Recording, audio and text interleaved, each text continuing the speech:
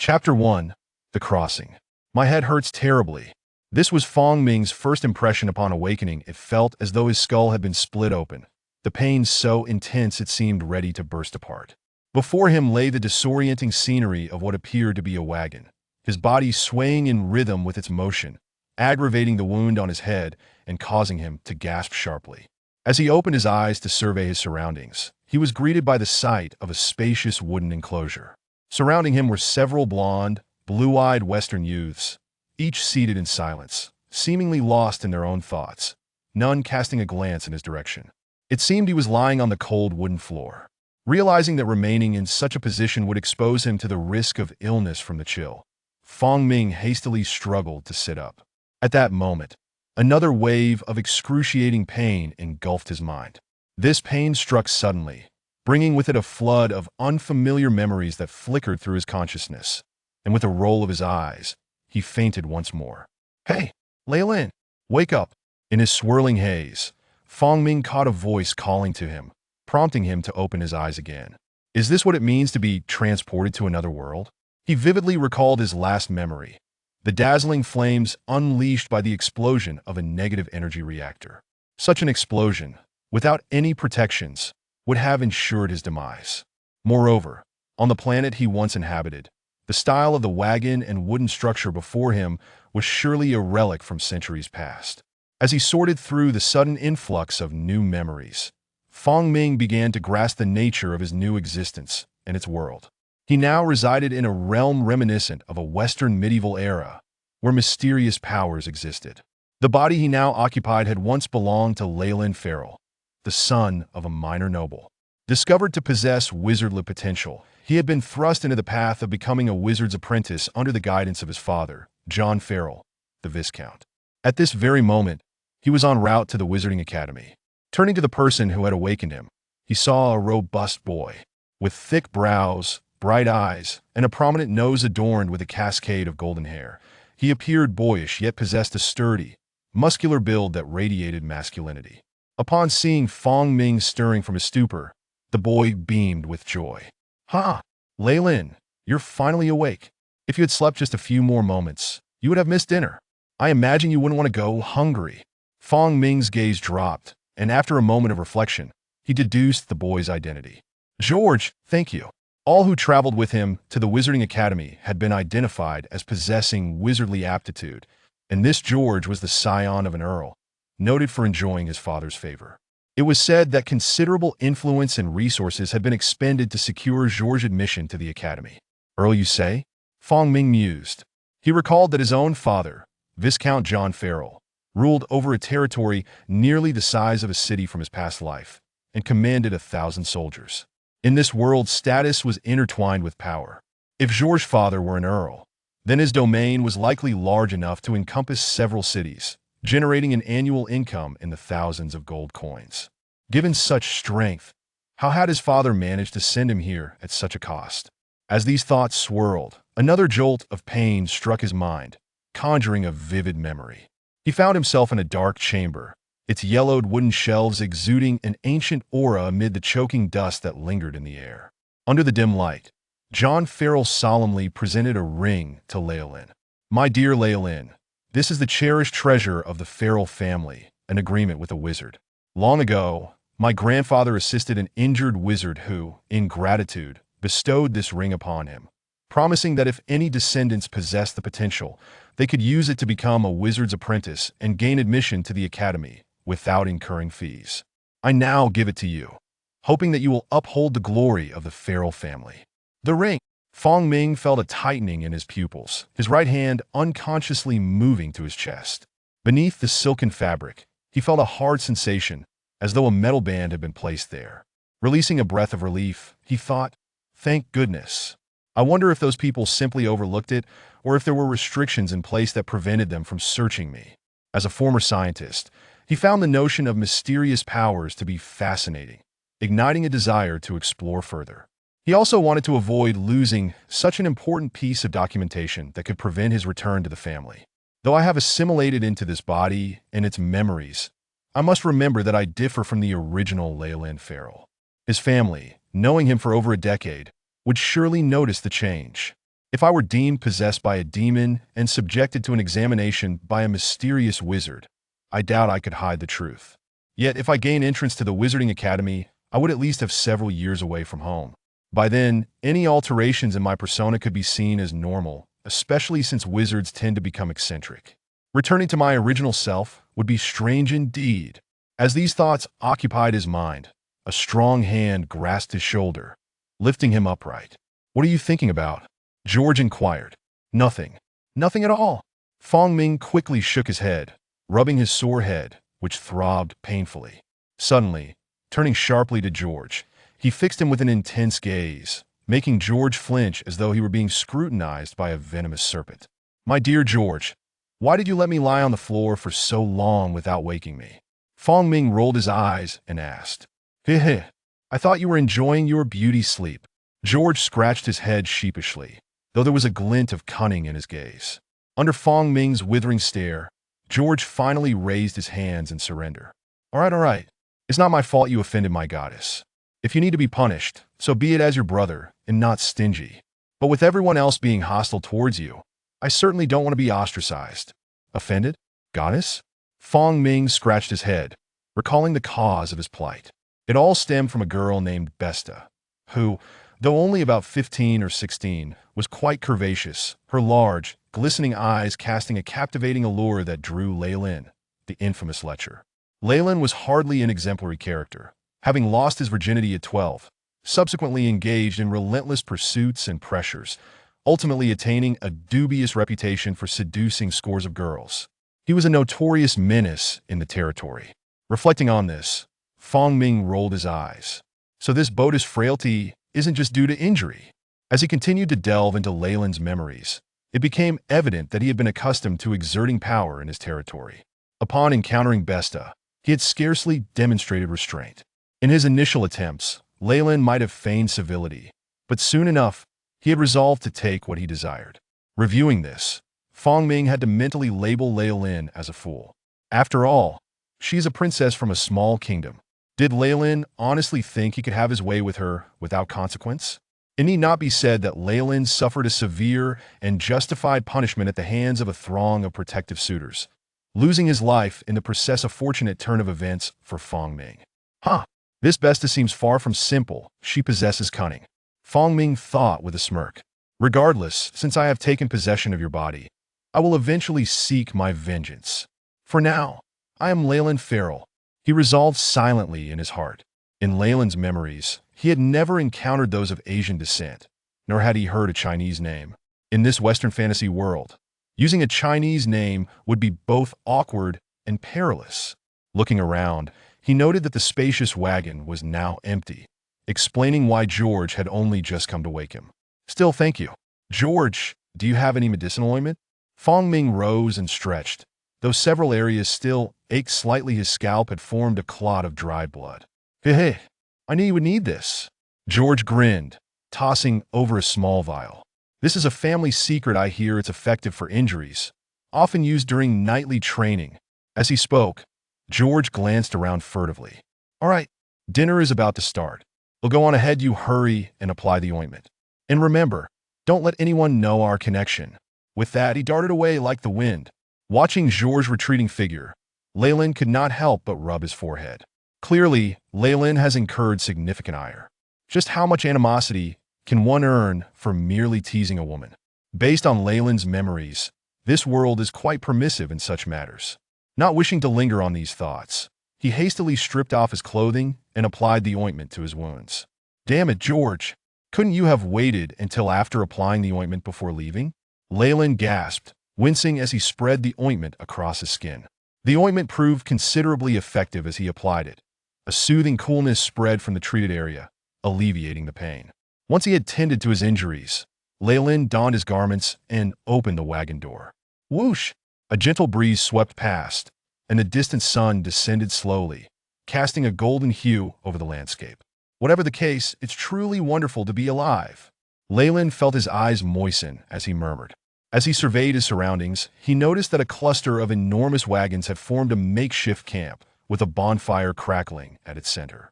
Many youths were scattered about, sitting on blankets spread across the ground, exchanging laughter and playful banter, occasionally stealing bites of bread.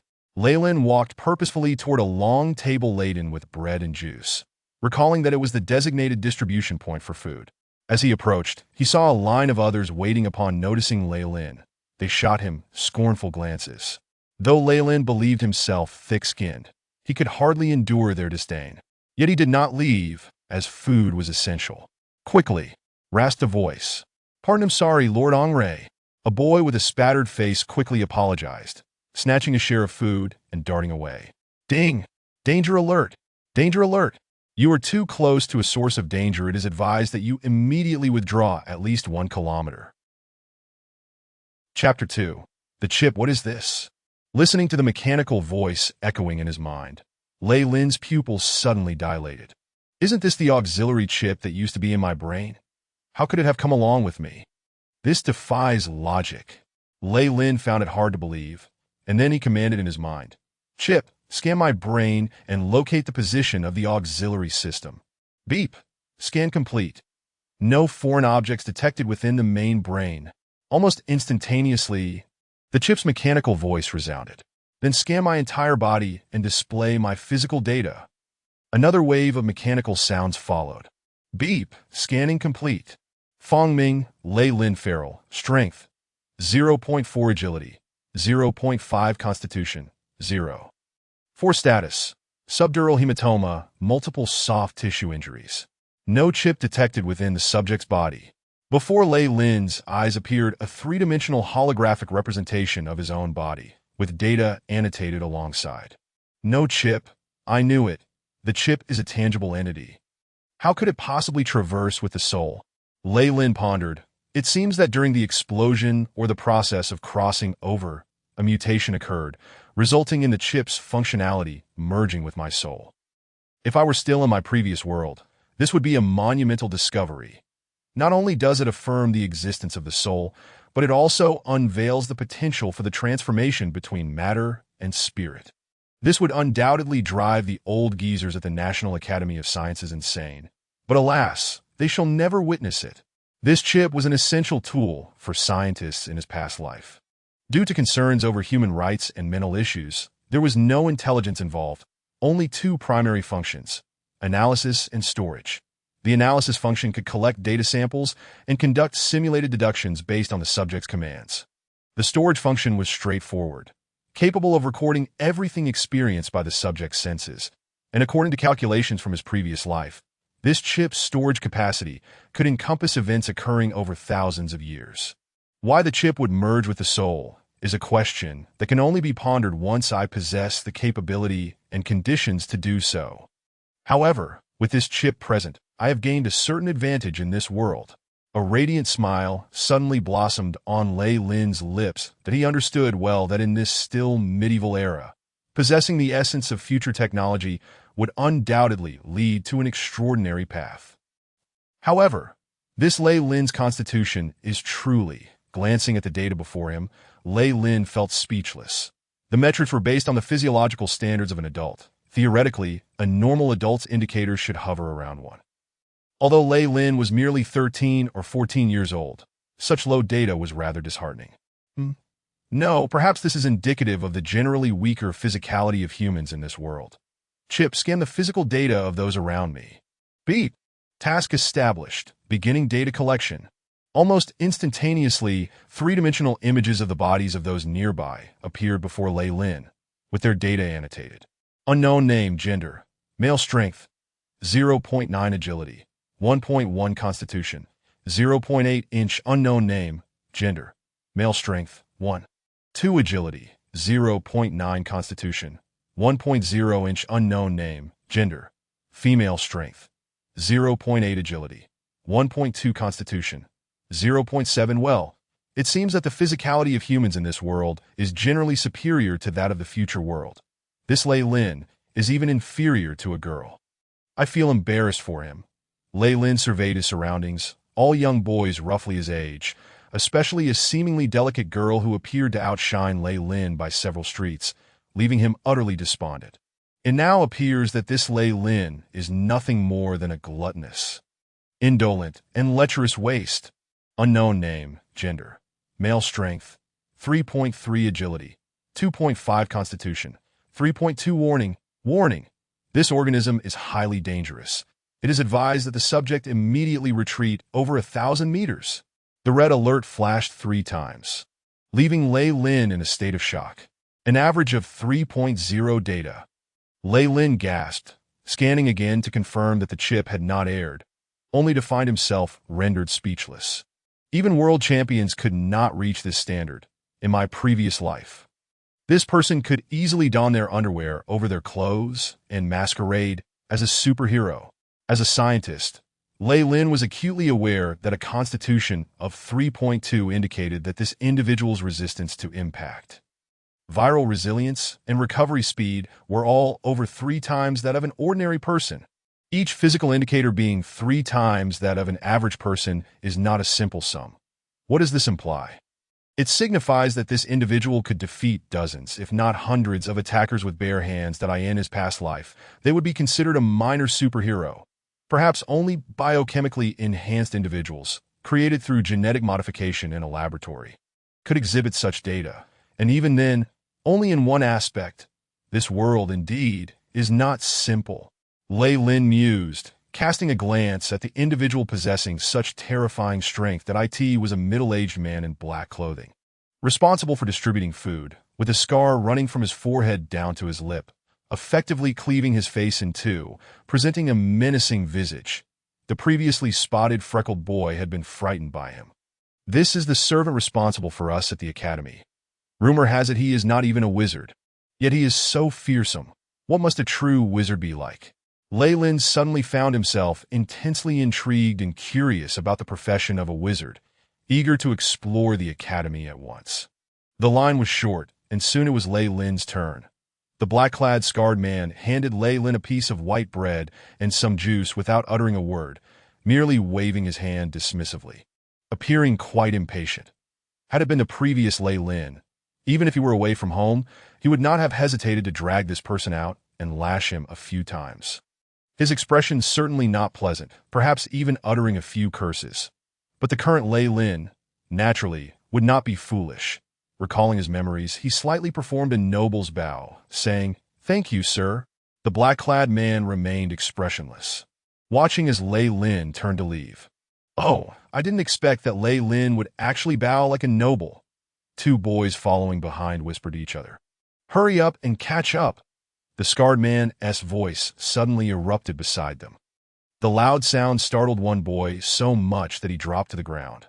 Reilin paid no mind to the murmurs behind him, and despite the cold and hard surroundings, he couldn't help but smile wryly. "Well, it seems I truly am an unpopular person." Seeing George, he quickly turned his head away, discreetly gesturing with his hands to convey a signal. "All right, for the sake of the medicine, I won't expose you." Reilin sighed, finding a relatively secluded spot, disregarding whether or not there was a carpet, and sat down to begin devouring his food. This truffle white bread is still not as delicious as in my past life, but in Reilin's memory, it was a delicacy reserved for festive occasions. As Reilin ate, he contemplated. Based on his memories, the productivity of this world was still quite low. White bread was considered food for the nobility, typically only brought out by small nobles during grand celebrations.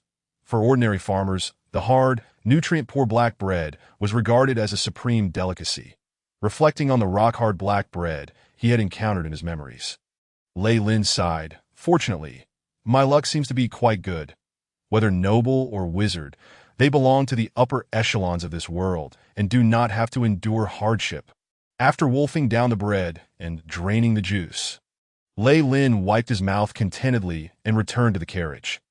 According to past experiences, noble youths would set up tents at the campsite and rest for a night before continuing their journey. However, it was clear that no one would invite Reilin, and he himself had not brought a tent, leaving him to sleep on the cold, hard carriage.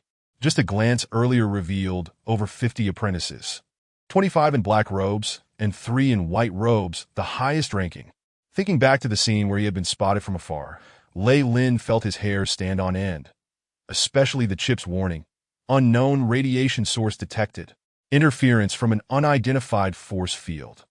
Unable to scan," only added a layer of shadow to his heart.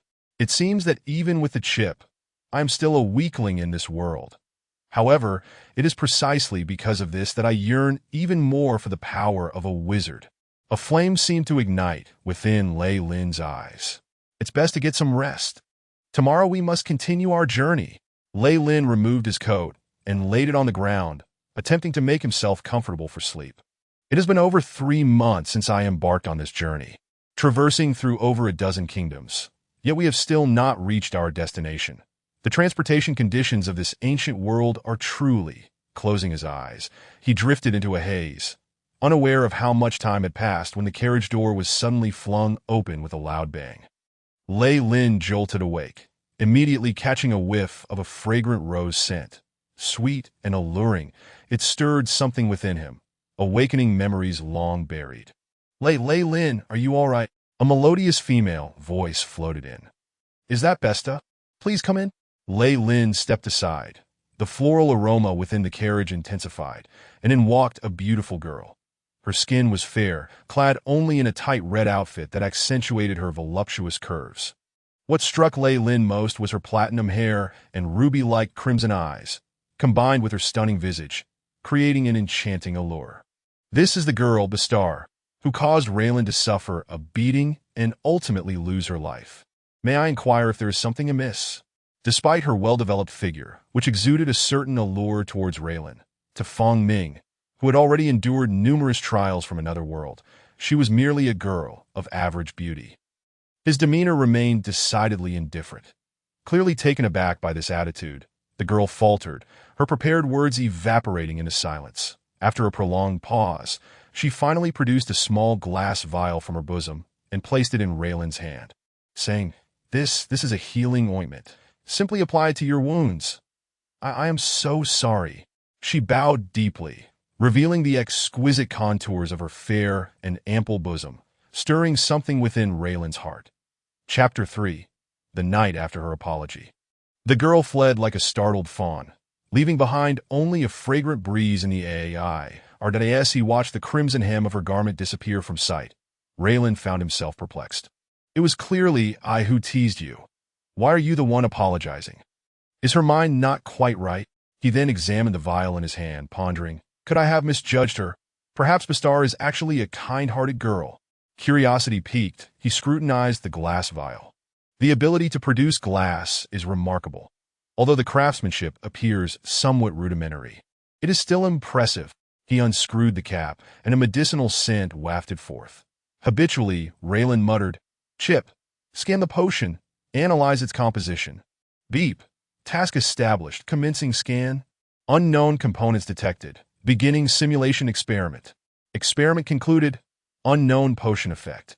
Intense itching. Duration, 7 days. Staring at the experimental results, Reilin fell silent for a moment. I retract my previous statement. This girl truly possesses a dark heart. Yet, he felt a sense of amusement akin to an adult observing a mischievous child. After all, she is still just a child. She wouldn't resort to cruel methods. In a few years, this vial may very well contain a deadly poison. Contemplating the glass vial in his hand, he decided to keep it, reasoning, it might prove useful in the future.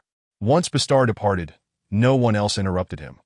Reilin reclined once more, feigning sleep while his mind raced with thoughts. Accompanying them to the Wizard Academy poses no risk of identity exposure. Those in white robes must be wizards. I have passed by them several times without attracting their attention. It seems they have yet to notice anything unusual about me. My chances of entering the Wizard Academy have just increased.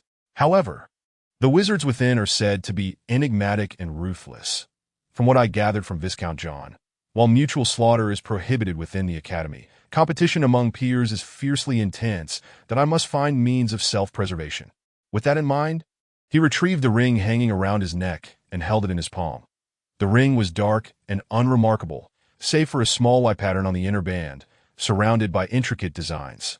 To carve such complex patterns on a ring with medieval technology is truly astonishing. Yet, anything associated with wizards is hardly surprising.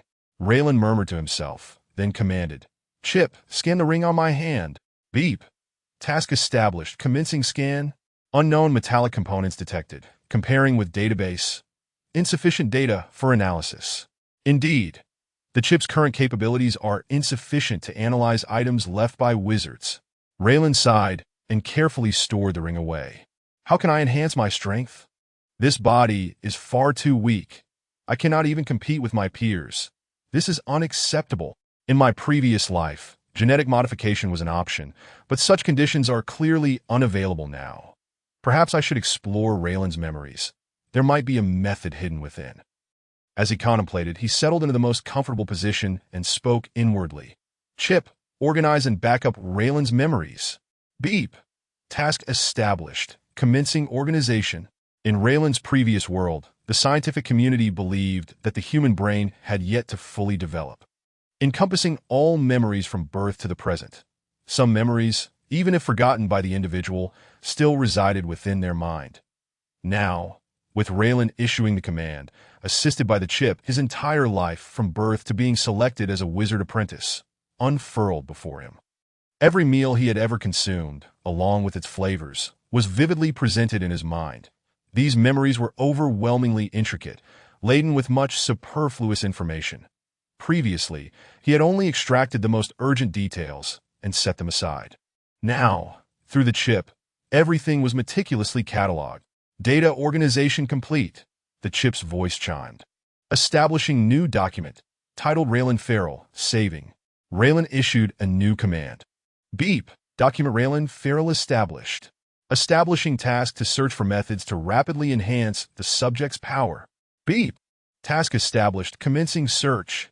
Before Reilin, countless data visuals flowed, forming a splendid luminescence.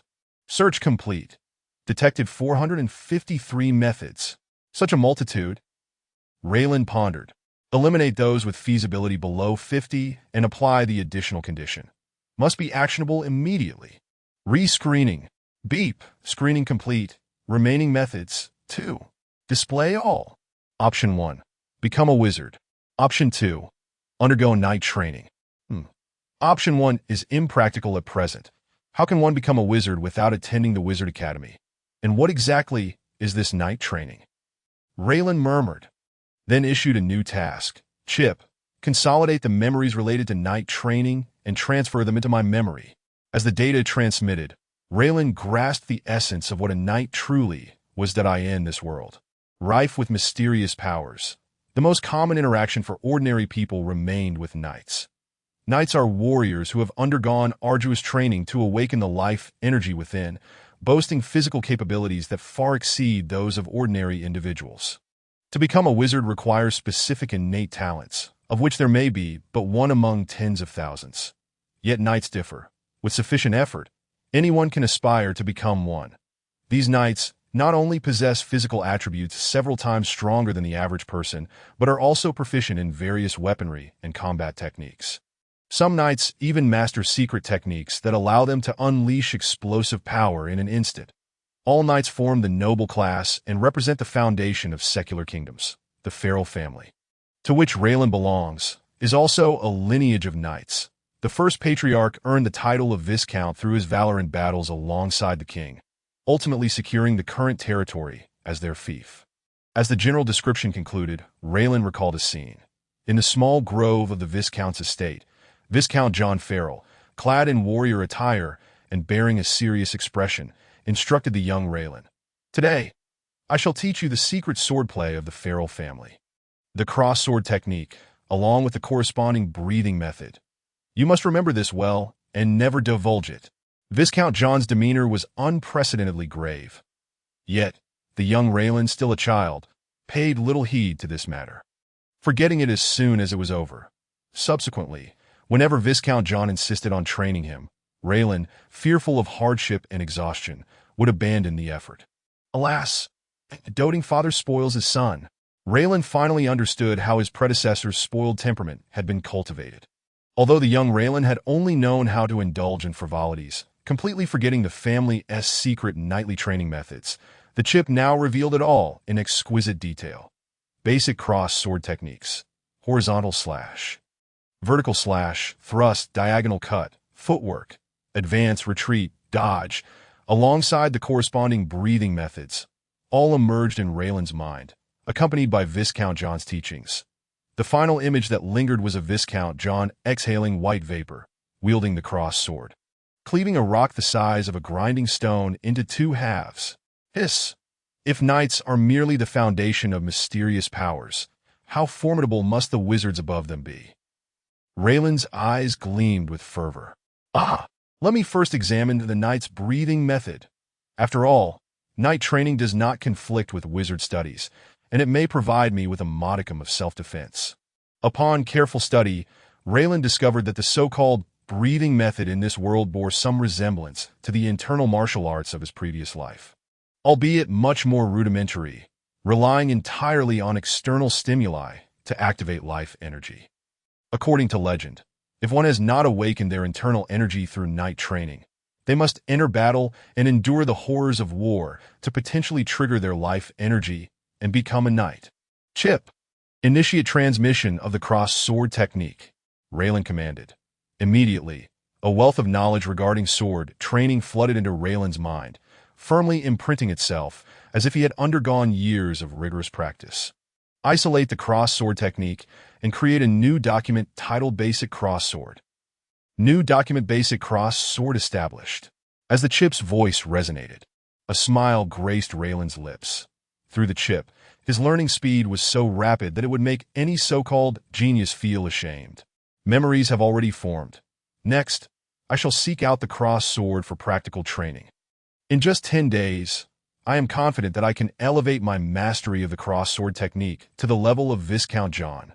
These sword techniques are merely methods of killing. The essence of knightly training lies in the accompanying breathing techniques. Reilin mused to himself. Chip, construct a model for cultivating the breathing technique based on my data. Beep, task established. Character model created, commencing simulation. With a mechanical voice, a three-dimensional, semi-transparent figure materialized before Reilin, glowing with a blue hue, resembling him exactly. It depicted a Western youth of 13 or 14 with brown hair, thick brows, and large eyes. The figure breathed rhythmically, and as specific frequencies and intensities were adjusted, a red line began to weave through the model. Minutes later, the simulation concluded, and the chip announced, simulation complete. Time required for one cycle of the cross sword's accompanying breathing technique, 30 minutes. After 10 cycles, the host's strength will increase by 0.05, agility by 0.06, and constitution by 0.03, though the effects will gradually diminish. Training through this method may result in bodily aftereffects. It is advised that the host proceed with caution. Phew! I must say, this truly reflects the knightly training methodology. If I persist, I shall soon grasp the power. However, I wonder if there is a way to eliminate these latent injuries. Reilin smiled as he spoke. Just then, the chip's voice rang out. Would you like to optimize the breathing technique? Yes, no? The chip can actually do that? A look of delight suddenly appeared on Reilin's face. Chapter 4. Cultivation. I never expected the chip's analytical capabilities would extend to the knightly breathing techniques of this world. Reilin remarked, optimize it immediately. Optimization commencing. Estimated time, 125 minutes. 125 minutes, which is just over 2 hours. I can wait. Reilin seemed to relax. After what felt like a restless wait, the 2 hours finally elapsed, and the chip's voice punctually chimed in. Breathing technique optimization complete. Runtime reduced by 5 minutes and 23 seconds. Effectiveness increased by 5.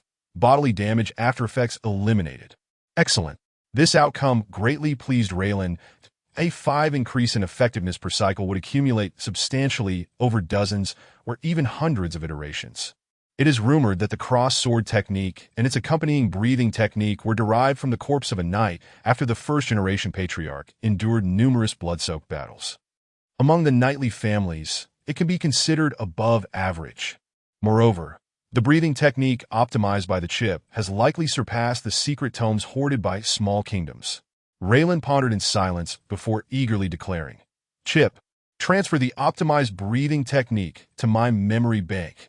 The chip faithfully executed the command, flooding Reilin's mind with vivid scenes of practicing the breathing technique. After several minutes, the The transfer concluded, and Reilin rubbed his temples. I feel a bit dizzy. But that has to be expected. His mind was now filled with a wealth of memories related to the breathing technique and various accompanying experiences, enabling him to avoid many pitfalls compared to an ordinary person. I hadn't realized it before. But here, with the chip, I possess a tremendous advantage over common folk. Reilin murmured. With the chip, I can instantly acquire experiences that would take others a decade of blood, sweat, and tears to obtain that I simply need to follow the chip's guidance. And I can proceed along the most correct path. The cultivation of the breathing technique is fraught with taboos. Some nuances cannot be grasped through mere verbal description. Point one must undergo personal practice and encounter various setbacks to attain enlightenment. Yet, all of these have been circumvented through the chip's modeling and analysis. Let us give it a try. Reilin thought, lying flat on the ground in a star shape, according to the breathing technique's description and the chip's suggestions. The cross swords accompanying breathing technique does not require specific movements. One simply needs to find the most comfortable position. First, hold my breath for 65 seconds, then perform 3 long breaths followed by 1 short breath, maintaining the appropriate length and frequency. Following the breathing technique's instructions, Reilin gradually entered a state of cultivation, and he seemed to drift into a deep slumber, his face flushed and his temples pulsating as if engaged in some internal exercise. As time passed, his complexion grew increasingly red, and eventually, he expelled a long breath laden with dark gas. His body crackled and popped in various places. Rising, Reilin stretched his limbs, feeling a warm sensation coursing through him, akin to having undergone vigorous exercise. Chip, display my physical data, Reilin commanded. Reilin feral strength, 0.4 agility, 0.5 constitution, 0.4 condition, lightly injured. Reilin's expression remained unchanged.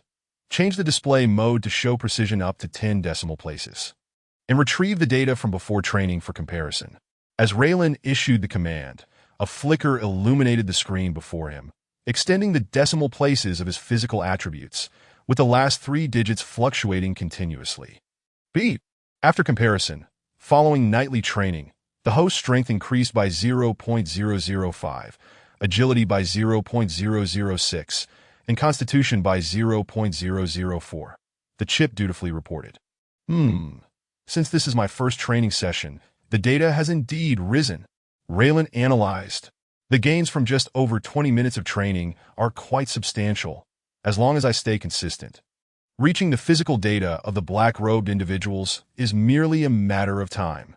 So, those dozen or so in black robes are knights, Reilin mused. Unfortunately, based on my memories and the chip's analysis, the breathing technique has training limitations, and the breathing technique passed down in the feral family can only be practiced once a day. Exceeding that not only yields no benefits, but may also harm the body. Chip, is there any way for me to perform the breathing technique multiple times a day? Reilin inquired. Requires medicinal assistance, the chip replied tersely. List the required medications. Quinoline, Mark 21, magnesium peroxide. The chip enumerated a lengthy list of medicinal names, all of which were familiar to Reilin from his past life. Can other medications or botanical components serve as substitutes? He asked, though he knew this was likely impossible, frowning as he did so. Sample provision required for pharmacological analysis. Current data is insufficient, the chip indicated. As long as there is a way, Reilin sighed in relief. He then glanced at his body, covered in grime from the breathing technique, sticky and uncomfortable to the touch. Reilin grimaced. It seems I need to take a bath. Emerging from the carriage, it was now midnight, and the resting noble youths were sleeping soundly in their tents. Reilin tiptoed out of the carriage, making his way toward a nearby stream. Warning, a human is approaching, the chip alerted. Reilin pretended not to notice. Continuing onward. What are you doing? A voice rang out from behind him. How swift! Reilin's pupils constricted. I had been vigilant, yet I still failed to detect how they approached me from behind, that if they had malicious intent, I would be utterly defenseless. He feigned surprise. Oh, who goes there? Turning around, he saw the black-robed individual from earlier who had distributed food, recalling his name as Ungry. You greetings, Lord Ungry. I merely feel a bit dirty and wish to take a bath. Raylin's face paled slightly, as if startled, causing his speech to falter. A bath. The black-robed figure furrowed his brow, sniffing the air. Indeed, he could detect an unpleasant odor emanating from Reilin. Very well. It is rather dangerous here at night, especially for you noble youths. Hurry back after washing, Ungry replied, dismissing Reilin as he turned to head towards the center of the carriage where his tent was located. Thank you for your advice, Lord Ungry. Whether he heard or not, Reilin bowed respectfully, as caution had always been his guiding principle. Only after Ungry had completely departed did Reilin take strides toward the stream. After Ungry entered his tent, he pulled down his hood, revealing a face split in two. The bodily impurities expelled from cultivating the nightly breathing technique. How nostalgic the scent. Seeing those youthful faces reminds me of my own Na'vi past. Alas, had I been a noble myself back then, I would not have had to risk undergoing experiments with wizards to acquire the nightly training techniques. Ending up like this, Ungry murmured, blending seamlessly with the shadows of the tent. As Reilin walked, he casually plucked wildflowers and grasses along the way, occasionally popping them into his mouth. I suspect that black-robed Ungry has figured something out, but it matters not. It is perfectly normal for a noble heir to cultivate the nightly breathing technique. Moreover, with his knightly physique, he certainly possesses his own breathing technique and would not covet mine. Besides, if he did wish for it, there would be no harm. I could simply transcribe a copy for him. In light of the vast disparity in power, Reilin felt no need to keep the secrets of the Farrell family. However, it seems that Ungry also disdains the night training methods of the minor nobility. The roots he chewed on had a bitter taste, yet Reilin remained indifferent, even feeling a sense of nostalgia for his childhood. Analysis complete, no beneficial components for the subject identified. The chip's voice resonated. Reilin spat out the root from his mouth and replaced it with another plant. Record the morphological components of the previous plant and proceed with the next analysis. Reilin commanded in his mind. Task established. Commencing component collection. Simulated experiment analysis in progress. Through the luminous screen before him, Reilin could clearly observe the chip's progress. Ding! Experiment concluded. Unidentified plant components exhibit a slight numbing effect. According to my memory, this must be called three-night grass. Chip. Label it as such and store it in the database. Ding. Entry recorded. This is red fruit, and it seems to have a pleasant flavor. Reilin parted a thicket of bushes, uncovering several red fruits. These fruits were merely the size of his thumb. Nestled atop a vine covered in thorns, appearing quite exquisite, Reilin cautiously avoided the thorns and plucked one of the red fruits that as he bit into it. A crisp sound echoed, and sweet juice burst forth, filling his mouth. The taste is akin to an apple, albeit considerably sweeter, Reilin remarked. Chip. Analyze. Throughout his journey, Reilin had stored information on over 30 types of plants, yet regrettably, none proved useful to him. Arriving at the riverbank, the water cascaded over the stones, creating a clamor that seemed even more jarring in the tranquil night. Chip, scan the surrounding environment, Reilin commanded. Even without the reminder from the cloaked Ungry, he felt assured of evading dangers with the chip's assistance. Ding! Surrounding environment scan complete. No hazardous situations detected within a 20-mile radius. The chip faithfully relayed the information. As long as there is no danger, that's a relief. I certainly wouldn't want to be forced to flee back to camp for help in the middle of bathing.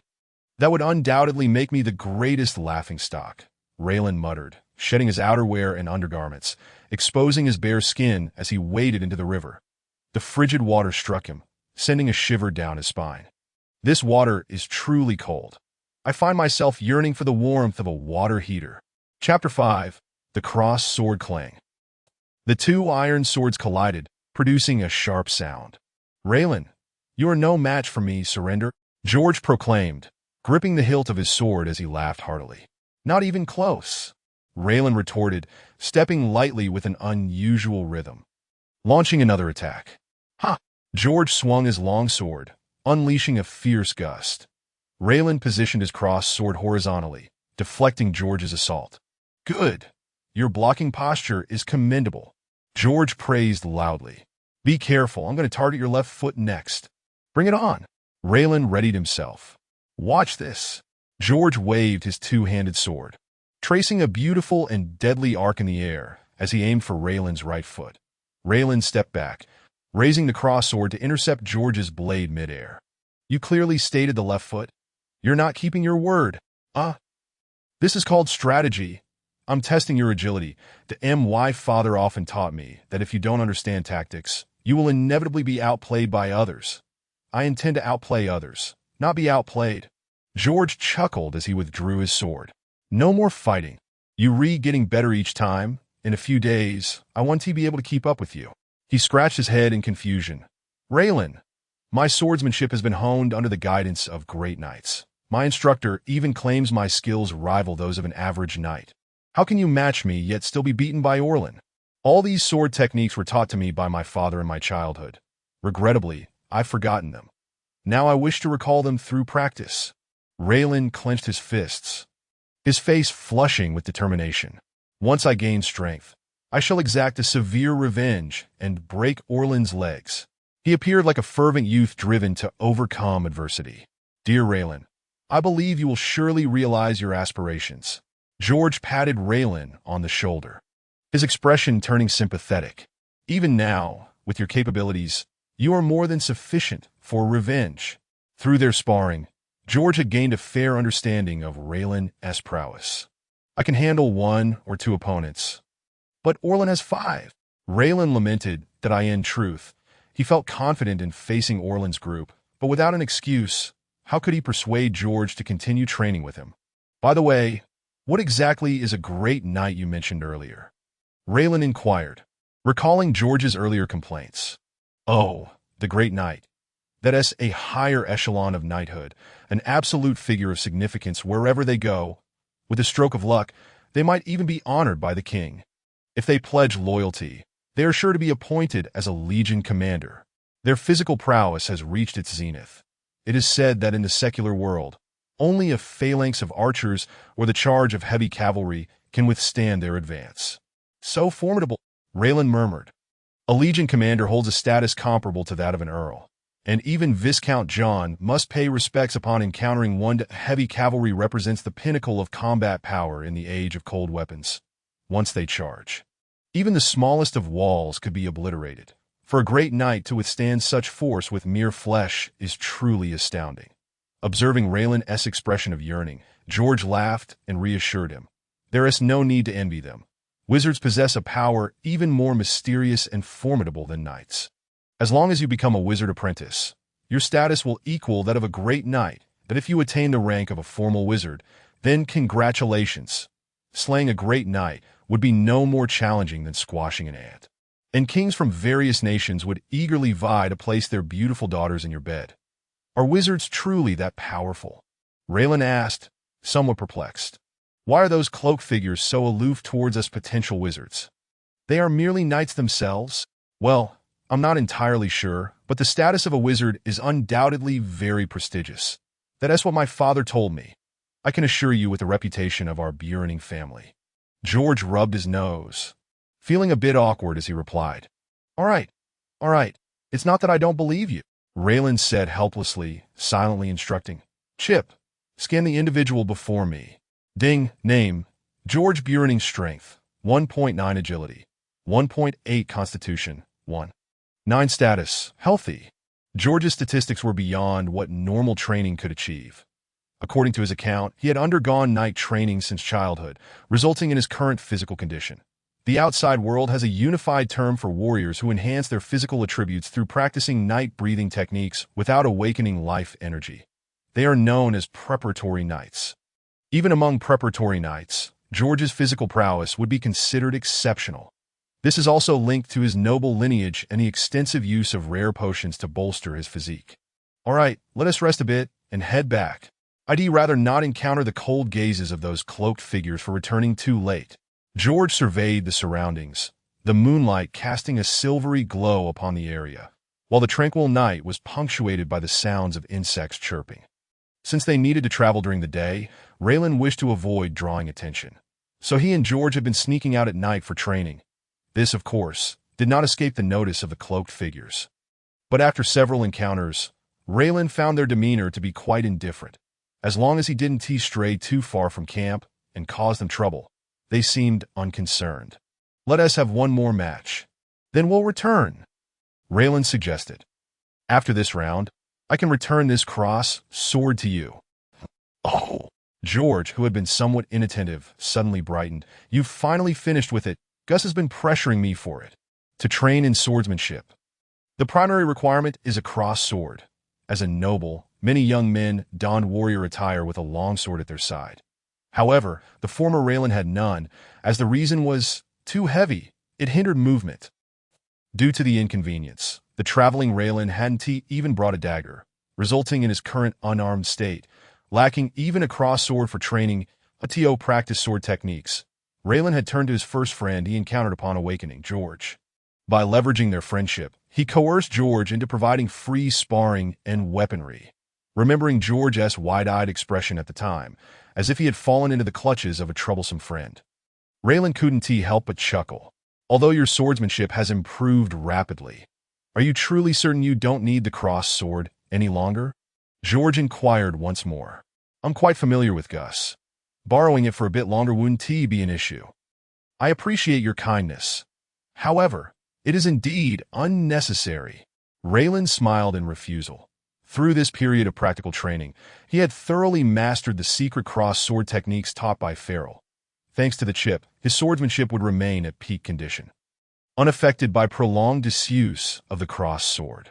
Very well, let us have one final bout, and as per our usual agreement, I'll only exert the same force as you, George declared, picking up his two-handed sword and stepping into the center of the grass. The bright blade glinting coldly in the moonlight. Reilin joined him in the arena. Come on, this time no holding back. He had an experimental notion he wished to test here, which prompted his invitation. Chip, establish a task. Analyze the opponent's strength and the surrounding environment. Simulate the optimal strategy for defeat. Task established, commencing analysis. Experimental results indicate the subject remains unscathed, while the target has lost combat efficacy. Shall we activate the dynamic auxiliary perspective? Activate! At the command of Reilin, a myriad of blue lines suddenly materialized before him, seemingly virtualizing the battlefield. Based on the target's reactions, the probability of a preemptive strike is 98.99, with the attacking point identified as the subject's right arm. The recommended strategy: sidestep and execute a jumping slash. As the chip's voice echoed, the blue light within Reilin's retina coalesced into a spectral image of George, brandishing a great sword aimed at Reilin's right arm. "Ah, behold my sword!" George shouted, indeed launching the first attack, swinging his massive sword towards Reilin with movements identical to those in the simulated projection. A smile graced Reilin's lips as he deftly sidestepped the assault, raising his crossed sword and leaping into the air to deliver a fierce downward slash. Jump slash! How could this happen? George exclaimed, rolling away just in time to evade the edge of the crossed sword. The blade struck the ground, sending dirt and small stones flying. Rising, George's expression turned grave. He could sense that Reilin had anticipated his attack and had a thorough understanding of his movements. "If you don't attack, I shall counter," Reilin remarked with a grin. "Bring it on," George replied, his gaze fixed intently on Reilin. Reilin, gripping the crossed sword, advanced with a precise thrust. Each motion was executed with textbook perfection. George attempted to block, but his body shifted, narrowly evading the thrust, countering with a slash towards Reilin. Optimal response: turn left 50 degrees, execute a horizontal slash. Following the chip's prompt, Reilin evaded George's great sword and executed a horizontal slash that nearly grazed George's body. With each exchange, the cold sweat on George's brow increased. Every action he took was countered by Reilin, his escape routes growing increasingly limited. "This cannot continue. I'll go all out." George suddenly swung his great sword, colliding with Reilin's weapon. Bang! A burst of silver light erupted, embedding itself straight into the grass. It was George's great sword. The blade quivered violently, emitting a buzzing sound on the battlefield. Reilin's crossed sword lay horizontally against George's waist. "You have lost." "Indeed, I have lost," George murmured, then fixed his gaze on Reilin. "How did you accomplish that?" Quite simply, after so much training, I memorized your patterns. Reilin sheathed his sword, bowing with a smile. My patterns? George echoed. Yes, to put it simply, everyone has their own habitual swordplay. Once you recognize it, you can easily set traps based on your opponent's tendencies. That is how I managed to outmaneuver you. Huff! George exhaled deeply. I understand now. He then looked at Reilin as though he were a curiosity. Your talent in swordsmanship is the finest I have ever witnessed. Had you not been selected as a wizard apprentice, I would have certainly recommended you to the War God Academy in the capital. Chapter 6. Conflict, the War God Academy, you say? Reilin was aware that it was the premier knight academy in the kingdom of Sarah. Known not only for its exclusivity to nobility, but also for its stringent admission criteria, reputed to accept only genuine prodigies. Swordsmanship is merely a hobby for me. It is wizardry that constitutes my lifelong pursuit. Although the power of knights was formidable, it remained within Reilin's comprehension and had not surpassed the limits of his understanding. However, the legendary wizards were beings capable of manipulating wind, rain, thunder, and lightning, and attaining prolonged lifespans. The might of wizards evidently transcended human limitations, something Reilin could scarcely fathom. Furthermore, each wizard was a knowledgeable scholar, diligently studying the natural world to uncover its laws and harness them to gain immense power. Such an approach resonated more closely with Reilin's former identity as a scientist. Indeed, even the grandest knights are merely servants to formal wizards. The powers wielded by wizards are beyond our imagination. George spoke with a grave countenance, his tone almost lyrical. Why is it that whatever you say gives me the impression of encountering a bard? Reilin remarked, rolling his eyes. Haha, it's all thanks to my father sending me to court for so-called noble training that I have become like this. George reverted to his previous demeanor. Suddenly, with a mischievous glint in his eye, he suggested, Reilin, you don't have a fiancée yet, do you? How about I introduce you to my sister, Lyre? She is renowned for her beauty far and wide. Get lost. Under the moonlight, the two youths playfully bantered as they departed the grassy field. Good night. George, good night, Reilin. Reilin handed his crossed sword back to George, and after bidding farewell, returned to the carriage. The dimly lit carriage was still empty save for him, exuding a faint odor, an unpleasant mix of rot and sweat that dissuaded noble youths from lingering inside. At the first opportunity for respite, they would bolt to the grass like unbridled colts. The cultural attitudes towards sexuality in this world were remarkably liberal, particularly among the nobility. Through the chip's enhanced perception, Reilin had observed numerous trysts, compelling him to seek training locations further from the camp. Recalling the scenes he had witnessed, a surge of irritation welled within him, reminiscent of memories from his previous life as a wayward scion. I never expected that with this youthful body, even desires would intensify, Reilin chuckled ruefully. After calming his thoughts, he commanded, Chip, display my physical data. Reilin feral strength, 1.5 agility, 1.6 constitution, 1.4 status. Healthy, over a month had elapsed since he began practicing the night breathing technique. And Reilin's physical condition had not only caught up with his peers, but surpassed them in some respects that I end his encounter with George. He had concealed his true strength, leading George to form somewhat erroneous assumptions. Excellent. It is time for today's training. Reilin assumed the proper stance, entering a state of practice. This was his daily routine. Based on the chip's guidance, night training followed by the breathing technique yielded the best results. After approximately 20 minutes, drenched in sweat, Reilin noticed a marked decrease in the black impurities being expelled. Huff! Reilin opened his eyes and surveyed his condition, somewhat helpless. The effectiveness of the breathing technique has diminished. As expected, according to the chip's calculations, the feral family's secret breathing technique will lose efficacy once my physical attributes reach 2. This marks the threshold of a preparatory night. From here on, only through personal effort and the stimuli of life and death can I hope to awaken my life energy for further progression.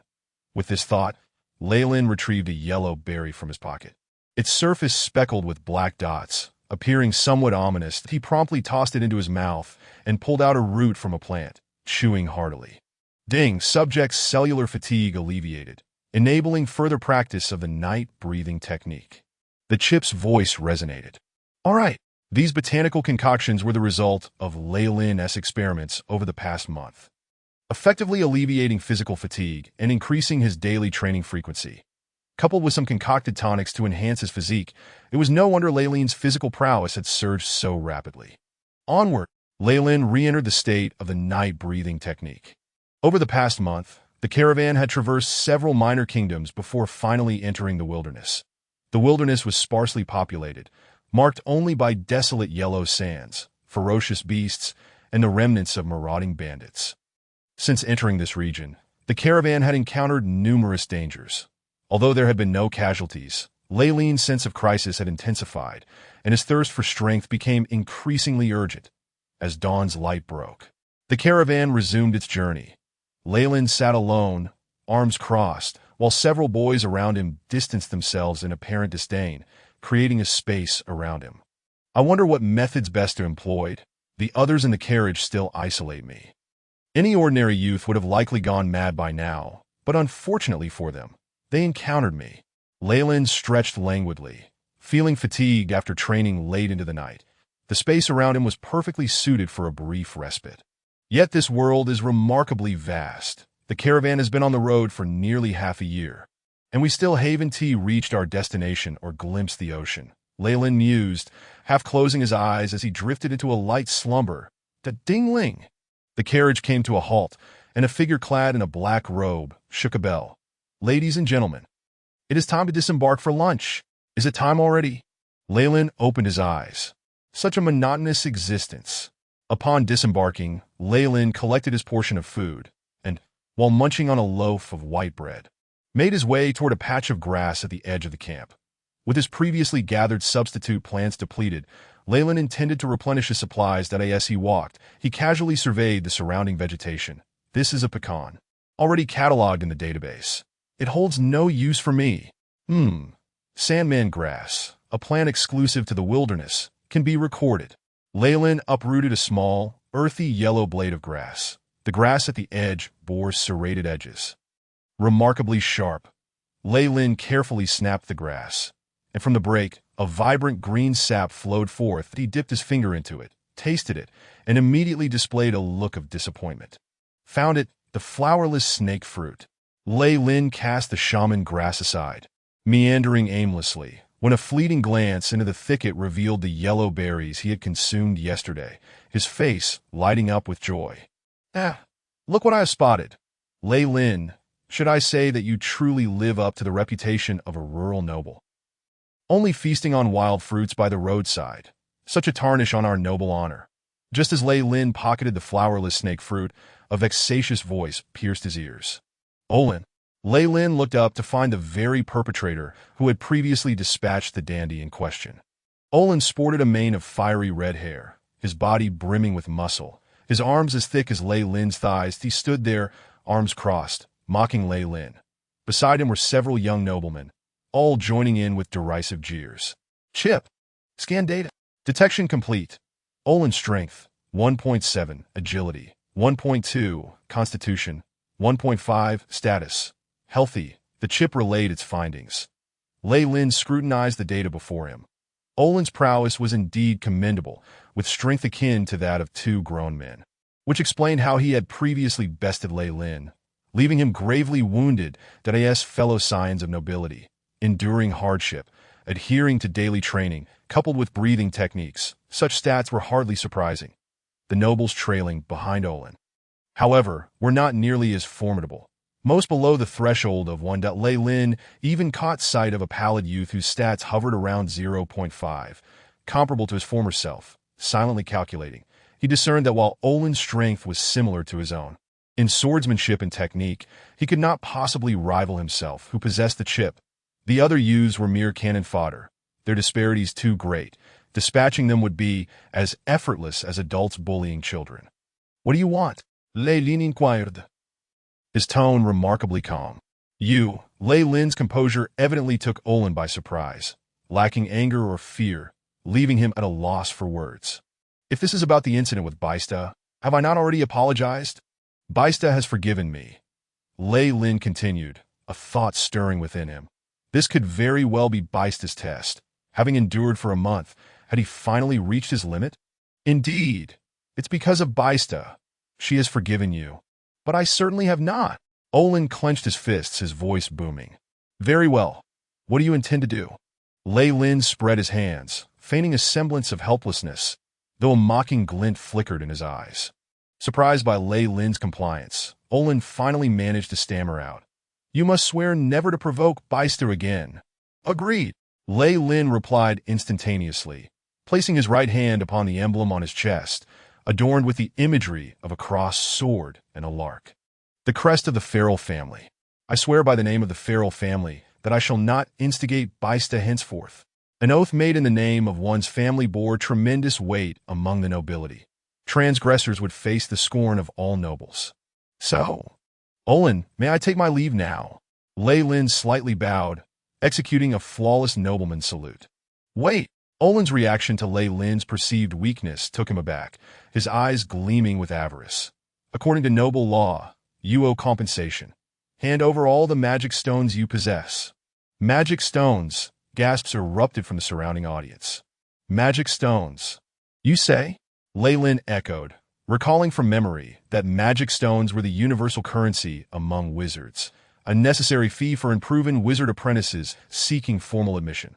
Reilin was unaware of the exact cost for legitimate enrollment. As he possessed not a single magic stone, that it appeared that Viscount John had employed numerous means to gather magic stones, yet had acquired none, underscoring their rarity. Chapter 7. Extortion. Reilin had consistently sought to avoid meaningless conflict. After all, the thrill of defeating an opponent paled in comparison to the exhilaration derived from enhancing his own strength through diligent training. Moreover, he harbored no animosity towards Olin. In fact, he owed him gratitude for delivering the original Reilin's grievous injuries that had afforded him a second chance at life. A pragmatic individual, Reilin prioritized substance over appearance. Even swearing by his family's honor bore no loss to him. Yet Olin's subsequent demand crossed a line. You cannot do this. The Dark Robe Master will not let you off. Reilin gripped his pocket tightly. A look of alarm etched across his face. Haha, why would those dark robes concern themselves with our affairs? Did you forget how I nearly beat you to death last time, and no one intervened? Olin pressed his fists together, the joints cracking ominously. If you do not wish for me to break your ribs one by one, you will obediently surrender your magic stones. As Olin advanced, his towering figure engulfed Reilin in shadows. Reilin surveyed his surroundings. They had strayed far from the camp, with only a few youths accompanying Olin, all observing with idle interest. No need to look for help. No one will come to your rescue. Olin sneered. Is that so? No one coming is just fine. Reilin suddenly smiled, in a flash. He reappeared behind Olin, declaring, I shall take my revenge for that day. With a powerful kick, he struck Olin's side. A fierce gust accompanying the blow. Olin felt an immense force surge through his body, lifting him off the ground. Thud. Olin crashed to the earth, the agony radiating from his midsection causing his vision to blur with rage. How dare you? How dare you? How dare you harm me? You are done for. I will strangle you alive. Olin sprang to his feet, his eyes gleaming with a savage thirst for blood. Is this the advantage of superior constitution? Observing that his previous strike, delivered with half his strength, had barely phased Olin, Reilin's pupils constricted. Ha! Olin swung his fists like a raging black bear. Reilin sidestepped, narrowly evading Olin's punch, only to witness the fist smash into a nearby sapling, leaving a deep indentation. Indeed, a strength of 1.7 was no trifling matter. Such heavy fists. Even my constitution won't withstand many blows, Reilin thought rapidly. Chip, simulate optimal defeat strategy. Beep. Task established. Commencing assistance mode. The chip's voice resonated, its formidable processing power swiftly determining the best course of action. Crouch, the chip prompted, and Reilin obeyed, evading Olin's enraged assault. Enemy defense is flawed. Optimal attack position. Armpit. The chip conveyed its message. Reilin darted around Olin's attacks, closing in. You know, while your strength is formidable, your agility is lamentably lacking. Such is the disadvantage of your bulk, Reilin remarked, effortlessly conversing even while on the offensive. Is this still the former Reilin? How? How is he so powerful? The onlooking youths gaped in astonishment. Amidst their incredulous stares, Reilin unleashed a punch. It struck true against Olin's armpit, and with full force, Olin crumpled to the ground, agony etched on his face. Unable to rise for a considerable time, Reilin's full-strength strike boasted a power of 1.5, not far off from Olin's, targeting the vulnerable armpit, causing Olin to collapse, bloodshot eyes filled with fury, growling, "You are dead. My family will not let this go." "Oh, is that so?" In response to the threat, Reilin remained impassive, delivering another kick to Olin's abdomen, causing him to curl up like a boiled shrimp. Reilin crouched down, gazing at Olin with a smile. "Since you are so adamant about not letting me go, do you think it prudent for me to strike first and eliminate you?" At this moment, Reilin's smile appeared to Olin as that of a demon. He is not jesting. He genuinely dares to act. Olin felt as if he were being hunted by a lion. The flames of fury in his mind extinguished, replaced by sheer terror. "Mr. Reilin, Lord Reilin, you cannot do this. I have the Donlon family backing me. If you kill me, you will attract insurmountable troubles. Then do you admit your wrongdoing?" Reilin asked mockingly. "I admit my fault. I apologize. I am sorry." Under the pressure of impending death, Olin quickly capitulated. "Very well, I accept your apology. Moreover, according to noble law, I have the right to demand compensation." Reilin replied with a smile, which sparked a sense of foreboding in Olin. "As compensation, I require you to surrender the magic stones in your possession." As expected, Reilin's jovial tone conveyed his extortionate demand. "Oh no, you cannot do this. Do you have any idea how many lives my family has sacrificed for these magic stones?" Olin protested vehemently. "Sometimes the matters of this world are merely simple multiple-choice questions. Now it is your turn. Dear Olin, life or magic stones, choose one." Reilin felt not a shred of sympathy for Olin's pleas. Instead, he pressed his foot down upon Olin's face, gradually applying pressure. The leather boot bore down on Olin's visage, forcing his head deep into the soil beneath, inducing a sensation of suffocation. Minutes passed before Reilin eased his grip. "So, have you thought it over?" Puff! Olin gasped for the sweet, fresh air, his face now smeared with dirt and footprints, creating a rather comical sight. Yet the surrounding youths dared not utter a sound of laughter. One boy hesitated and took a step back, contemplating an escape from this place. Reilin picked up a pebble, exclaiming, "Wind speed calculations complete. Adjusting shooting trajectory." Whoosh! The pebble struck the fleeing boy's knee, sending him sprawling to the ground. "Olin, did you see that? No need to wait for reinforcements. Moreover, do not attempt to challenge my patience again." Reilin's gaze swept over the other boys, who all lowered their heads, trembling in fear. "Very well. I can provide you with a magic stone. However, mine is in the carriage. Come with me to retrieve it." Olin uttered words of submission. "You dare claim such a crucial item is not on your person, but left in a cart. Do you take me for a fool?" Such a childish lie was easily discerned by Reilin. "It seems you have yet to learn your lesson." A glint of menace flashed in Reilin's eyes as he seized Olin's arm and twisted it violently. Crack! The sharp sound of a bone fracturing resonated, accompanied by Olin's agonizing scream. "If you do not speak the truth, I shall break your other arm." No, no, no, you cannot do this. The dark-robed lords will not forgive you." Olin clutched his arm, writhing on the ground. How could those dark-robed figures concern themselves with our affairs? Have you forgotten how I was left half dead after your last attack, with no one intervening?" Reilin replied with cold laughter, throwing Olin's earlier words back at him. "It appears you truly wish for death." Reilin advanced once more. Wait. Very well. I will give you the magic stone, but you must swear not to retaliate against me." Olin's face turned pale as he saw Reilin approaching and shouted desperately, "Agreed. I swear upon the honor of the feral family." Reilin acquiesced. Olin's complexion was ashen as he struggled to sit up from the ground, retrieving a golden pouch from his robe and tossing it to Reilin. "All my magic stones are in here." Reilin caught it and saw that it was a palm-sized pouch. intricately embroidered with golden and silver threads, featuring a design of an eagle and a shield, encircled by delicate floral patterns, resembling a family crest. Upon opening the pouch, Reilin discovered several small black crystals, each the size of a fingernail, lying quietly within. Ding! Unknown energy source detected, the chip alerted. What do you think?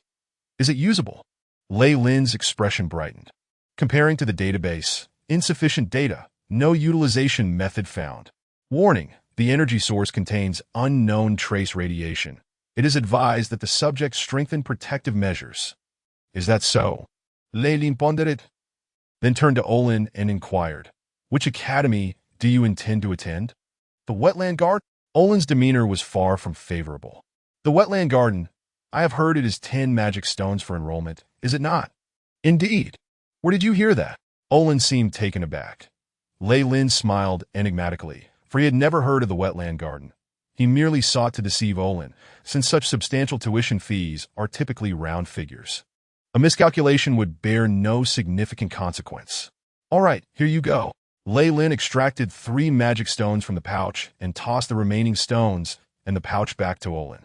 These 3 magic stones are the compensation I require. Although he could have claimed all the stones, Reilin was uncertain of the dark-robed and white-robed figure's stance on the matter. He did not wish to test the limits of their tolerance. Leaving Olin with enough stones for enrollment provided him a plausible excuse should he attempt to wriggle out of accountability later. Thank you. Olin's expression brightened considerably. Had he lost all his magic stones, he would have been at a complete loss on how to face his family. Rest assured, I shall not demand your magic stones. Reilin looked up, observing other noble youths huddled together, palms tightly clasped to their chests, and shook his head. Thank you, Lord Reilin. Upon hearing Reilin's assurance, the other youths breathed a collective sigh of relief and hurriedly bowed. However, I require additional compensation. Reilin fixed his gaze upon one youth, the very one who had attempted to flee to report back and had been knocked to the ground. That cross sword at your waist is quite impressive. Reilin pointed at the sword with an unsettling intensity. Upon hearing this implication, the boy hastily replied, It is yours to keep, my lord. Ha! Then I shall not hold back. Reilin accepted the cross sword from the boy's hands, weighing it with satisfaction that it is a noble sword. The craftsmanship of this cross sword was exceptional. The hilt was adorned with exquisite patterns to prevent slipping, and the sheath was crafted from shark skin, exuding an air of opulence. Chapter 8. Alliance. It appears the division of time in this world is strikingly similar to that of my previous life. Reilin mused, toying with a crystal pocket watch in his hand. This pocket watch was exquisitely crafted, divided into 24 segments, each representing an hour. From the noble youth accompanying Olin, he had not only extorted a weapon, but also garnered spoils worth thousands of gold coins.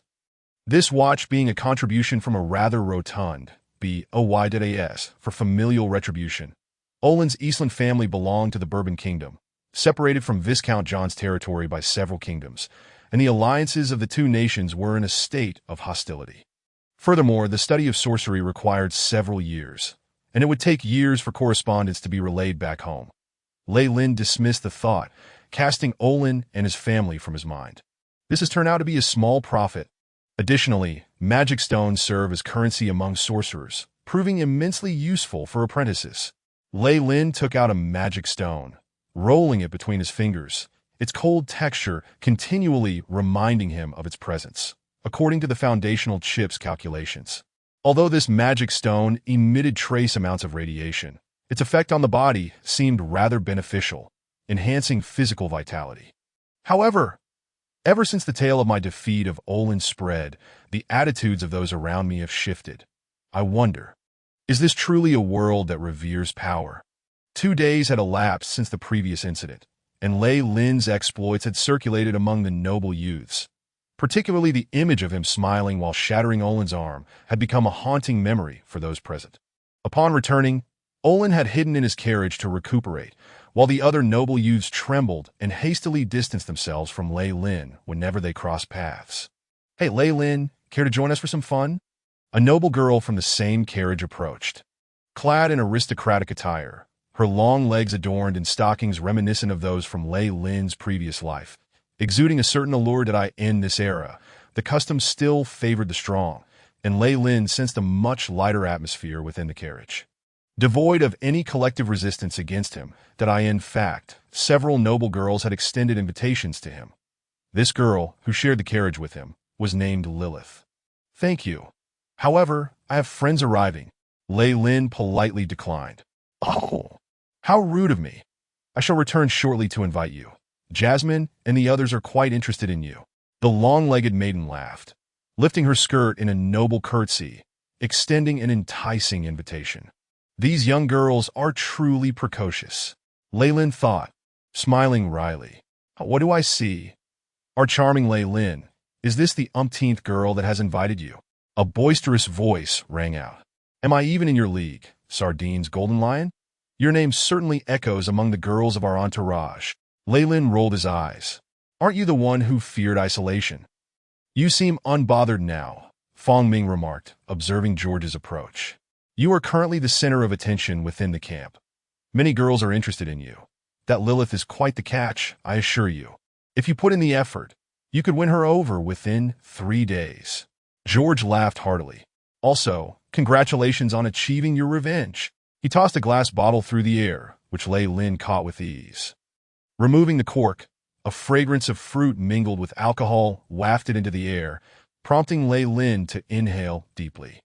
"Cider. I have scarcely had the pleasure these past few months. Indeed, moreover, this is a specialty of our Federation. It was no easy feat to procure." George opened his own bottle of liquor. "To our Reilin. Cheers! Cheers!" Reilin laughed, clinking bottles, the sound ringing clear. "Also, thank you," Reilin expressed sincerely. Despite George possessing the strength of a squire and being a leader among the noble youths, he could have easily reprimanded Olin with a mere gesture. Instead, he chose to consider Reilin's feelings, subtly aiding him in enhancing his strength while concealing their connection, allowing Olin to act without restraint and ultimately assisting Reilin in his revenge. This approach preserved the dignity of the nobility. From this, one could discern his meticulous thought process and his ability to attune to the emotions of others. This is no mere attempt to garner favor.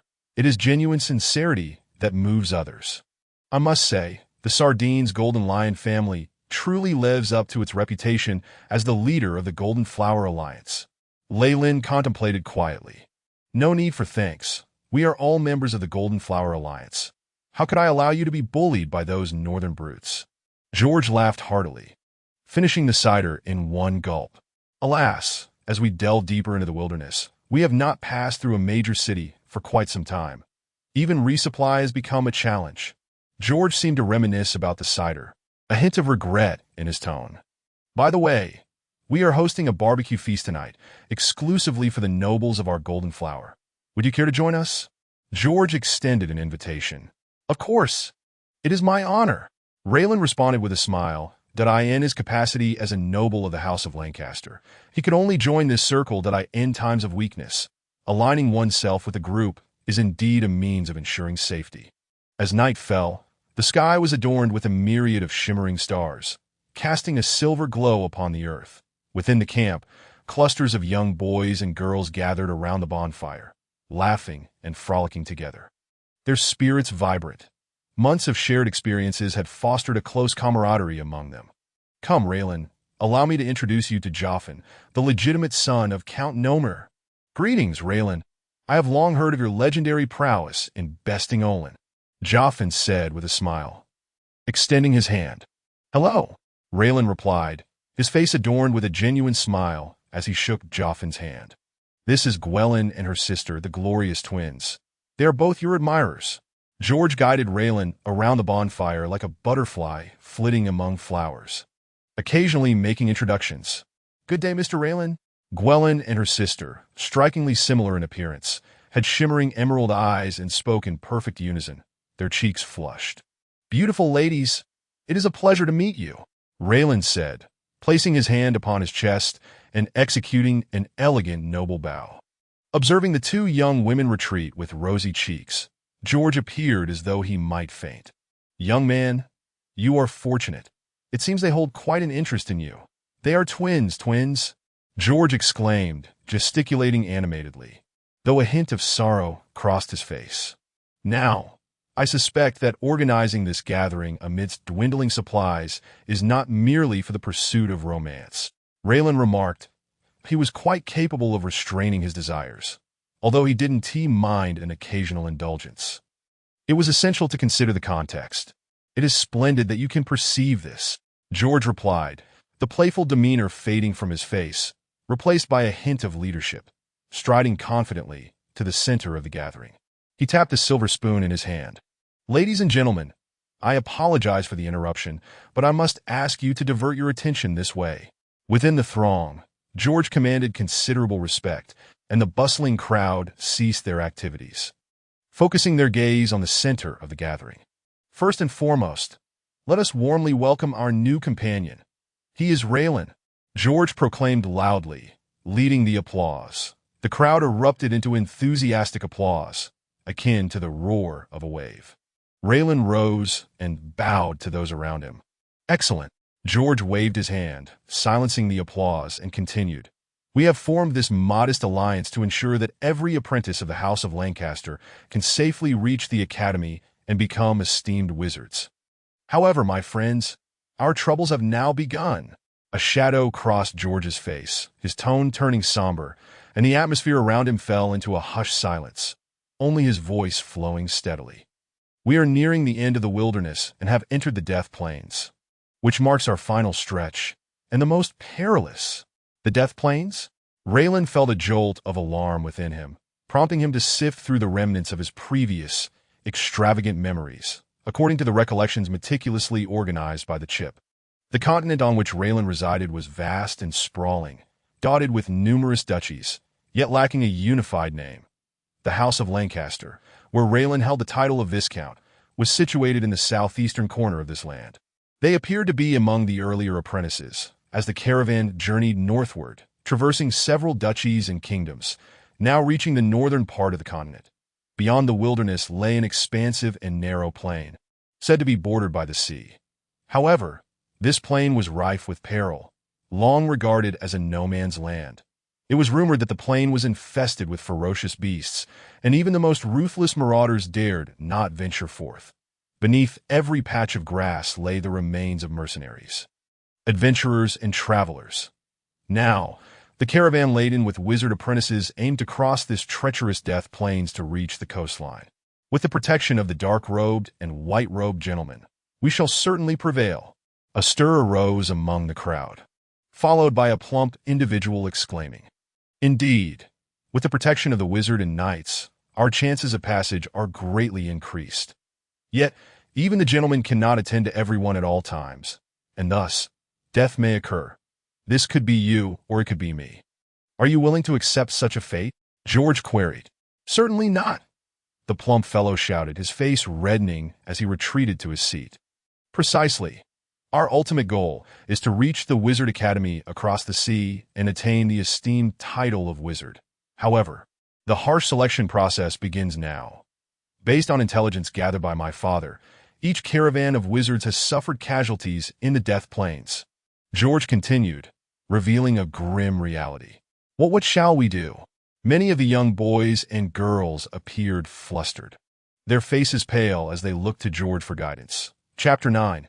Entering the plains, indeed, the purpose of our alliance is precisely this, George declared.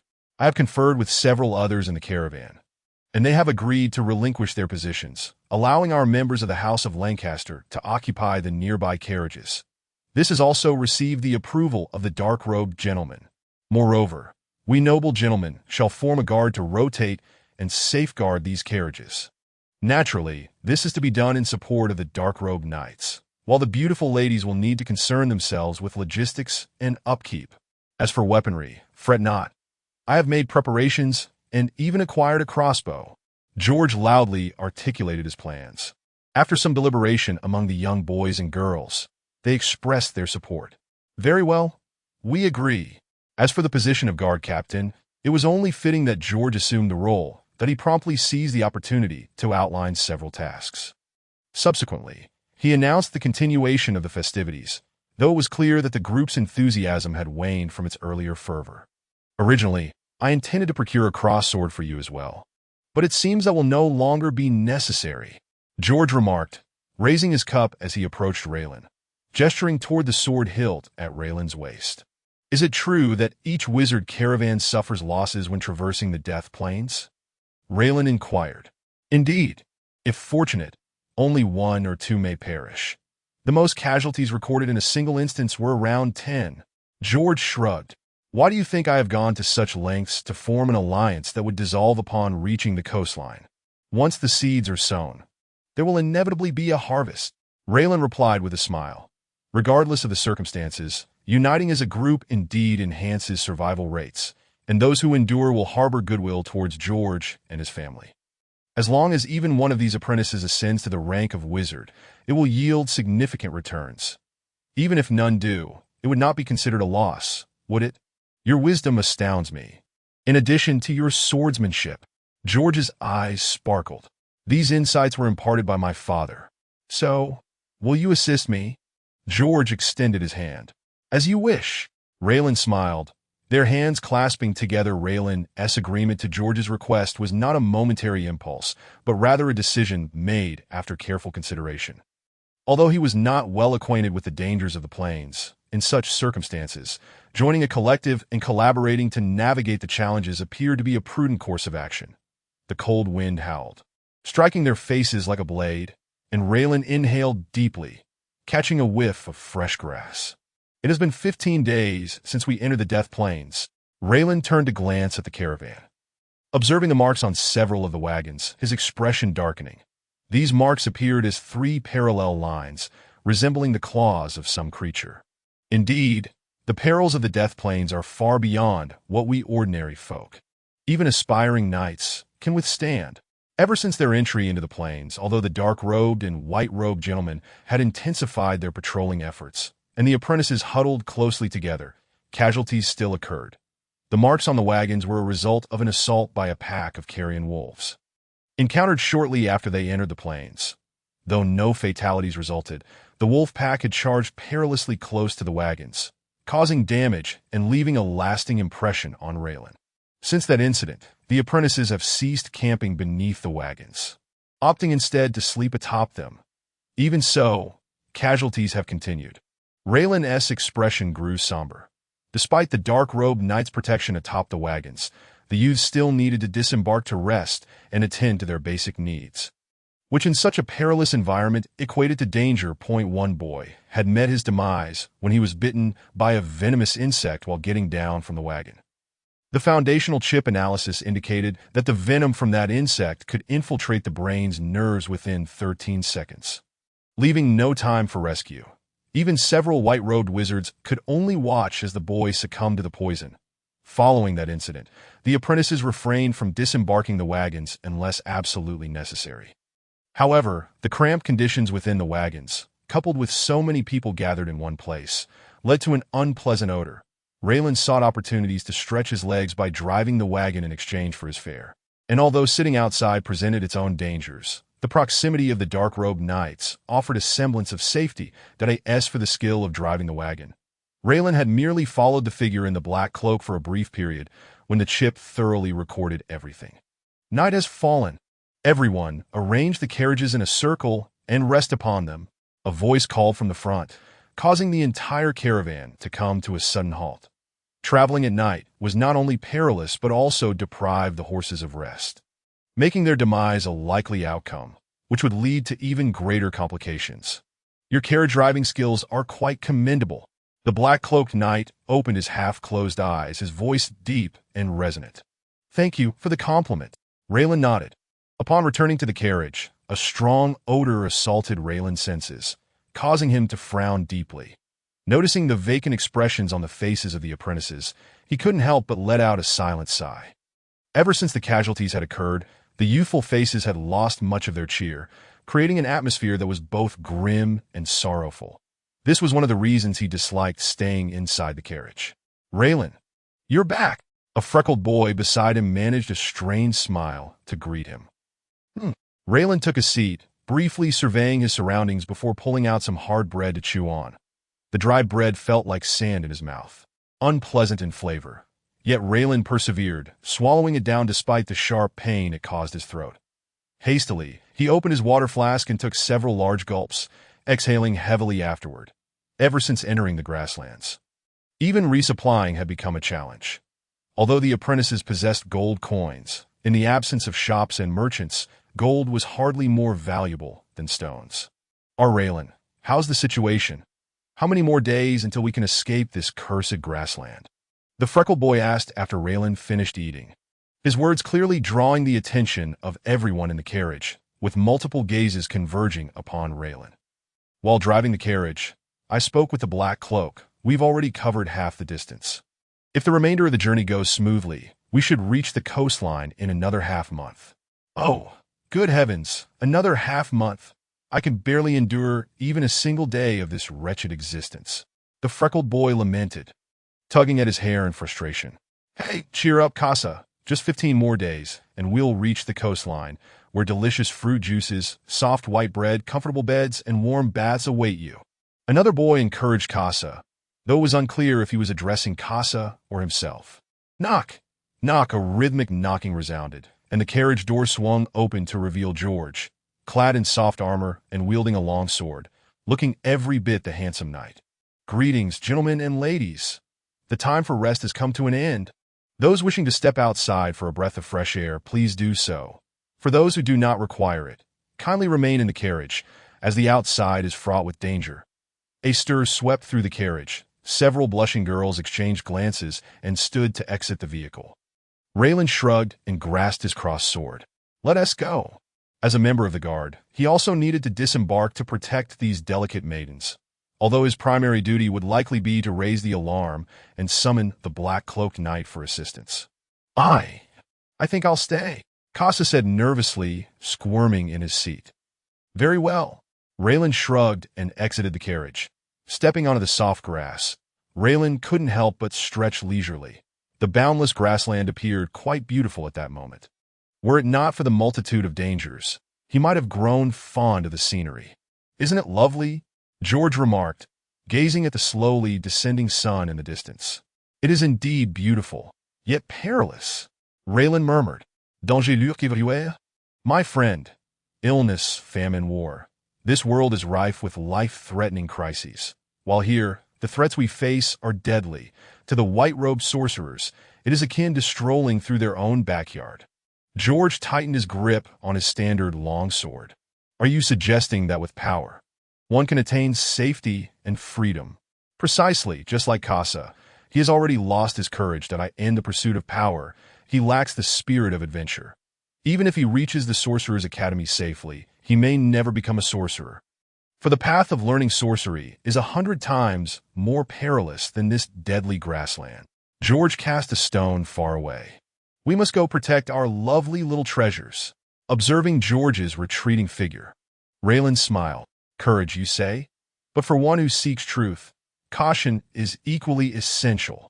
Chip, initiate scanning, Reilin silently commanded. With the order, a three-dimensional image materialized before him, depicting the surrounding terrain that on the pale blue geographical map, scattered white dots represented the apprentices, indicating that they posed no threat to Reilin. In contrast, the black-cloaked knights appeared as bright red dots, identified by the chip as potential threats to his life. The central carriages housed several white-robed sorcerers, and Reilin dared not scan them with the chip, fearing that any disturbance might alert them, an outcome he wished to avoid. Through continuous scanning, the surrounding dangers unfolded in Reilin's mind. Even that venomous creature couldn't evade the chip's scanning. It seems this area remains relatively safe. This was the assurance that emboldened Reilin to venture out. While he had agreed to be part of the guard, he would never engage in the foolishness of placing himself in harm's way without adequate precautions. Through the chip, he could grasp the situation within a 20-mile radius. Maximizing his safety. Chapter 10. The Carrion Wolf Pack. Perfect. The non-flowering snake fruit has run out. I could take the opportunity to gather some more, though I wonder if this plant still exists on the grasslands. Reilin mused as he gradually distanced himself from the caravan. Chip, display my current physical data. Beep. Reilin Farrell. Strength, 1.6. Agility, 1.7. Constitution, 1.5. Status. Healthy. The chip's feedback arrived. The increase is negligible, merely around 0.1. Reilin frowned. Ever since everyone began resting in the carriage, I've struggled to find a suitable place to practice my breathing techniques, and the effectiveness of various potions is diminishing. According to my calculations, the optimized breathing technique paired with the cross sword can elevate my physical stats to about 1.9 at best. Beyond that, I must awaken the life energy within me, which can only grow after I become a knight. Reilin kept a distant watch on the girls from the Golden Glow Alliance while searching for usable plant materials. After some time, he reluctantly raised his head. As expected, the differing environment means non-flowering snake fruit cannot survive in the grasslands. I can't even find a substitute. Hey, Reilin, it's time to get back in the carriage. George's voice boomed. Understood. Wandering alone in the distance not only drew attention, but was also perilous. Thus, Reilin had no choice but to abandon his plans for the day and prepare to return to the carriage. Warning! Warning! Dangerous creatures approaching. At that moment, the chip emitted an alert, and vivid red warning text appeared before Reilin's eyes. Strikingly noticeable. Quick, display the image. Reilin maintained a calm expression, yet his pace quickened considerably, nearly reaching the limits of his physical capability, with his right hand gripping the hilt of the cross sword tightly. The virtual image revealed a pack of red dots encroaching upon the caravan, surrounding it like a pocket. Beep.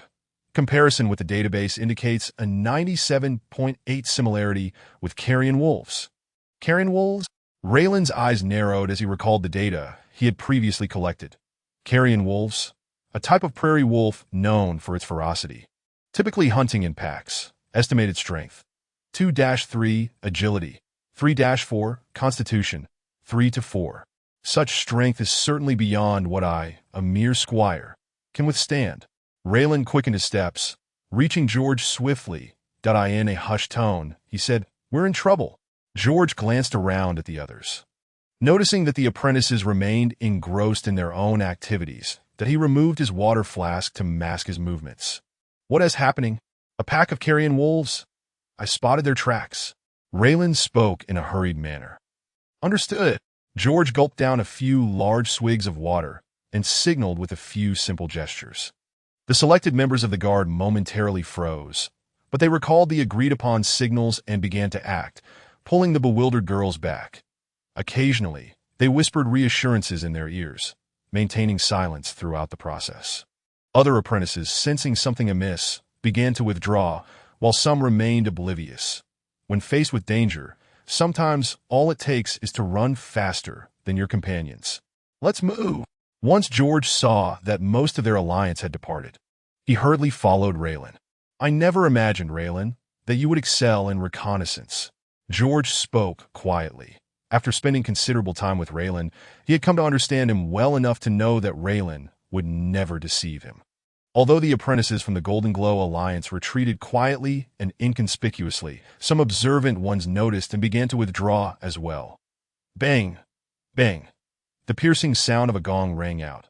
"The adults have detected danger, apprentices. Quickly return to the carriages." The voice of the black cloak thundered like lightning, exploding in the ears of every apprentice. The apprentices resting on the grass suddenly fell silent, then scattered in a frenzy toward the caravan. No need for subtlety. "Run!" George shouted, drawing his long sword. The apprentices of the Plantagenet Alliance, alerted by the ominous signs, had already fled a considerable distance, with the first few even managing to mount the carriages. "Awah!" Just then, a mournful howl echoed through the air, laced with a savage bloodlust. The wolves, having detected their prey, immediately chose to launch an assault. Dark figures of wolves, each measuring 2 to 3 meters in length, charged towards the apprentices, leaving behind a flurry of shadowy apparitions. "The carrion wolf pack!" cried out a desperate apprentice at the rear. In the next moment, a black silhouette pounced upon him, the sheer force of the impact knocking the girl to the ground.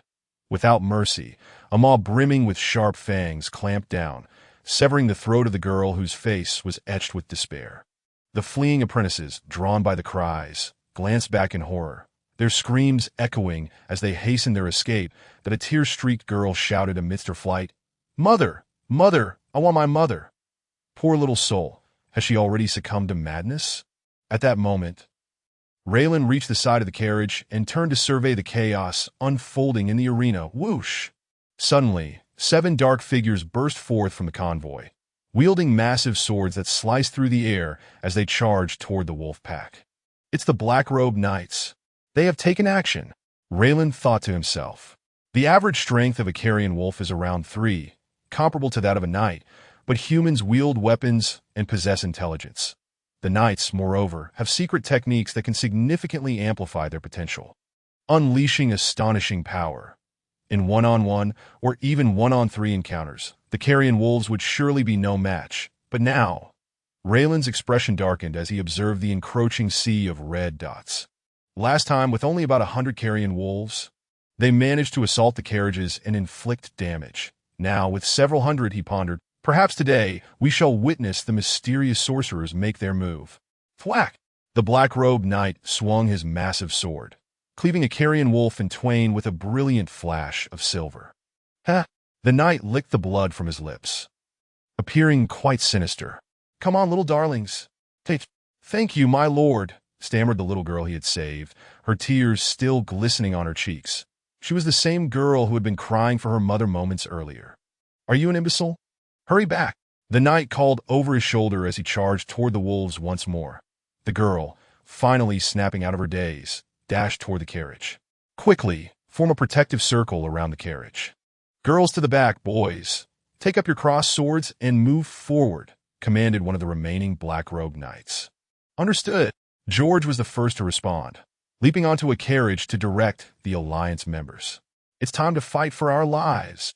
Reilin tightened his grip on the crossed sword, murmuring to himself. Thanks to his warnings, the Plantagenet Alliance suffered minimal casualties. Aside from a few unfortunate souls who had fallen while running, there were no fatalities that in stark contrast. Other apprentices bore significant losses. For instance, Reilin noticed that among the noble youths following Orlin, 2 had gone missing, and the remaining ones bore injuries as they narrowly escaped back to the convoy. All right, those we could save have been rescued. Ungry, bloodied but unconcerned, returned to the defensive formation. His gaze quickly landed on Reilin, who was poised sword in hand. Aren't you afraid? The black-robed knight inquired. What's the use of fear at this point? Reilin replied, his grip on the sword tightening. He had scarcely witnessed such brutality in his previous life. The carrion wolves are clever and cunning as long as we make them realize we are a tough nut to crack. They will certainly suffer heavy losses should they attempt to take us down. They are bound to retreat, Ungry stated nonchalantly. Although unsure if the knight was merely offering consolation, Reilin felt a sense of relief. The apprentices who had fallen earlier had now all drawn their last breaths. The scent of blood attracted the carrion wolves, stripping them of their reason as they ferociously charged toward the convoy. They're coming! Everyone stay alert. While we will do our utmost to protect you, there will inevitably be moments of oversight, and then you will have to fight for your lives. Ungry shouted, brandishing his massive sword, taking his place at the forefront alongside the other black-robed knights. Kill! The knights bellowed, and Reilin even caught a glimpse of a faint glow emanating from their massive swords as the colossal blades descended. The foremost carrion wolf was struck across the chest, rolling back and spilling blood in mid-air. In that moment, a dozen dark figures stood like an iron fortress, firmly blocking the advancing pack of wolves. It is our turn now. To reduce the knights' exertion, George approached Reilin. If this continues, the knights will soon exhaust themselves, leading to grave danger. Reilin nodded in agreement to George's urging. All the men drew their long swords, positioning themselves alongside the knights, facing the ferocious wolf pack. The howls of the wolves resounded, and before Reilin stood a massive wolf over 2 meters long. The carrion wolves continued to roar, and even Reilin could detect the foul stench emanating from their ranks. Chip. Simulate the scenario. Design the optimal killing strategy. Mission established. Simulation commencing. Entering auxiliary interface. A flicker of luminescence illuminated Reilin's vision, revealing a 3-dimensional depiction of his surroundings. The opposing carrion wolf finally initiated its attack. A gleaming claw, stained with blood, lunging toward Reilin, stirring a gust of rancid air. Host under attack. Optimal countermeasure. Deflect the cross sword from the right at a 50-degree angle and thrust. Ha!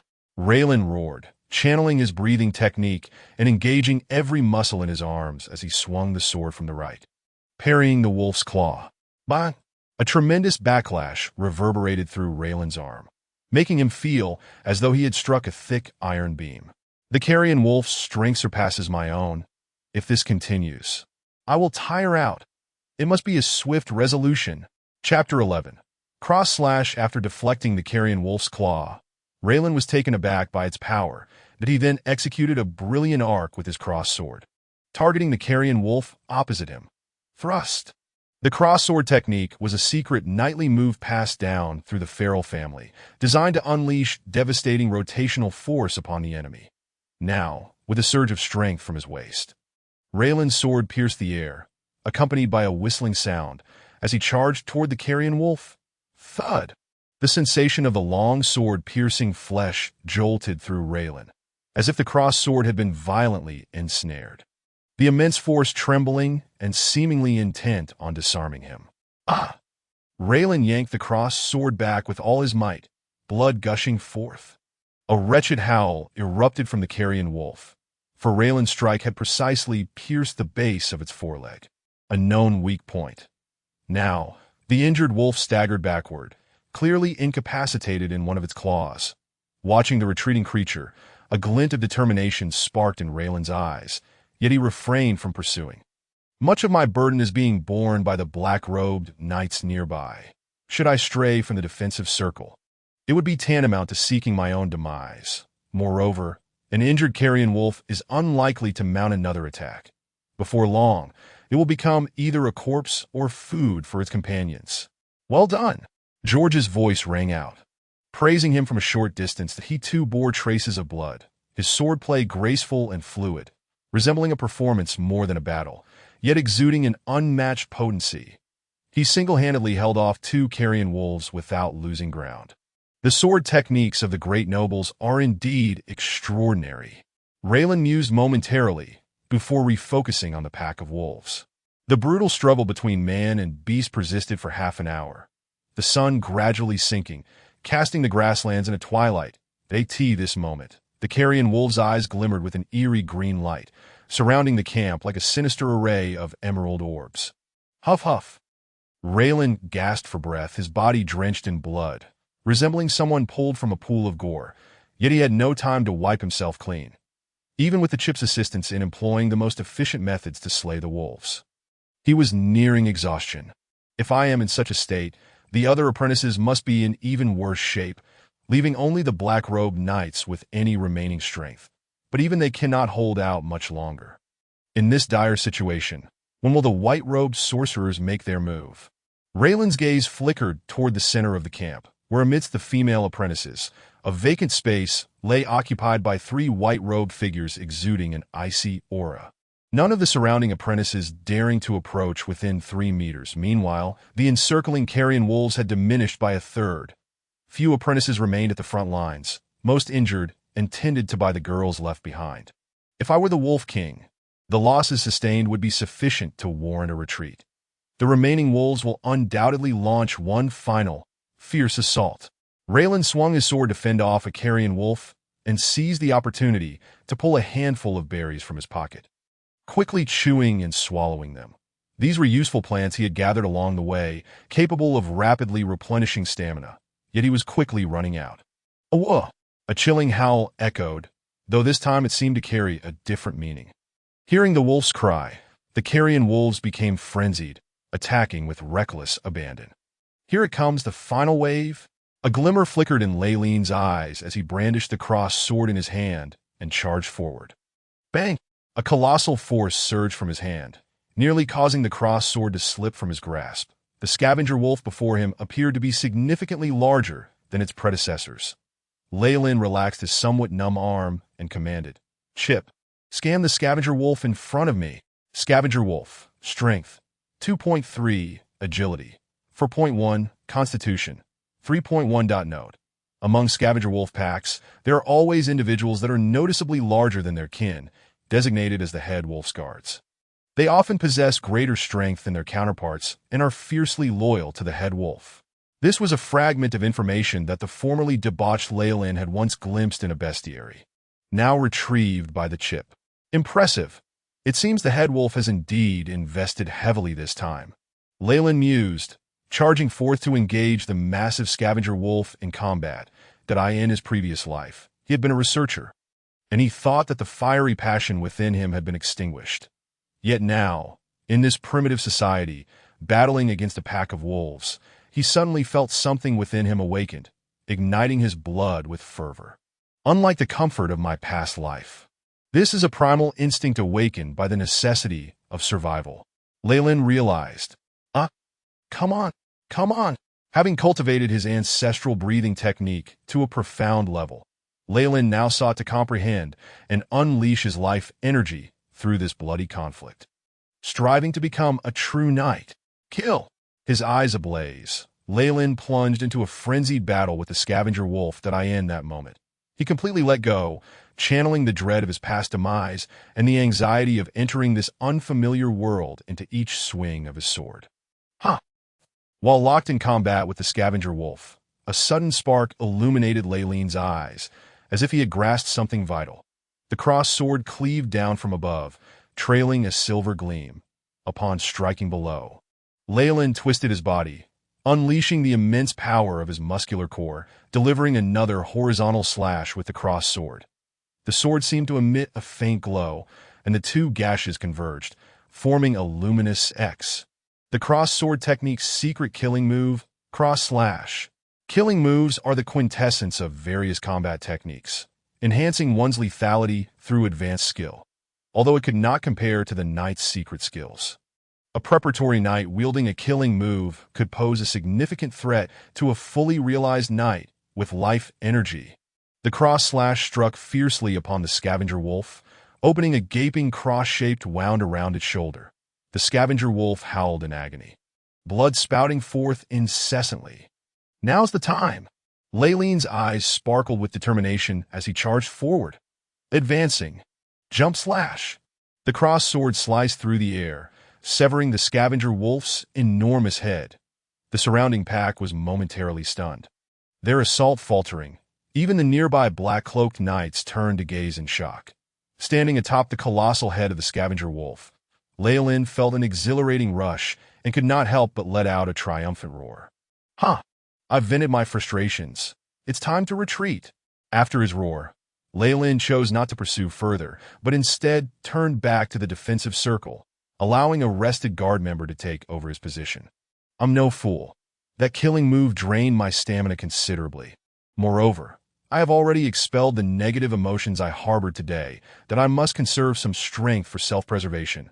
Reilin accepted the water flask handed to him by a trembling female teammate and took large gulps. As he drank, he concealed the brilliance of intelligence in his eyes. Today I have slain the most wolves, surpassing even the black cloaks. With this evidence, no one can compel me back in a battle. Next, I shall conserve my strength while observing the wizards in action. Based on the data collected earlier, the chip calculated a 98% probability that the black-cloaked knights would exhibit lapses in vigilance. Should the wolf pack break through the encirclement, casualties among the apprentices would ensue, and at that moment, the white-cloaked wizards could no longer remain aloof.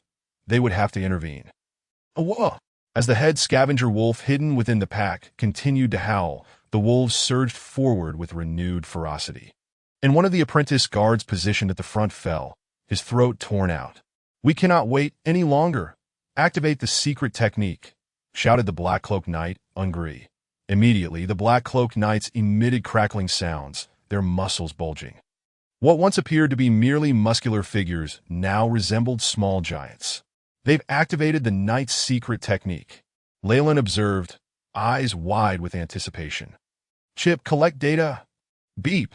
Task established. Collecting data. Knight's secret technique. Upon activation, constitution and strength increase. Agility decreases. Defense increases. Vital energy circulation patterns being collected. 43.3 recorded. Remaining data insufficient for analysis. Gazing at the screen before him, Reilin felt a twinge of regret. still unable to comprehend how a knight's life energy is activated. However, if I had a specimen of knightly strength to dissect, perhaps I could unravel the mystery. The black-cloaked knights, now empowered by their secret technique, exhibited not only enhanced physical strength, but also seemingly augmented defensive capabilities.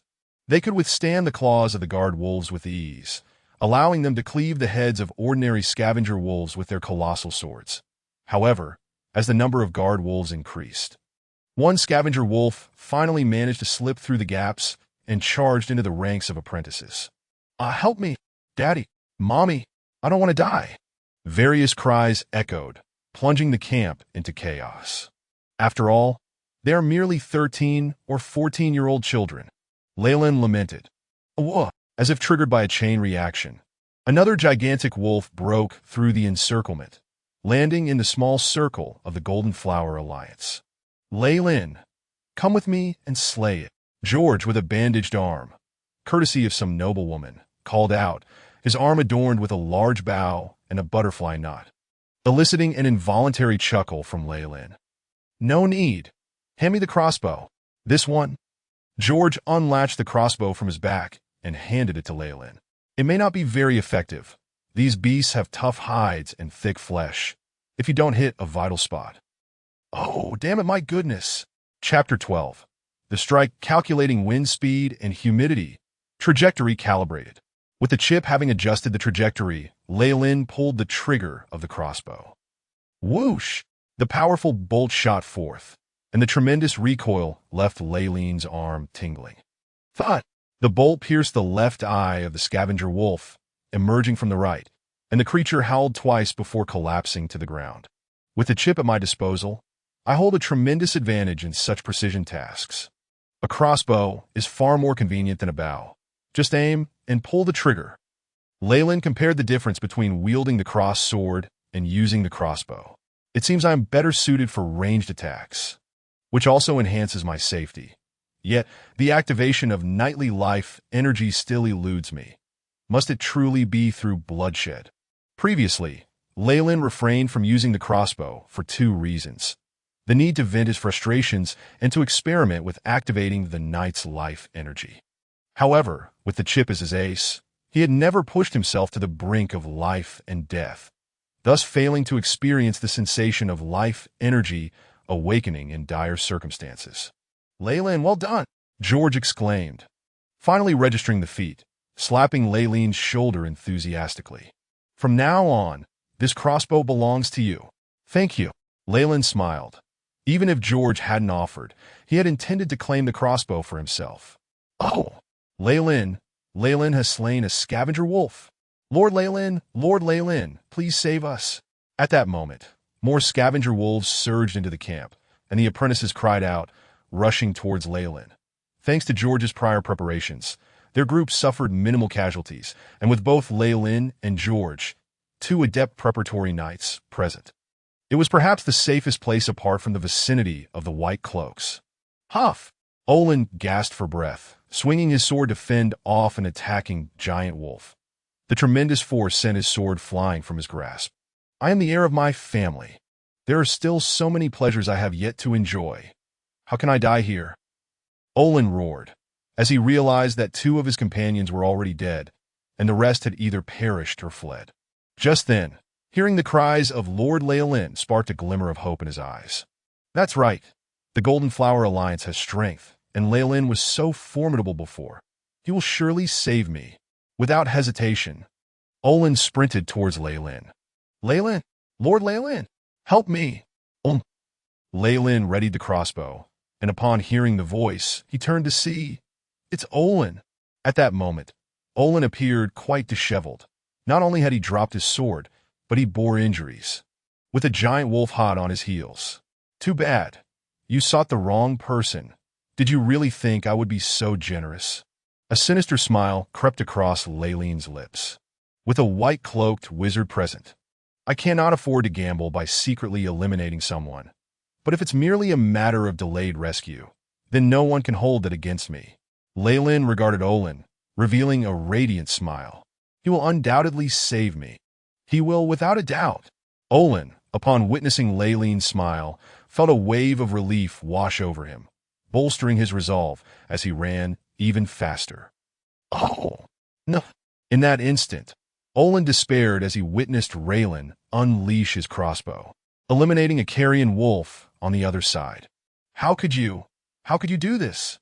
Olin momentarily lost his focus, stumbling over a stone and falling to the ground. Behind him, a carrion wolf lunged forward, its sharp teeth sinking in, blood gushing forth.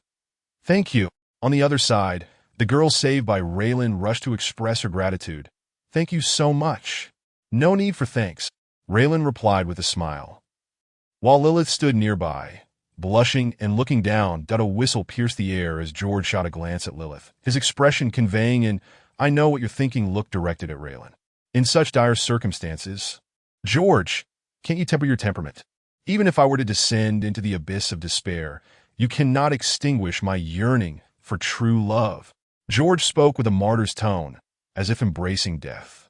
You won't die. The white-robed ones will soon take action. Reilin rolled his eyes. Despite the chaos surrounding them, the giant wolves seemed to possess an uncanny sixth sense, refraining from disturbing the three white-robed wizards, forming a peculiar circle. Amidst the clamor, Reilin, with his enhanced senses from the chip, caught snippets of the wizards' conversation, as if they had no intention of concealing it. Crow, why aren't you taking action? The apprentices have suffered too many casualties. It will diminish our evaluation, a woman's voice rang out. Rest assured, I've counted.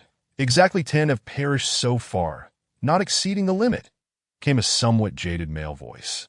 But we're reaching the limit. Hurry up and act. I still need to contemplate the stability model of this spell. Damn it, the negative energy in this vicinity is too high. I cannot complete the multi-grid whaling structure. Then let me take charge. The previously silent white-robed man rose. The mysterious wizard. Is the legendary manipulator of natural forces finally ready to act? Reilin's eyes fixed intently on the white-robed figure. You wretched, foolish beasts dare to disturb the rest of the esteemed wizards. Only death shall be your eternal fate. Master Klitsch. With the incantation from the white-robed man, Reilin's ears were assaulted by the frantic sounds of his chip. Alert! Alert! Radiation energy source detected. Negative energy field detected. It is advised that the subject immediately withdraw. The glaring red text was unmistakable, yet Reilin remained undeterred, his mind racing to recall the incantation. This seems not to be the common tongue of the continent, but rather an ancient language, quite convoluted. Is this the language wizards use for their spells? As the white-robed man rose, the surrounding pack of carrion wolves retreated swiftly, as if faced with a natural enemy. Secondary energy fireball.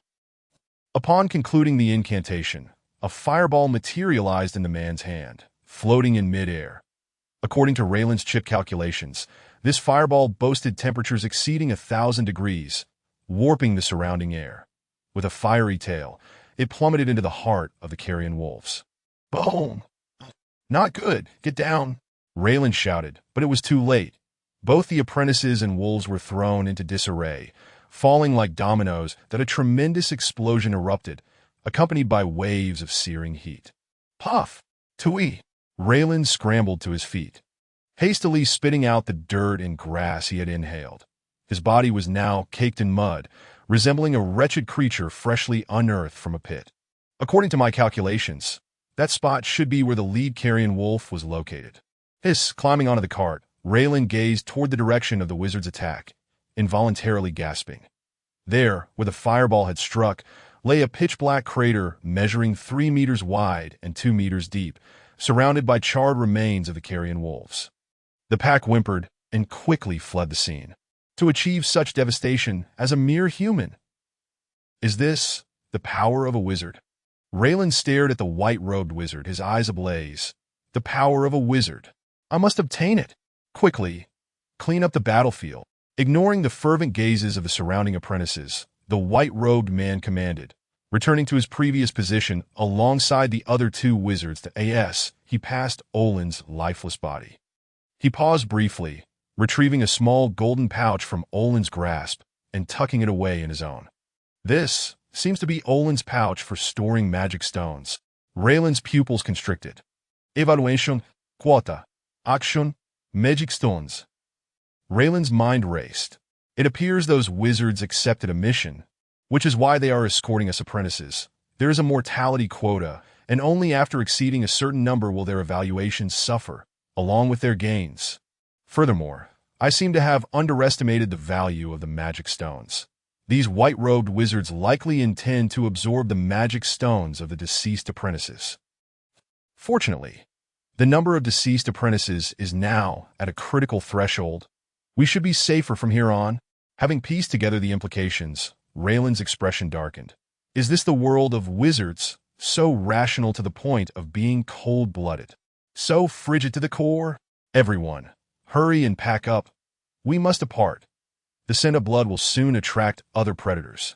The black-robed knight Ungry tore off his tattered outer garment, which had been damaged during the activation of a secret technique, and donned a new cloak, sweat streaming down his brow as he gasped for breath, appearing somewhat weakened that a spark of realization flickered in Raylan's eyes.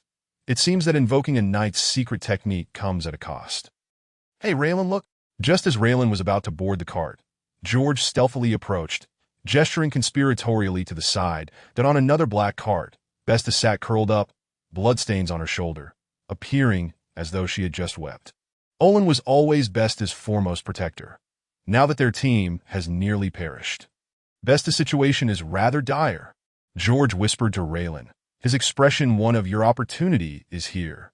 I have lost interest in her. Besides, in our current perilous state, can't you exercise a bit of restraint?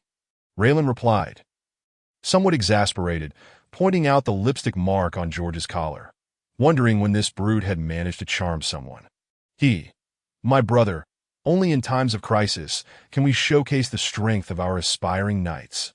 And girls will always develop feelings for the man who saves them. It's the most basic of skills.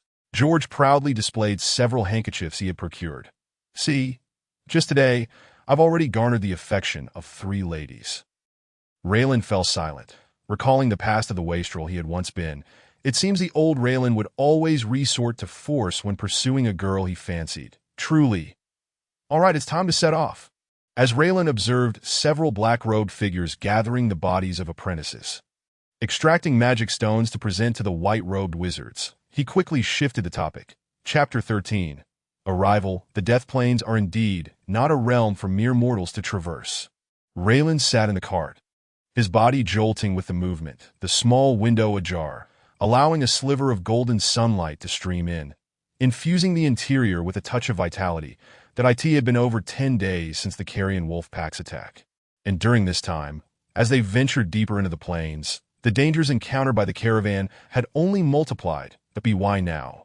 Reilin had come to realize that the carrion wolves occupied merely the base of the food chain on the plains. Above them lurked numerous more cunning and savage predators. Throughout the journey, Reilin had witnessed several creatures rivaling the earlier wolf pack in scale. Besides the carrion wolves, there were towering black giant birds and even colossal beasts measuring over 10 meters in length, resembling saber-toothed tigers but as large as small mountains. Their mere presence rendered Reilin breathless. Fortunately, the mortality rate among the apprentices seemed to have reached its peak, prompting the white-robed wizards to take action. They not only set up defensive magical formations on each cart, but also actively dispelled the beast packs, averting significant casualties for the caravan. The most perilous encounter was the standoff with a massive beast measuring over 10 meters long. Thankfully, this mountain-like creature appeared to possess some intelligence, recognizing that the white-robed wizards were not to be trifled with, and after a brief standoff, it retreated without launching an attack, allowing everyone in the caravan to breathe a sigh of relief. It's time. Reilin pulled out his pocket watch, noting that the hands pointed towards approximately 3 in the afternoon. Rising to his feet, he opened the front door of the cart, letting in a refreshing, salty breeze that invigorated the air. Breathing deeply, Reilin settled beside Ungry. Good afternoon, Lord Ungry. Good afternoon, polite noble gentleman. Ungry did not turn his head, directly passing the reins and whipped to Reilin. Just in time. I need a moment to rest. Reilin smiled, accepting the reins and skillfully guiding the cart.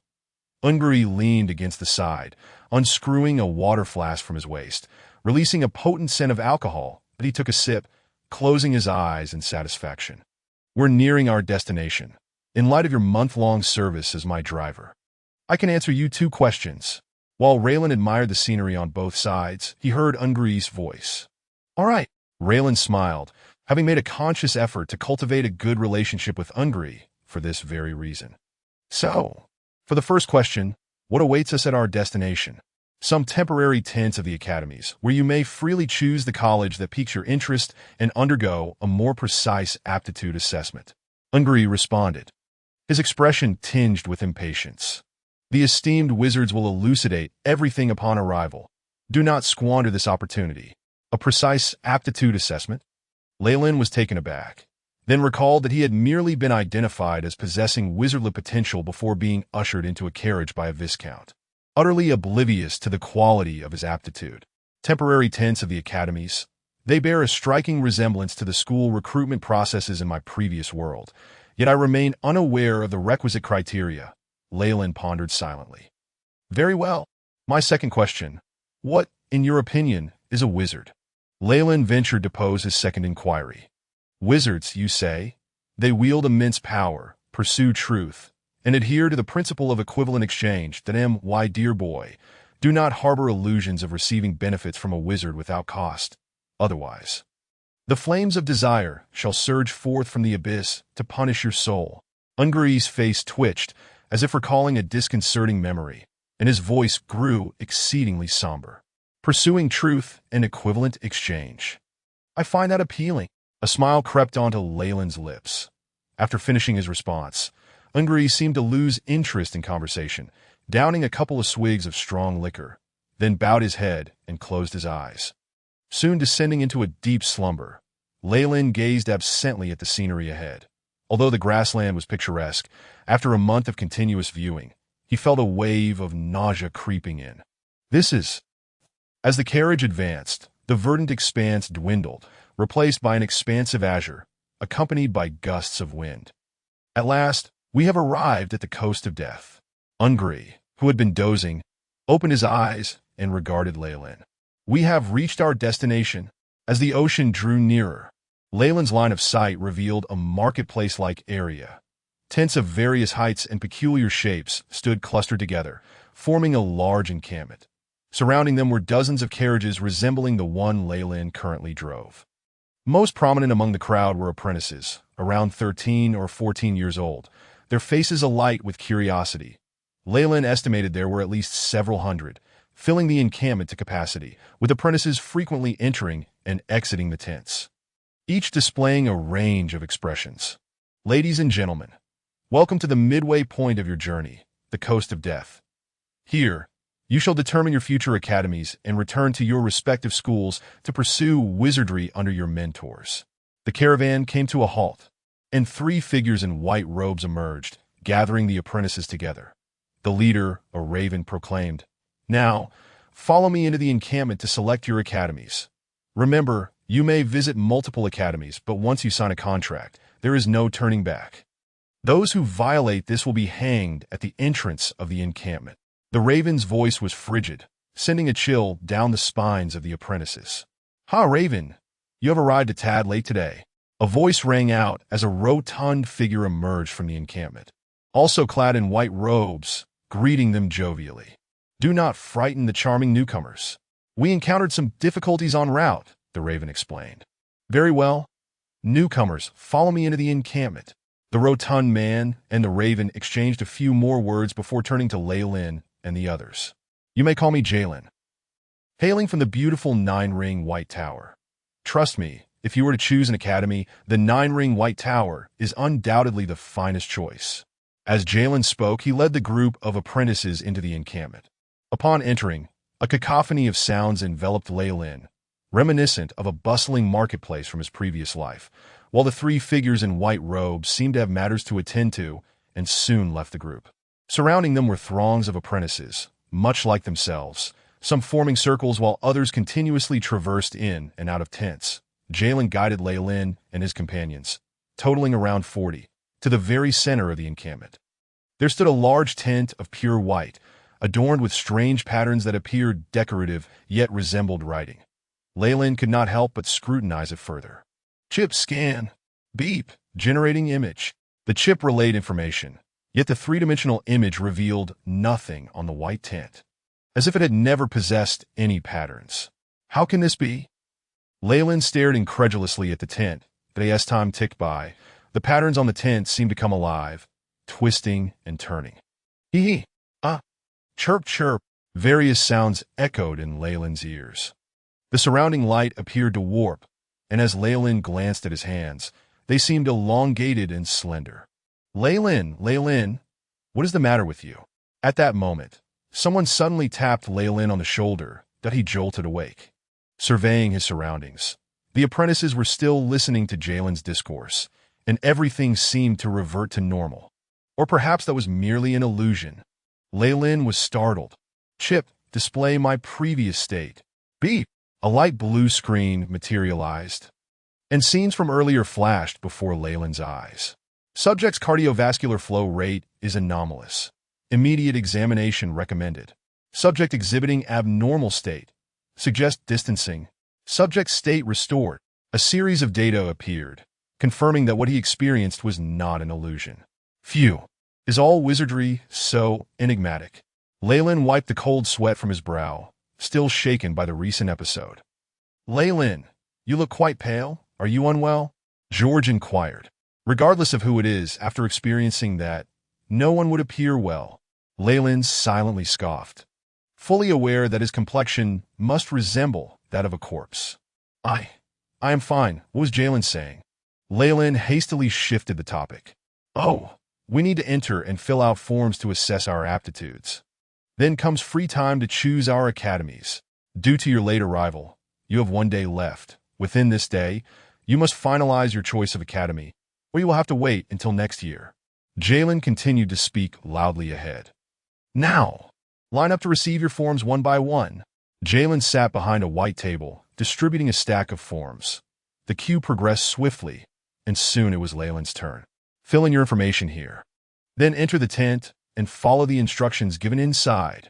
Reilin accepted the form, noticing it was crafted from fine parchment, with minimal information required. Just his name, age, and place of birth, grasping the quill on the table. Reilin swiftly filled it out. The pale red ink traced intricate patterns on the parchment, creating an exquisite appearance. I did not expect this spoiled young master to possess such commendable penmanship.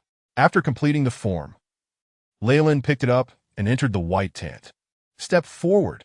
An elderly voice resonated. The tent was sparsely furnished, with only a white-haired crone seated behind a black chair, a crystal ball resting on the table before her. Why does the image of a divining which suddenly spring to mind? Greetings. Reilin approached the witch and bowed. Present your form. It was evident that the witch was unimpressed by formalities. Her voice as cold as ever. Reilin, is it? Place your hands upon the crystal ball. Chapter 14. The test. Reilin complied with the witch's instruction, resting his hands upon the surface of the crystal ball. It was frigid. Waves of sensation coursed through his fingertips. The sharp pain radiated through Reilin's head, as though a glass rod were violently stirring within. As the headache intensified, the crystal ball before him began to emit a faint glow. Excellent. Do not remove your hands. The witch focused intently on the crystal ball, that as the pain escalated to an unbearable level, the light from the crystal ball intensified. No, I cannot endure this. Reilin gritted his teeth. Yet the excruciating agony cleaved through his mind, compelling him to release his grip involuntarily. Is this the extent of it? The witch nodded, extracting a quill to inscribe something on Reilin's form. We categorize apprentices' aptitudes into 5 tiers, with 1 being the lowest and 5 the highest. You are at Tier 3, indicating moderate aptitude, the witch declared, flipping a ring on her finger to stamp an unusual symbol onto the parchment, aglow with a soft radiance. My part in the testing is complete. Proceed to the back. Next. As a freckled girl entered the tent, Reilin took his parchment, expressed his gratitude, and lifted the flap to step into the next phase. The interior remained as sparsely furnished as before, with only an elderly man with a white beard seated at the center. Given the size of this tent, there should only be 2 tests. Quite simple indeed. Reilin mused as he sat before the old man and presented his form. Tier 3 aptitude? Not too shabby. The old man stroked his chin. Now, we will conduct the affinity test. The old man tapped the table, causing it to split open, revealing a black basin that rose from the center. The basin was pitch black, seemingly crafted from stone, with a liquid within that flowed like mercury. Focus on the center of the water's surface, the old man's voice commanded, laced with a hint of guidance. Reilin found himself inexplicably drawn to the mercury at the center. As his focus intensified, the mercury began to swirl, as if a portal had opened at the bottom, forming a vortex. Now, tell me, what do you see? Raylan's eyes appeared somewhat dazed. Shadows. A black vortex. There are also red specks at the outer edge. Is there anything else? There are a few green lights surrounding it. Are there many greens? Not many. Very few. The old man snapped his fingers, and Reilin suddenly came to his senses. What has happened to me? Your test has been completed. In terms of elemental affinity, your highest affinity lies in shadow and darkness, followed by flame, with a trace amount of affinity for plant magic. As the old man spoke, he swiftly filled out a parchment, finally stamping it with a seal.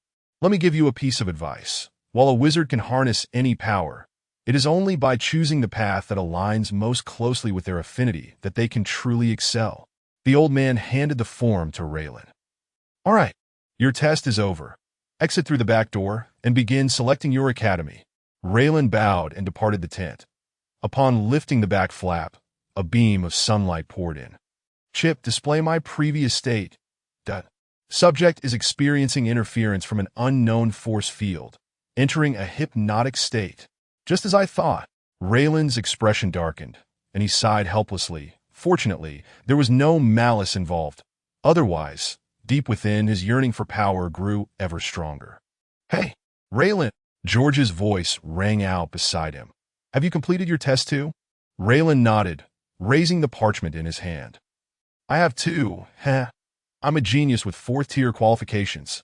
George laughed heartily, exuding a sense of triumph. I'm not very familiar with wizard qualifications. Could you explain it to me? Reilin inquired. The George family was far more powerful than the Earl of Ferrell's, thus possessing more secrets about wizards. Of course, this is common knowledge.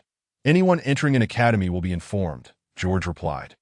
The qualifications of a wizard apprentice are categorized into 5 tiers based on the likelihood of advancing to a full wizard.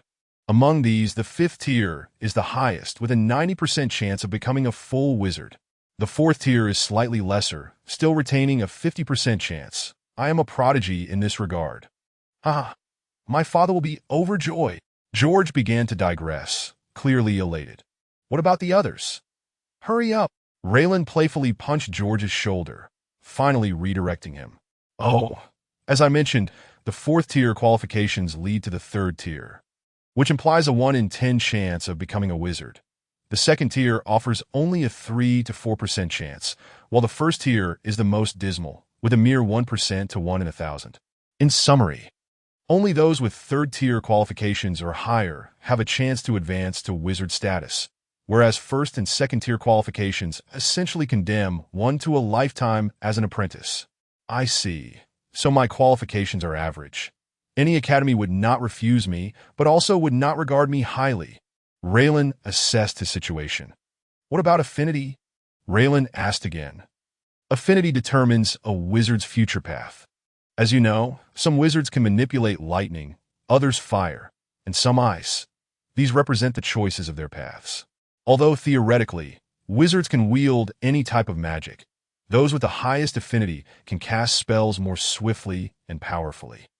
If a fire affinity wizard attempts to cast water magic, it not only requires more mental energy, but also significantly diminishes in potency, possibly summoning only a water sphere instead of a pool of water elements. In essence, affinity dictates a wizard's future path, while qualifications determine how far they can travel on that path. George summarized. The last statement is quite profound, albeit not quite as you phrased it. Reilin echoed the final remark. You caught me. That was a quote from the travelogue of a wandering wizard. I stumbled upon it in my father's study. George sheepishly scratched his head. By the way, I finally discovered why the black-robed knights accompanying us were so indifferent. George suddenly recalled something and eagerly shared. The power of wizards, even apprentices, is beyond what knights can withstand. Did you not find the behavior of our black-robed companions peculiar? It is indeed somewhat strange. Reilin nodded, speculating. Perhaps they have some background? No, no, no. George shook his head fervently. Dear brother, you are completely off track. These black-robed knights are, in fact, the experimental subjects of a certain wizard. Experimental subjects? Reilin's eyes widened. In his time, using living beings for experiments was a taboo in the scientific community. And even when it occurred, it was done in secrecy. Here, it was so brazenly apparent. During the experiments, this batch of subjects was subjected to excessive radiation and will not survive for long. They were merely repurposed to escort us apprentices. Is that the reason? Reilin recalled Ungru's pallid complexion and silently nodded. Previously, the chip had detected traces of radiation on them, but the radiation on the white-robed wizard was 100 times more potent, leading Reilin to assume there was no effect.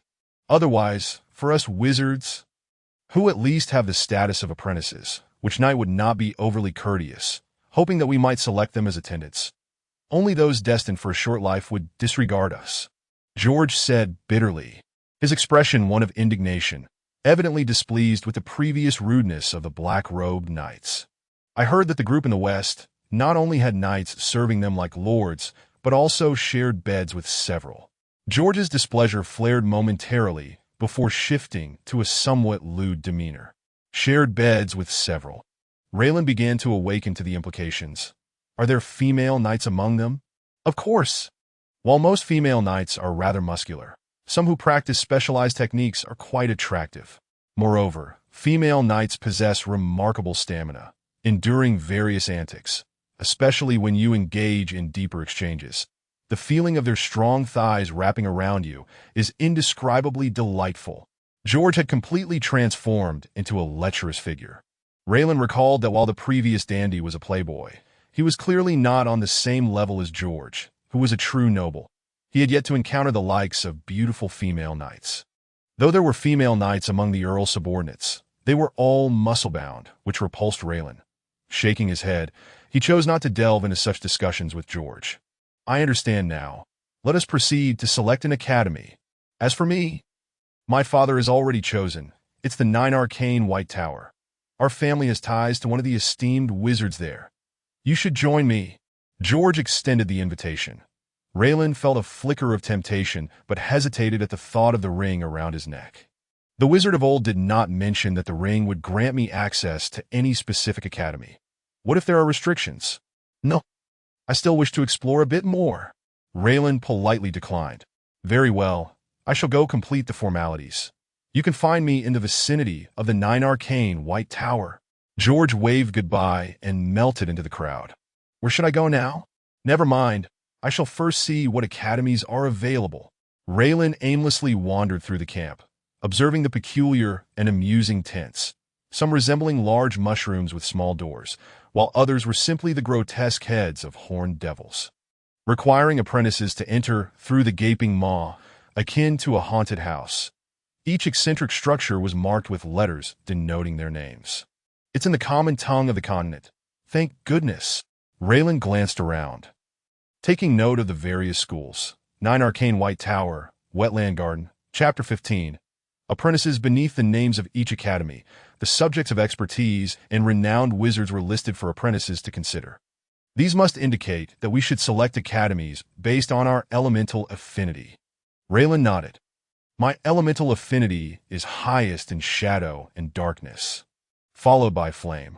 I cannot choose plant magic unless I wish to remain an apprentice for life. Furthermore, Reilin removed the wizard's ring he had meticulously kept around his neck. Chip, scan the patterns on the ring and compare them to the emblems of the academies I have passed. Beep. Task initiated. Commencing scan. Scan complete. Comparing with database. Comparison complete. Similarity index. Blackbone Forest 67.3, Mesopotamia University 54.4, Cottage of the Gothic Sage 23.1. These 3 academies have the highest potential. Then, Reilin stroked his chin.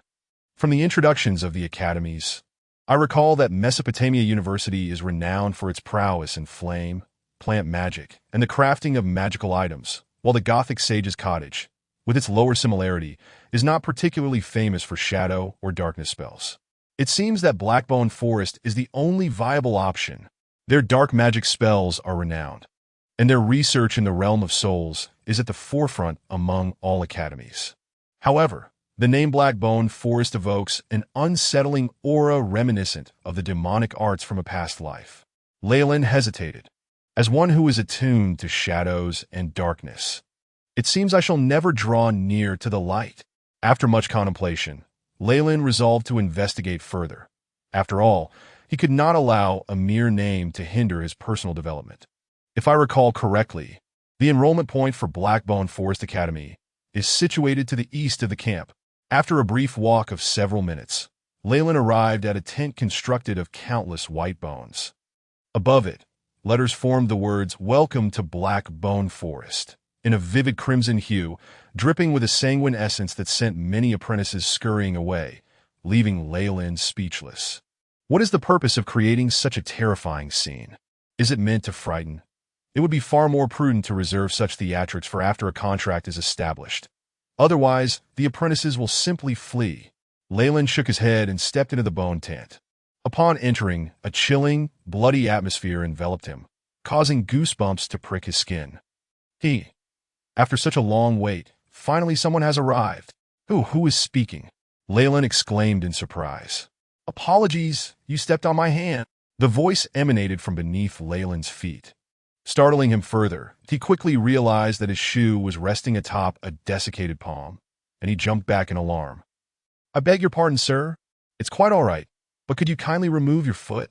It's resting on my right hand." Reilin then noticed the uneven ground of the tent, scattered with numerous dry bones, and realized that he had inadvertently stepped on one. As he retreated, several withered hands and feet swiftly converged, assembling into a skeletal figure. Upon closer inspection, he saw that the skeleton was covered by a thin layer of skin, and two flickering green flames glowed ominously within its eye sockets. "My sincerest apologies. Esteemed sir." Reilin swallowed hard and hastily offered his apologies. "No offense taken." The skeletal teeth rattled, producing a voice reminiscent of a human's. "Allow me to introduce myself. I am Professor DeRoth of the Shadow Department of Blackbone Forest. You may address me as DeRoth." "Greetings, esteemed DeRoth." Reilin bowed once more. "Are you here to join our prestigious Blackbone Forest Academy?" DeRoth, shrouded in a black robe that concealed its form, made Reilin feel significantly more at ease. Before proceeding, I would like to review the regulations regarding apprentices at Blackbone Forest. "Very well." DeRoth retrieved a dusty piece of parchment from behind, presenting it to Reilin. "According to ancient agreements, upon your selection of Blackbone Forest, you will be entitled to foundational courses, a set of introductory meditation techniques, a 5-year residency, with free accommodations and meals. Furthermore, we permit you to exchange knowledge with our esteemed faculty by compensating them with magic stones or equivalent rewards."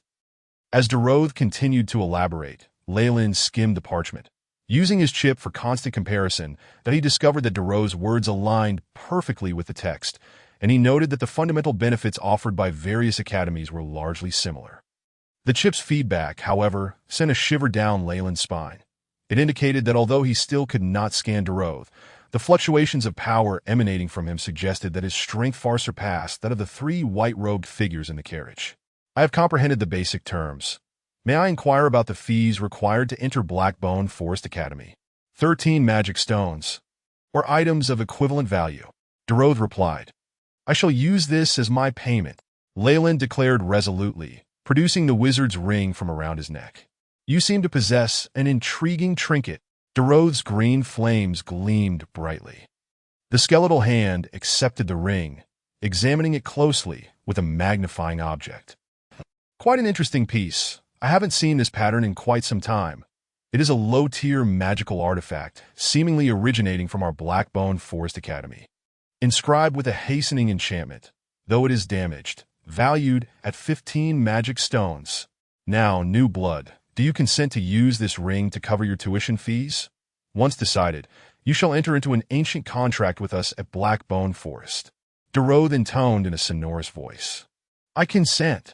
Leyland's voice rang with conviction. Excellent. I hereby declare the contract established. Doroth proclaimed. Please present your form. Upon receiving the form Leyland offered, Doroth chuckled. Ah, Shadow Affinity. No wonder you chose our academy. We are the finest in the entire southern coast in this regard. Since your contribution exceeds the tuition fee, I announce that you have been granted the privilege of admission without examination. Here, take this token, rest at the back, and tomorrow we shall embark on our journey back to the academy together. Doroth tossed Leyland a piece of iron resembling a token, which bore the number 9. Is that all? I expected some form of signature or the like, Leyland remarked casually. Haha, no one would dare deceive a legitimate wizard. The skeletal figure chuckled ominously, causing Leyland to feel a chill run down his spine. Then I shall take my leave. Sir, Leyland bowed and exited the tent, making his way to the rear of the Black Bone Forest Academy's encampment. Behind the academy sign stood rows of wooden cabins, with several young apprentices bustling in and out, seemingly designated for the newly enrolled students. Hello, are you new here as well? A door marked with the number 6 creaked open, revealing a red-haired apprentice with blue eyes who greeted Leyland warmly. Greetings, I am Leyland, Leyland replied with a smile. Ha, I am Baru. There's no need to discuss family backgrounds, as they hold little relevance in this new continent. Baru appeared quite enthusiastic. Come, let me introduce you. Baru called out to the various doors. Hey, everyone, we have a new companion. 3 or 4 apprentices emerged from the wooden doors, gathering around Leyland, who counted 7 or 8 in total. Good day, my lord. I am Cruel from the Lancy Empire, with 4th-tier qualifications. A boy with a commanding presence introduced himself. You seem to have arrived a bit late, Cruel remarked. I encountered some difficulties while traversing the grasslands. Leyland replied vaguely, clearly not wishing to elaborate further. The Death Grasslands? Indeed, it is quite perilous. Cruel observed the other apprentices. Allow me to introduce you. I am already acquainted with Baru. This is Hank, with 3rd-tier qualifications. A tall, burly white boy bashfully scratched his head, displaying an endearing simplicity. And this is Luno, with 4th-tier qualifications. Luno, a slender and diminutive boy, exuded an unmistakable air of pride despite his stature. This is Giricha with 2nd-tier qualifications. And here we have Nisi and Doral, both with 1st-tier qualifications. At this point, Cruel did his best to suppress his disdain, but Leyland could still detect the condescension in his voice. 1st and 2nd-tier qualifications typically condemned one to a lifetime as an apprentice. So it was no wonder Cruel seemed somewhat indifferent. Hello. Giricha managed a forced smile, awkwardly greeting the group. Nisi and Doral, 2 young girls, lowered their heads shyly, their faces still bearing a hint of baby fat. And who is that? Leyland inquired, gesturing subtly. Nearby, a pale-faced boy clad in black stood apart from the group, exuding an air of aloofness and arrogance. Ah, that is Gaiman, our cohort's prodigy, with 5th-tier qualifications. It is but a matter of time before he becomes a formal wizard. Cruel's expression soured, his tone tinged with envy. Wow, 5th-tier qualifications with a 90% chance of becoming a wizard. No wonder he carries himself with such arrogance. Leyland thought, deeply impressed, as he stole several glances at Gaiman. As if sensing the gazes upon him, Gaiman scoffed disdainfully and retreated into his wooden cabin, which was noticeably larger and more lavishly adorned than the others. As a 5th-tier apprentice, he enjoys the best treatment. He might already have a mentor vying to take him on as a student. Cruel's expression darkened further. Leyland observed that within this cohort of apprentices, distinct cliques had formed. The 3rd and 4th-tier apprentices, feeling superior to those with lower qualifications, looked down upon them while simultaneously feeling inferior to Gaiman. Meanwhile, the lower-tier apprentices, such as Giricha, banded together in shared sympathy. Outside this dynamic, the prodigy Gaiman floated between the 2 groups, a solitary figure. Greetings, I am Leyland, and my qualifications are 3rd tier, Leyland announced. Welcome, Cruel smiled, while Giricha and the 2 girls appeared somewhat self-conscious, offering a brief greeting before retreating to their cabin. Chapter 16. The archipelago do not mind them. They are merely third-tier apprentices at best. Luno scoffed. Indeed, when it comes to the study of wizardry, qualifications hold considerable weight. Reilin concurred. Although he found it somewhat perplexing that these youths were already forming factions, he naturally opted for actions that served his interests. Among the apprentices, Gaiman possessed an independent edge. But Reilin lacked such extraordinary talent and thus chose to align himself with a group. Comparatively, the faction led by Cruel appeared to offer greater promise. Ah, welcome. With your addition, our group grows ever stronger. One day, I shall ensure that individual regrets their choices. Crevel gritted his teeth slightly. Subsequently, after several individuals arranged to gather again in the evening, they each returned to their respective wooden cabins. Belru, what did you mean earlier when you mentioned not being on the same continent? Reilin approached Belru, who appeared to be the most amiable and enthusiastic among them, feeling a twinge of curiosity about his previous statement. Well, you see, our continent is actually quite small. In the outside world, it is referred to as the Kori Archipelago. An archipelago? Reilin gasped. Based on his travels over the past 6 months, he could almost certainly ascertain that this landmass was at least as expansive as the Eurasian continent of his previous life. And yet it was merely an island? Oh, my apologies. Geography has never been my strong suit. I often leave my tutor trembling with frustration.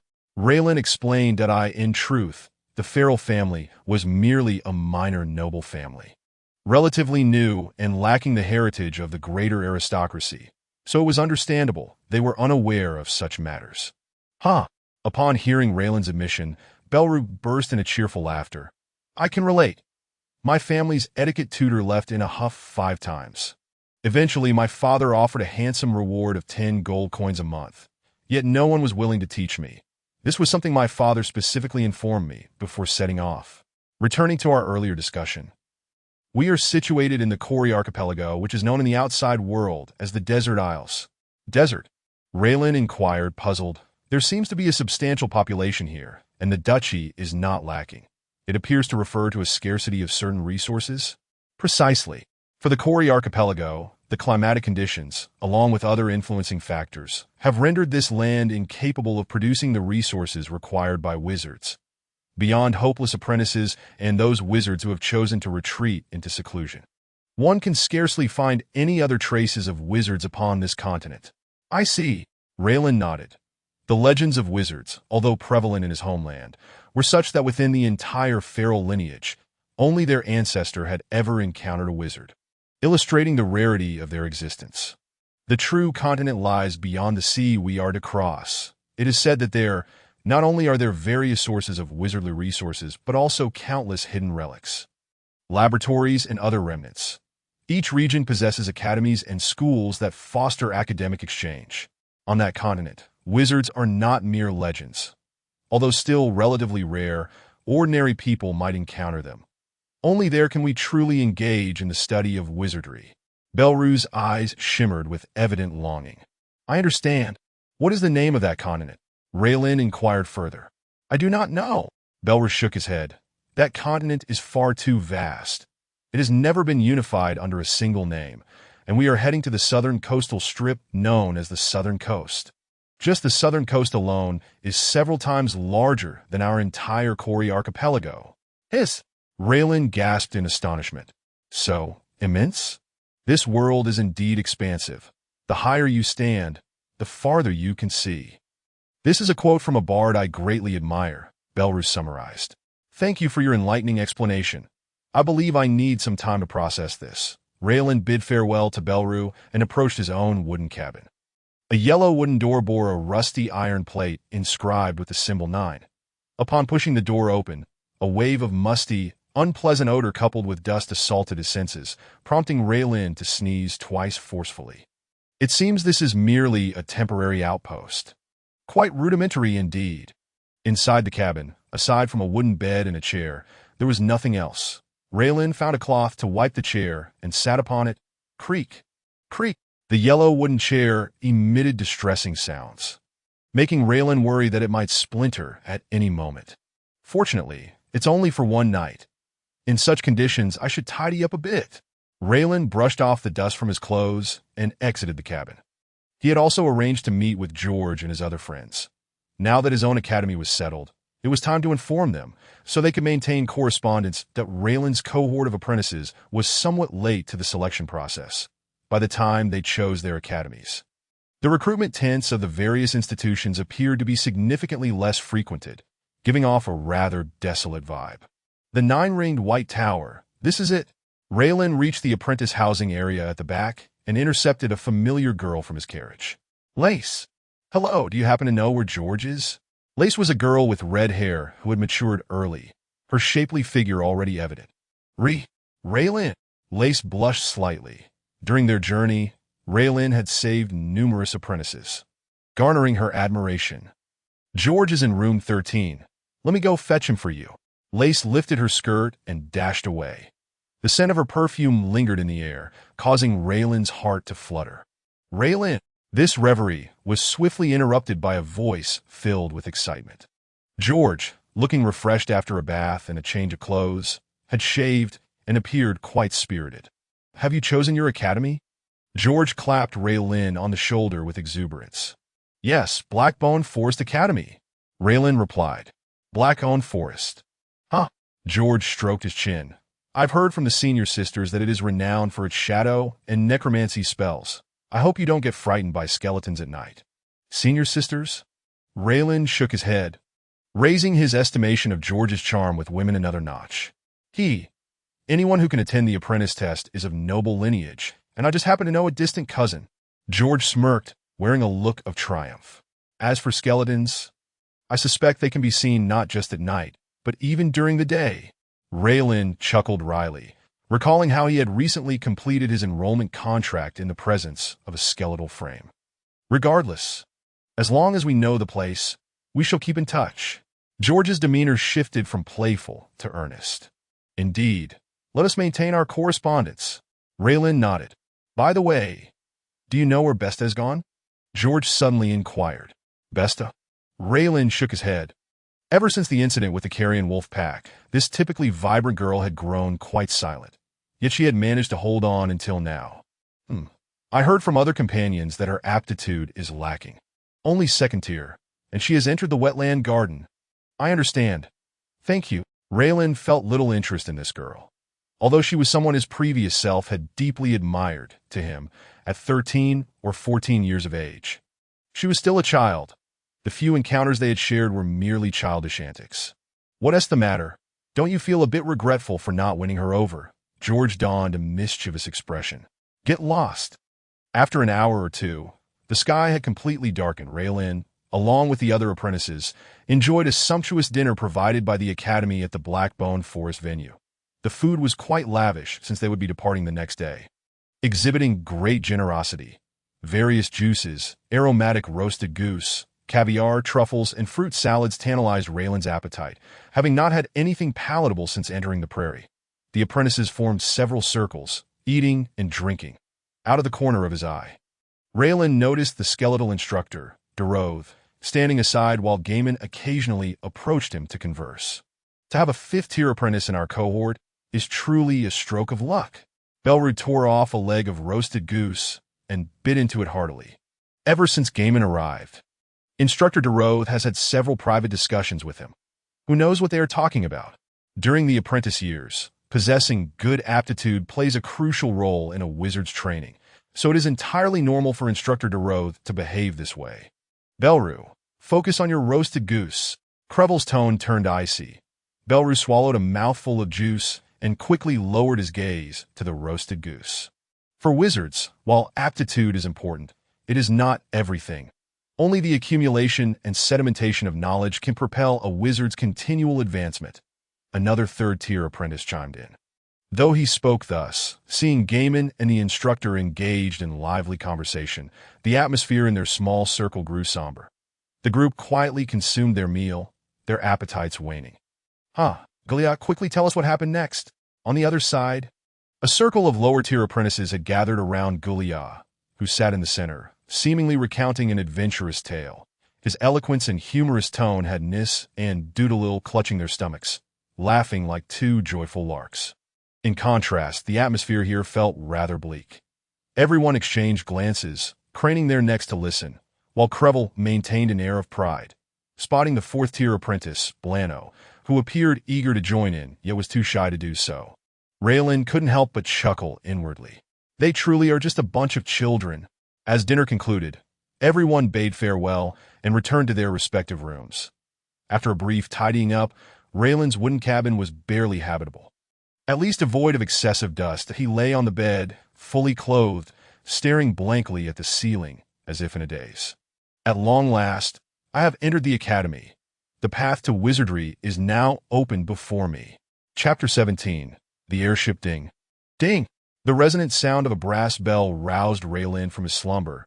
As he opened his eyes, a ray of morning light streamed through the window, illuminating his boots. Is it morning already? Reilin rose swiftly, hurriedly freshening up before stepping outside. Good morning, Reilin. Belru wore 2 dark circles under his eyes, yawning incessantly. The surroundings here are utterly dreadful. There are even fleas and mold on the blankets. Heavens, I cannot endure another moment in this place. Complaints echoed intermittently. These apprentices hailed from noble families, accustomed to a life of luxury, and now they could scarcely tolerate even the slightest discomfort. Each one of them now exhibited signs of insomnia, their eyes shadowed with deep rings. Although Reilin experienced a bit of restlessness during the first half of the night, he managed to sleep soundly in the latter half, leaving him in a far better state than the others, affording him the energy to wander about. The entire camp seemed to come alive, with many dismantling tents and the ground littered with discarded refuse. Reilin moved quietly, his mind swirling with thoughts. Every year at this time, groups of apprentices brave the peril of death to arrive here, embarking on the path of a wizard. My own journey shall commence from this very spot. Gather round, gather round. Everyone assemble according to the academy. Under the guidance of the mentors, do not stray. An elderly man with a white beard shouted in the center of the camp that it was unclear what spell he employed, but his voice reverberated throughout the camp, grating on the ears, more powerful than the loudspeakers of my previous life. Reilin rubbed his battered ears and hurried back to the Blackbone Forest camp. Hey Reilin, you're back. Just now, Crevel was looking for you. Belru greeted him. Over this period, Reilin had merely matched names to faces, but he had formed the best rapport with Belru. Apologies. I wandered too far in the camp and lost track of time. Did Crevel need something? A look of regret crossed Reilin's face. Nothing serious. Mentor Dort asked him to tally the number of people. Just let him know later. He is quite pleased with himself right now. Belru shook his head. All right. How shall we depart? By boat. Reilin gazed at the distant blue sea, seemingly endless, yet devoid of any large vessels. Not only are there no ships, but geographically, it is evident that this is hardly a prime harbor. Reilin mused inwardly. Should be, right? But to reach another continent, it's likely to take at least half a year. Belru scratched his head. The transportation conditions in ancient times were woefully inadequate. Merely traveling to the academy takes about a year. Time cannot be squandered. We must utilize it wisely. Reilin pondered, feeling the leather pouch at his waist, within which lay 3 magic stones pilfered from Olin, deep in thought. By boat. Such a naive notion. A voice interjected, frigid and laced with derision. Jamin? Reilin turned to the approaching figure clad in black robes. This is the Sea of Death. Any fish that emerges from its depths could slay a knight. The sea is home to numerous colossal beasts and even ancient creatures, which harbor a deep disdain for human vessels, often summoning storms. Attempting to set sail from here is tantamount to seeking death. A fish could slay a knight? Reilin's eyes widened. Currently, he was still a squire, not yet a formal knight. If Jamin spoke the truth, falling into the sea would spell doom for him. Reilin instinctively checked his physical data. Reilin feral strength 1. 9 agility, 1.9 constitution, 1.9 status. Healthy in the Death Prairie, Reilin had harvested some wolf meat for study and was delighted to discover a substance within the eyeballs of carrion wolves that greatly benefited the cultivation of a knight's breathing technique.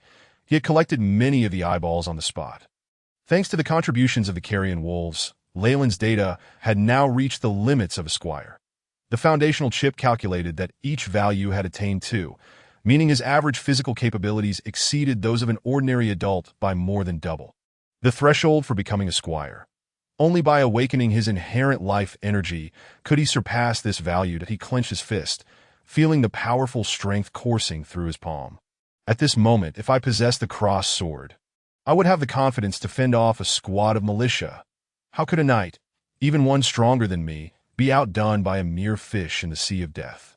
Reilin pondered, somewhat bewildered. Perhaps Jamin exaggerated, yet the sea of death indeed harbors immense danger. Even wizards cannot act recklessly here. That is a fact.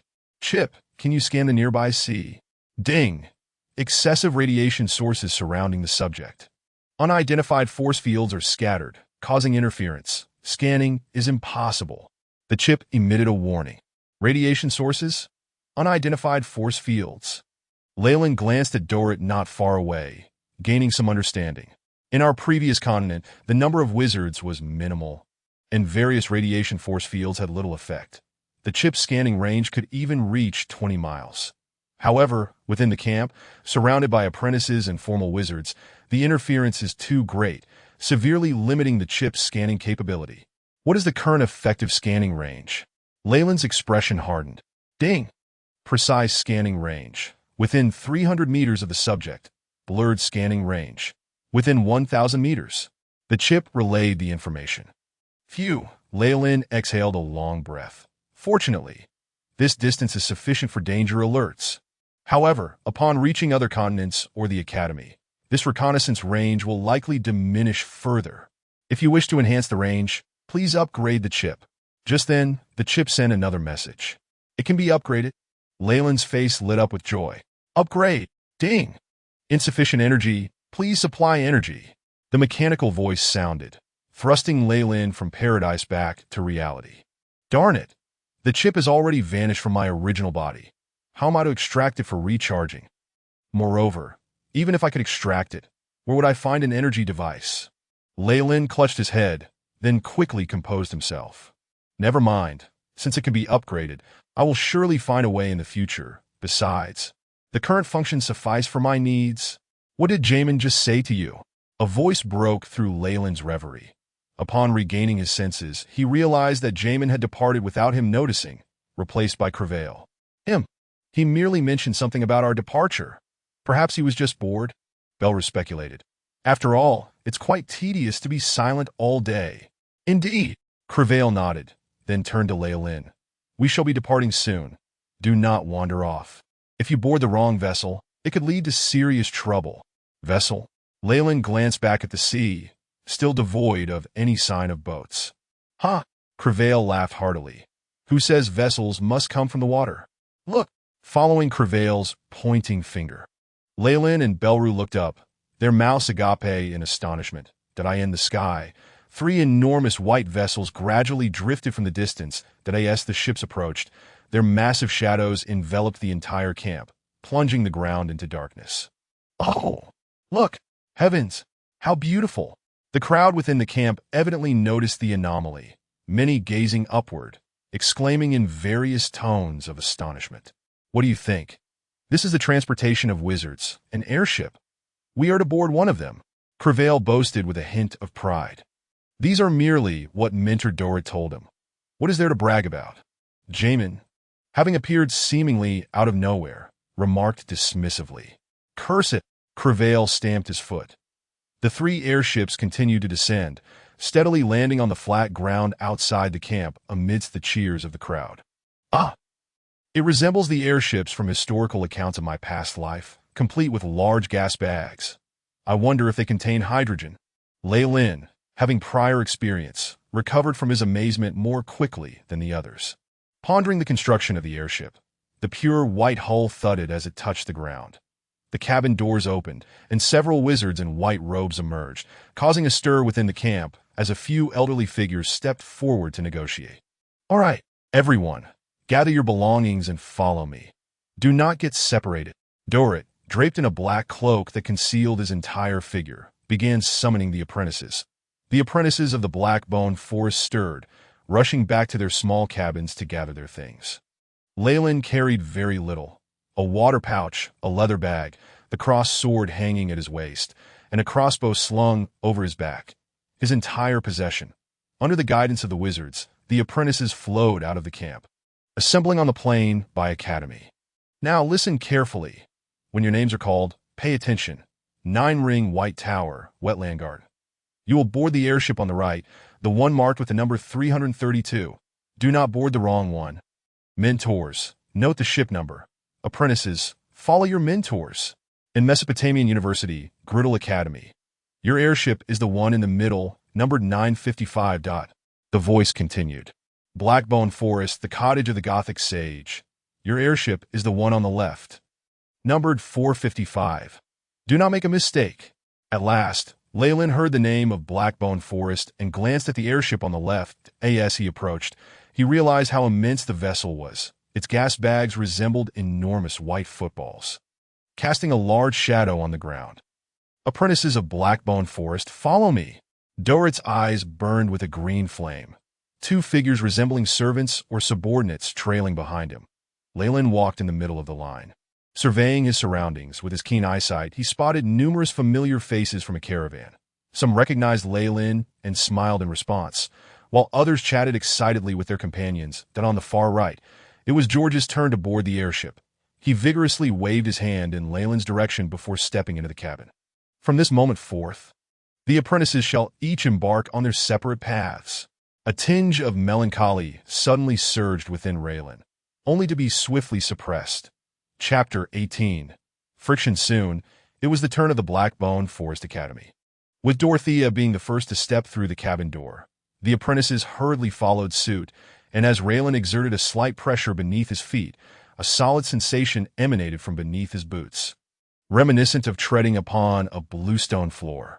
What an odd material! It resembles wood, yet is far more resilient. Did I guess it's some sort of alloy? Reilin mused as he observed the gray-brown, textured floor. We've arrived. The cabins for Blackbone are located along this corridor, from number 13 to number 32, that you may allocate yourselves freely. But remember, my room number is 14, that should you require anything, do not hesitate to seek me out. After delivering his message, Dorothea flicked his black cloak and entered his chamber with 2 attendants in tow. Now, I shall assign the rooms, Claywell announced as he stepped forward. Gaiman scoffed, casually selecting the room marked with the number 18. Claywell's face alternated between shades of red and white as he clenched his fists repeatedly before relaxing them.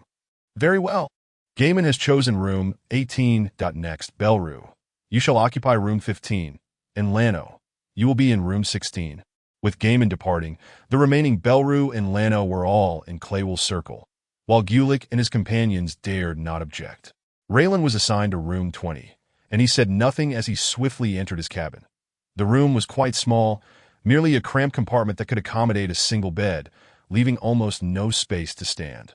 This reminded Reilin of the cramped sleeping quarters on trains in his past life, where one could barely stretch their legs.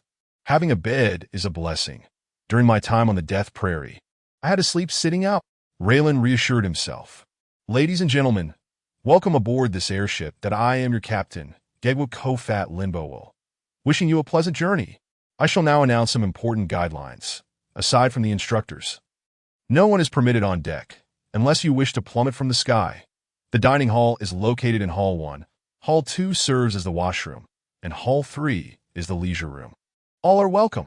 A deep male voice resonated from within the room, emanating from a brass pipe, the purpose of which remained unclear, whether as a gas conduit or a speaking tube. We have taken off. Reilin felt his body lighten as the ship swayed slightly, prompting him to lean against a small glass crystal nearby. This window was only the size of a soccer ball and rather thick, making the view outside somewhat indistinct as the airship ascended. The ground shrank beneath him, and gradually, the original campsite transformed into a mere black. In Reilin's vision, he carefully stowed away his crossed sword and crossbow before reclining on his bed. According to instructor Dorothea, the journey will last approximately a month. How interminable! Since I left home, over half a year has passed, and we are still not at the academy. In a daze, Reilin closed his eyes. Ding, ding dong. A melodious sound interrupted Raylin's slumber. Awakening him, Duddy sat up and glanced outside the window, which was now enveloped in darkness. Ah, it is already night. Ladies and gentlemen, good evening. The dining hall is currently serving dinner, featuring today's menu: foie gras with truffles, roasted whole chicken, white bread, and squirrel meat. This time, the voice had transformed into a lovely female tone. Reilin felt his stomach rumble and quickly rose, tidying his attire before dashing toward the dining hall. In the dimly lit corridor, lamps flickered at intervals, casting a warm glow. Wooden doors opened periodically, revealing fellow apprentices. The first hall was already bustling with apprentices, yet Reilin did not see any instructors, leaving him to wonder if there was a special dining area. A massive white stone adorned the hall's ceiling, radiating a bright, white light reminiscent of a small sun. Long tables filled the center of the dining hall, accompanied by white chairs, creating an ambience akin to a university cafeteria. "Hey, Reilin, over here!" Belru called out from a corner, joined by several other apprentices from Blackbone Forest. Coming, Reilin approached the serving area, took a silver tray and utensils, and after some thought, selected a piece of white bread, a fried chicken leg, a fruit salad, and a bottle of apple cider before joining Belru. "You all arrived quite early," Reilin greeted. "You were the one who was late. Surely you didn't oversleep?" Belru chuckled. Reilin sat down and gulped down half the bottle of apple cider. "I may have indeed overslept." He surveyed the surroundings. "Are we traveling with these apprentices?" At this moment, aside from the Blackbone Forest apprentices, others from various academies filled the hall, with the boys and girls clustering together according to their respective schools, maintaining a somewhat standoffish demeanor. "Indeed, we share a route with the Goth Sage's Lodge and several other academies. As for the Nine Rings White Tower folks, they are headed in an entirely different direction and must part ways," Lano explained. "I see," Reilin replied, a hint of regret in his voice. George and his companions boarded the airship on the right. It appears they are indeed quite far from Blackbone Forest Academy. It will be troublesome to stay in touch. After dinner, the group returned to their respective rooms for rest. Each day, aside from eating and sleeping, offered little else to occupy their time, and this monotonous existence persisted for 15 days. One evening, following dinner, the group was reluctant to retreat to their cramped cabins and instead gathered around the dining table to chat. "Belru, what seems to be the matter?" Reilin inquired, noticing Belru's evident despondency. Over the past few days, Belru had transformed into a chatterbox, regaling tales from his family lineage to the intricacies of a particular dish from the capital, a veritable fountain of anecdotes. The others had grown accustomed to this, finding amusement in his exuberance during their otherwise dull lives. "Indeed, I was curious to hear about your romantic escapades," Lano chimed in, prompting laughter. "I've already shared everything." Belru rolled his eyes. "I can think of nothing more to say. How dreadfully dull." Belru lamented. "Hold on. We only have half a month left." The journey from your home to the campsite was far longer. How did you pass the time? Reilin encouraged his friend, albeit with a hint of curiosity. "My home lies in the Bourbon Kingdom, right on the edge of the Death Prairie. It took me over half a month to reach the campsite," Belru replied, his energy waning. "No wonder." Reilin shook his head. "Gaiman, I spotted this first. What do you intend to do about it?" A silver tray clattered to the floor with a crisp sound. Reilin turned to see Claywell roaring, his hair standing on end like an angry lion. Meanwhile, Gaiman had skewered a golden-brown chicken leg onto his plate, declaring, "Whoever grabs it first claims it." The surrounding onlookers did not attempt to intervene. Rather, they appeared to relish the spectacle. Throughout the prolonged journey, Claywell and Gaiman increasingly found each other intolerable, particularly as Gaiman displayed a desire to recruit two subordinates that in previous encounters, both had maintained a semblance of restraint. Mindful of the wizards, yet now the situation was clearly spiraling out of control, Reilin frowned. "You are forcing my hand," Claywell bellowed, his muscles bulging, giving him the appearance of having expanded in size. Being a noble, he had undergone knight training and seemed to have ignited his life energy, becoming a true knight. Chip scan. Ding. Claywell's strength.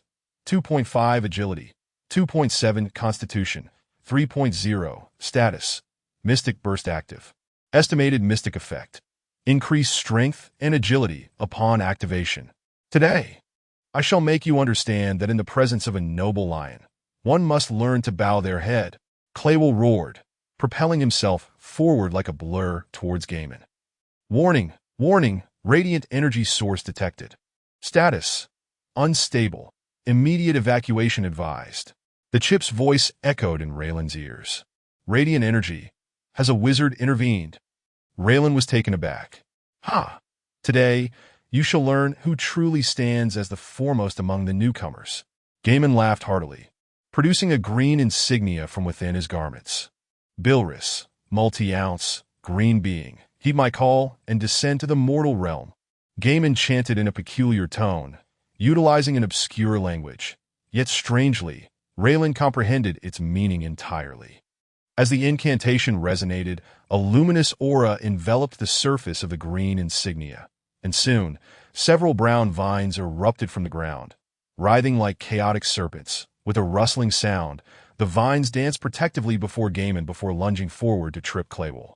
Layer upon layer of vines ensnared Claywell, wrapping around him until only his face remained visible. A magical item! Apprentices exclaimed in astonishment. To wield a magical item, one must be at least a first-tier apprentice. Has he already advanced to a first-tier apprentice?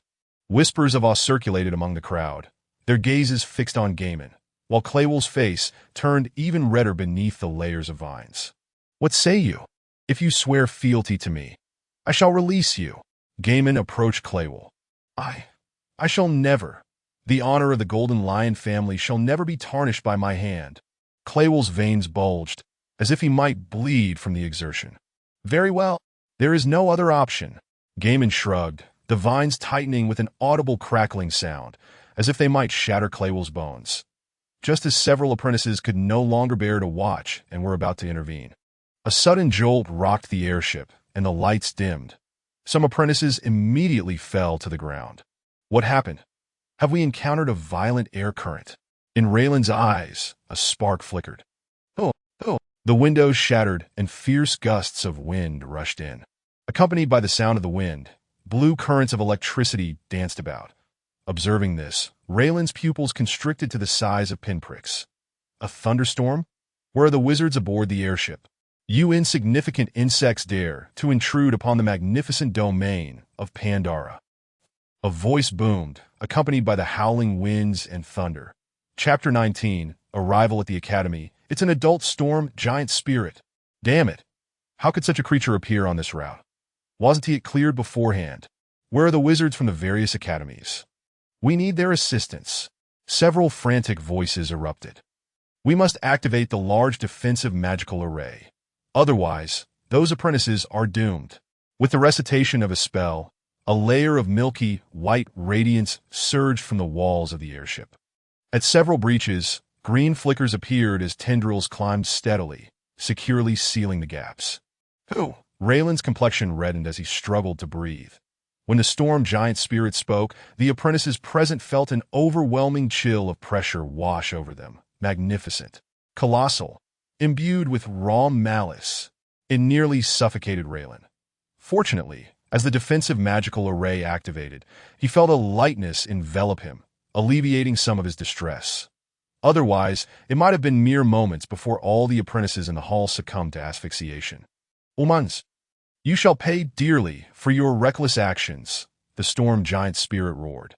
Its voice pierced through the magical array, causing the milky light to tremble. Great son of nature, please temper your wrath. We possess a token, a voice. Somewhat familiar to Reilin, broke through the chaos. It was the captain of the airship. This is a pact established with His Highness, the Storm King. It grants us passage. The voice of the wizard, Gage, resonated with confidence. A token? The storm giant spirit's voice dripped with skepticism, quickly escalating to a roar. Pandora is free. The tribal covenant does not govern me. Rage roared Demigran, but Allah. As the incantation echoed once more, the external lightning surged tenfold in ferocity. Damn! It's a wraith. I've hit the jackpot. Gage's voice rang out again, though it lacked its usual bravado, replaced instead by frantic desperation. Everyone, attack together. Boom! A kaleidoscope of colors flashed outside the windows. Entwined with the lightning, the airship began to tremble subtly. Reilin's face paled. He could only pray that the wizards would unleash their might and drive away the accursed storm giant spirit. Otherwise, at such heights, escape would be futile. Bang! Another loud crash reverberated, and the airship fell into silence. Has it departed? It was merely an adolescent storm giant spirit, barely equivalent to a semi-elemental wizard, with 9 of us. Its retreat was to be expected. The voices of the wizards outside were clearly unrestrained, likely intended to reassure the apprentices. Indeed, upon hearing this, the apprentices present erupted into jubilant cheers. Oh, praise the great wizards! Damn! I thought we'd be reduced to pulp. Haha, look at that coward. He has what himself? The apprentices laughed boisterously at the misfortune of one. Venting their fears, Reilin cast a brief glance. Long before the storm giant spirit had spoken, Gaiman had loosened the vines that had bound Crevel. Now, Crevel had vanished, while Gaiman, despite his slightly pale complexion, stood resolutely at the center, maintaining the posture of a victor. The chip hadn't detected that Gaiman was carrying a magical artifact. It seems he must have acquired it recently, with the only conduit being Dorrit. It appears that after obtaining the magical artifact, Gaiman could hardly contain his eagerness to challenge Crevel's position. Had it not been for this disruption, he might have succeeded. Reilin mused to himself. Due to the interruption by the storm giant spirit, the conflict between Gaiman and Crevel concluded in an unresolved fashion. Thereafter, Crevel made every effort to avoid appearing in the same vicinity as Gaiman, seemingly fearful of the latter's magical artifact. This clash had a profound impact on Reilin. Crevel has fully awakened his life energy, crossing the threshold to become a formal knight, yet he remains as vulnerable as a lamb in the presence of apprentices wielding magical artifacts. It seems the power of wizards indeed far surpasses that of knights. I had originally contemplated awakening my life energy, but it now appears that if I have not done so by the time we arrive at the academy, I should forego the attempt. I must dedicate all my energy to the study of wizardry. Reilin resolved firmly. As days passed, the airship finally reached another continent. Aside from the encounter with the storm giant spirit, the airship had faced numerous flying creatures along the journey, making Reilin acutely aware that not only the Sea of Death was perilous, but the skies held dangers as well. Fortunately, Gage's token proved effective against most creatures. Averting conflict. During this period, the airship made several landings to disembark groups of teachers and students, gradually becoming more spacious. Before he knew it, over 10 days had slipped by. Bang!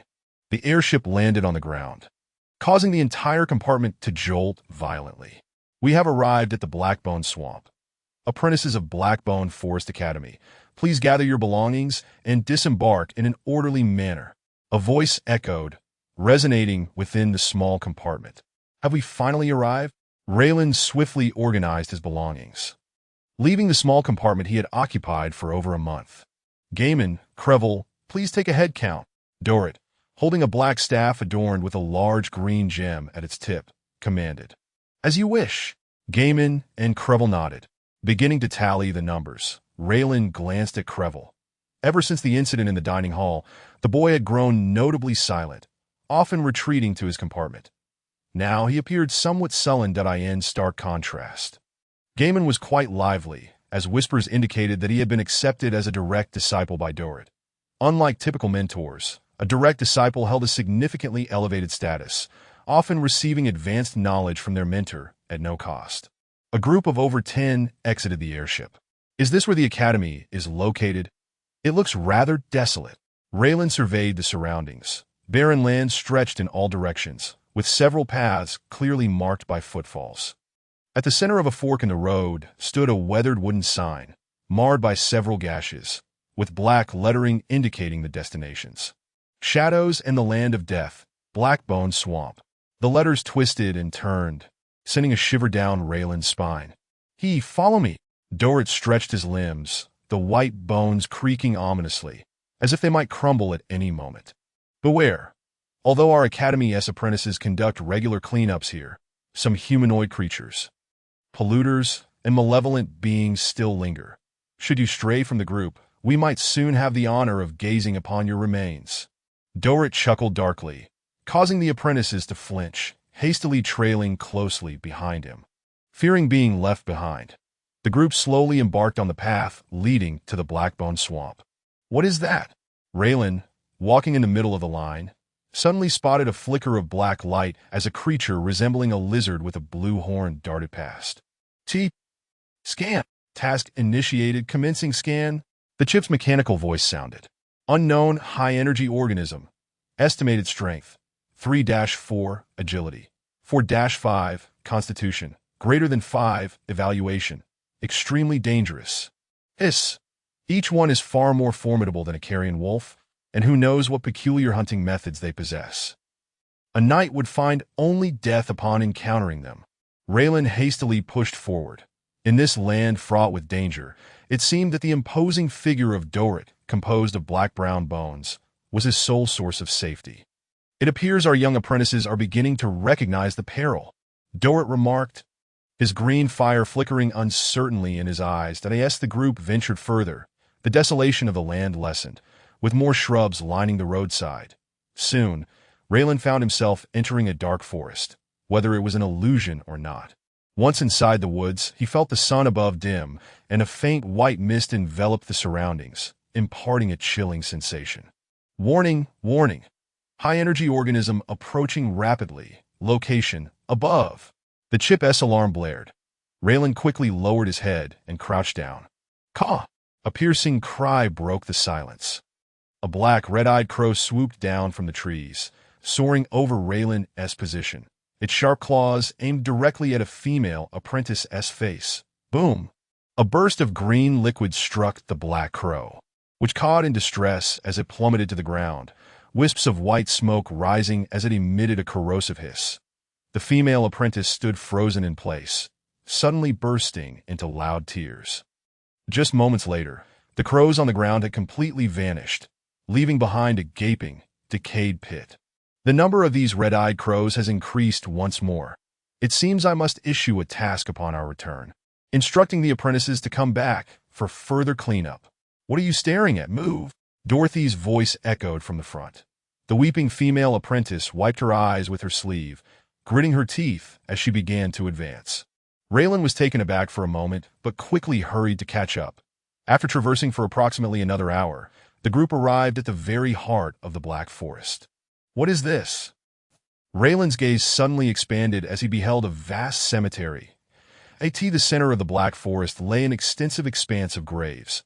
This cemetery was grand, adorned with black and white marble, exuding an air of opulence.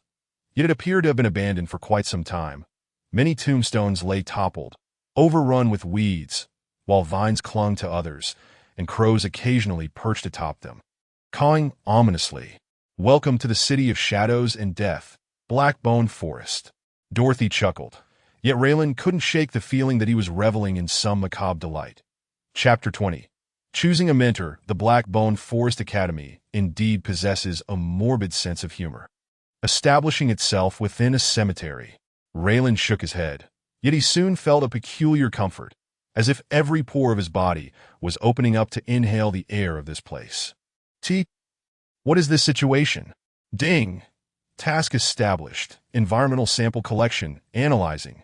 A noticeable increase in a type of negative energy particle within the surrounding environment is resonating slightly with the primary mental force, speculated to be dark-type negative energy particles. The chip's voice chimed in. "Now I see. The heightened negative energy in the environment is evidently beneficial for dark-type sorcerers, akin to how cultivation sects in previous lives sought out places rich in spiritual energy." Reilin began to comprehend the Academy's rationale. Password. At this moment, Dorothy had led the team to the very center of the cemetery, where a grand tomb stood, constructed of stacked black marble, resembling a colossal black castle. Beside the tomb's entrance stood two massive stone statues. The one on the left depicted a two-headed monstrous dog, adorned with barbs, while the right showcased a gigantic winged lizard, its sharp teeth bared, exuding a fierce aura. Both statues were strikingly lifelike, their eyes fashioned from black gemstones. Appearing almost alive, as Dorothy approached the statues, The lizard spoke, its voice dry, with crumbling stone dust cascading from its mouth as it opened and closed. Enough! Kimura, do you not recognize me? Dorothy responded with an air of annoyance. Upon hearing Dorothy's words, both the lizard and the monstrous dog erupted into uproarious laughter, the sound creating a gust of wind that ruffled the collars of the apprentices behind them. Dorothy, though we are quite familiar with you, rules are rules. The statues now appeared entirely animated, the dog licking its front paw and emitting a voice reminiscent of a woman. Or perhaps, do you wish to play with us? The lizard beckoned with a claw, as if inviting a game, saying, "Come on, I happen to feel a bit itchy. All right, let me think." Dorothy rolled his eyes in exasperation. Oh, damn it. I really should take those imbeciles who designed the defensive magic formations and stuff their heads up their own behinds. Dorothy suddenly roared. Quickly, tell me, what is the password? The monstrous dog growled, sparks already beginning to fly from its mouth. The secret password is, "I detest foul bones." Dorothy whispered that Reilin's mouth twitched, and he exerted considerable willpower to suppress a smile, despite Dorothy's skeletal visage. He was certain his mood was far from pleasant. "Haha, the password is correct." The lizard and the monstrous dog boomed with laughter, parting to allow passage. "I bet the overseers within the academy are watching through the crystal ball, laughing themselves senseless." The dog chuckled, returning to its original stone pedestal, reverting to its prior statue form. An apprentice finally could not contain themselves, letting out a sound. Dorothy's eye sockets suddenly flared with green flames. It seems I must teach the newly inducted apprentices what it means to respect their mentors. Snap! Dorothy snapped his fingers. "Ah, what is that? Stay back, stay back!" The apprentice who had made the noise stumbled back several steps, collapsing to the ground in a fit of terrified screams. "Roxy, what happened?" Another apprentice approached. "No, stay away!" Roxy shrieked, her face beginning to twist in horror. Witnessing this scene, a chill crept from the depths of the other apprentices' hearts. Sorcerers are equal among themselves and may engage in jest. However, apprentices must maintain humility. Reilin suddenly grasped the survival principles of the sorceress world. Only with comparable strength could dialogue take place. Adjacent, Gaiman and Crevail shared similar contemplative expressions. "Hold him up! We are entering!" Dorothy pointed at the still screaming Roxy. His two attendants stepped forward, one on each side, lifting Roxy with ease. At least they are both high knights. Observing how effortlessly the two attendants subdued Roxy, a glimmer of insight sparkled in Reilin's eyes. Upon opening the tomb door, a spiral staircase of stone steps leading downward came into view, gradually disappearing into the unfathomable darkness. Dorothy tapped a brick on the ground with a staff, and with a resounding thud, clusters of blue flames ignited intermittently, illuminating the floor. Aside from the color, this place resembles a medieval castle, Reilin exclaimed, stepping onto the staircase of the Black Bone Forest Academy, under the illumination of the blue flames. Reilin could not discern how long they had walked, but it certainly exceeded 20 minutes. So vast, the underground structure's area far surpasses that of the cemetery above, extending several times over. It resembles an underground kingdom. Reilin calculated silently. Our Blackbone Forest Academy was established in the year 324 of the Western calendar, boasting a history of over 1,000 years. And our first dean was the great sorcerer Merlin Faircoast Dillowitch. Dorothy, leading the way, occasionally provided explanations. What you just entered is the main gate of the academy. Besides that, the academy has many other exits. Once you become official sorcerers, you may apply to choose an unoccupied grave in the cemetery above as your dedicated passage. Dorothy continued. However, Reilin could not help but twitch at the corners of his mouth. We aspire to become sorcerers merely to obtain a plot of land in a graveyard. Such a morbid sense of humor. Yet, recalling the misfortune of the hapless apprentice before, Reilin dared only to voice his thoughts internally, refraining from speaking them aloud. Within our Blackbone Forest Academy, there are several major districts: residential, educational, experimental, garden, trading, and task districts, among others that a guide will show you the specific locations later. For now, follow me to register for classes, then choose your mentor. Dorothy arrived before a rather large room, gesturing towards the inscription on the iron door. "This is the administrative office. But I suspect you won't wish to return here anytime soon." Reilin gazed at the door, adorned with symbols that resembled both letters and patterns, ultimately recognizing that they bore no resemblance to any script he had encountered before. "Oh, I forgot you wouldn't understand ancient Byron." Dorothy smacked his forehead. "No worries. This is the foundational language of spells. You will learn it in due course." "Dorothy, is it? Come in." With the sound of an aged voice, the iron door swung open on its own, extending a massive iron hand to unlatch it while making a gesture for them to enter. Following Dorothy inside, Reilin discovered a spacious room where an elderly man with a white beard and red eyebrows sat behind a large black desk, diligently writing with a quill pen, surrounded by thick stacks of parchment. Behind him loomed towering bookshelves, filled with a disarray of scrolls, crystal orbs, and the like, resembling a grand library. "You are late," the old man remarked, setting down his quill, a smile creasing his parched face. "We encountered a bit of trouble on the way, ran into a wandering storm giant, and the airship sustained some damage, which delayed us." Dorothy explained. The old man replied, "That is indeed unfortunate." His bright eyes, brimming with wisdom, scanned the apprentices before settling on Gaiman. "It appears you have made quite the acquisition." "Of course," Dorothy gestured. "Gaiman, step forward." Pulling Gaiman closer, he declared, "I have reached an agreement with him. He is now my direct disciple.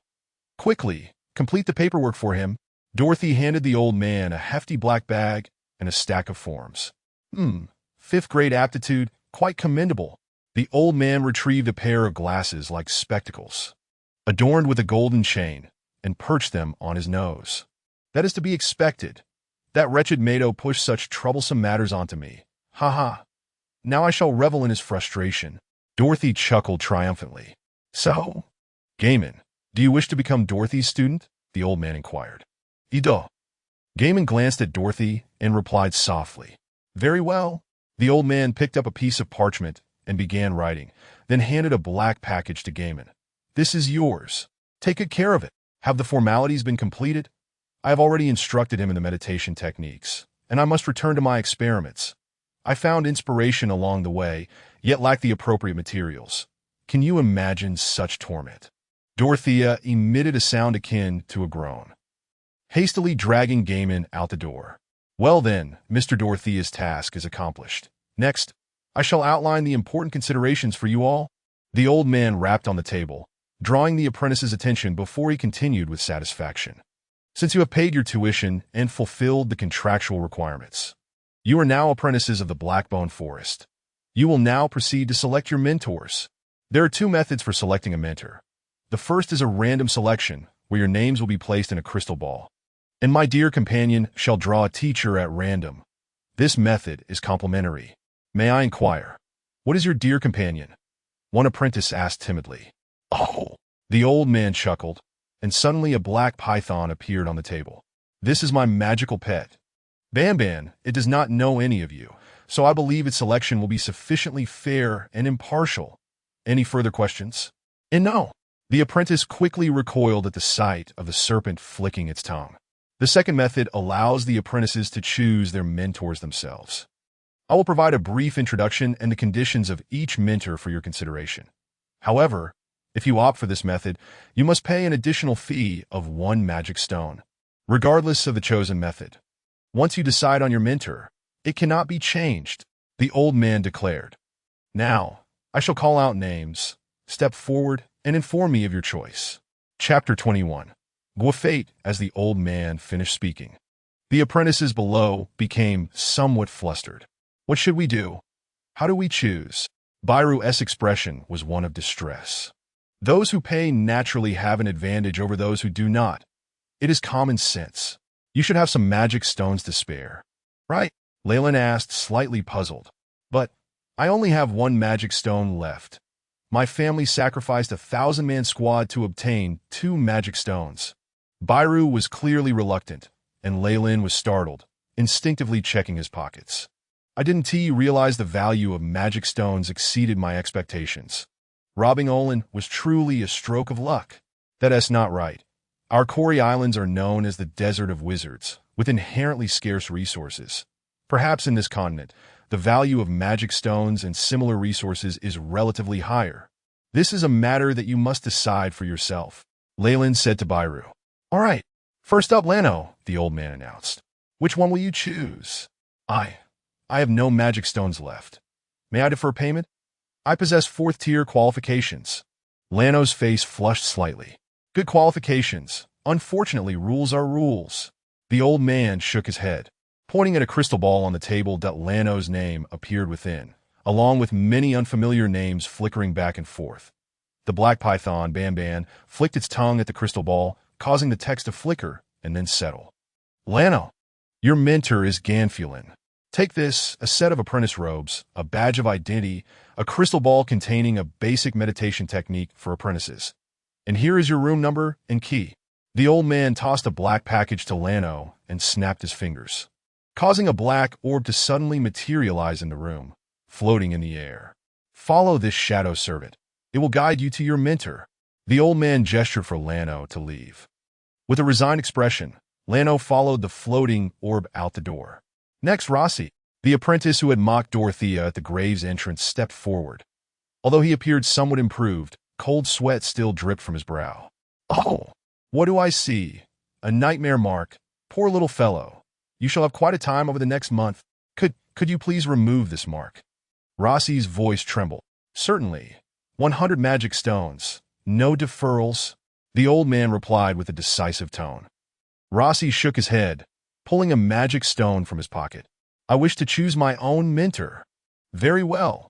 The old man took the magic stone and tossed a hefty tome resembling a dictionary to Rossi. All the mentor information willing to accept apprentices is contained within. Take your time to choose. Thud. An hourglass appeared on the table, sand steadily falling. I forgot to mention, each magic stone grants only the time of 1 hourglass for selection. Exceed that, and you must pay another magic stone. The old man's smile was rather sinister.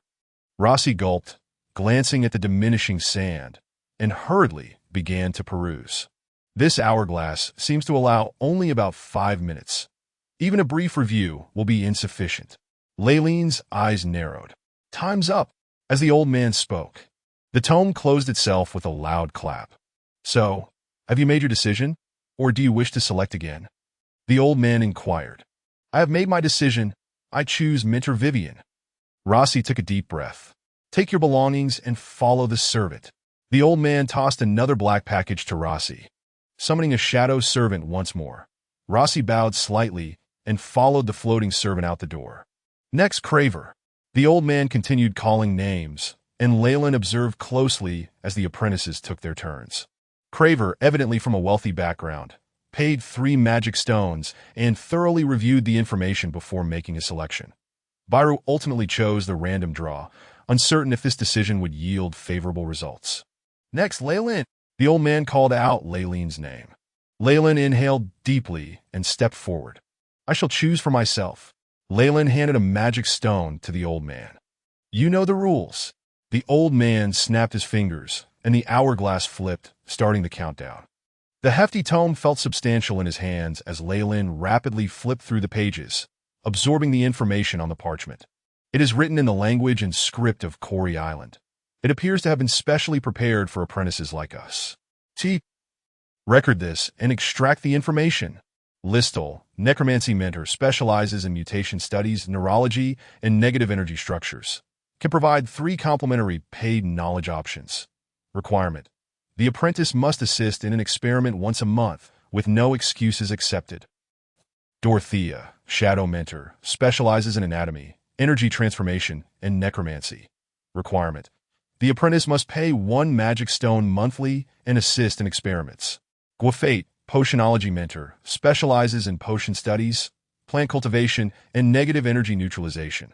Can provide 1 complementary paid knowledge option. Requirement. The apprentice must assist in cleaning the laboratory daily, pre-process various herbs, and aid the wizard in potion experiments, provided it does not endanger the apprentice's safety. Estrol, curse mentor, specializes in curse studies, human anatomy, and spirit studies. can provide 5 complimentary paid knowledge options, of which the apprentice may choose the type, and can be taught anytime, anywhere. Requirement: assist in 1 experiment, just 1. As the pages turned, they emitted a rustling sound. And when the last grain of sand fell, Reilin also turned the final page of the tome. Good memory. This will be beneficial for your future studies. So, which one will you choose? The old man inquired with a smile. Reilin closed his eyes. Chip, how is the data organization progressing?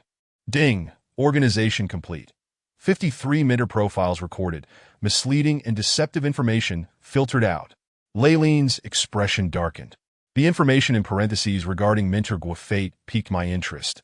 It seems that wizard experiments can be quite perilous and may even threaten the apprentices' lives. Guafate is merely for potion experiments.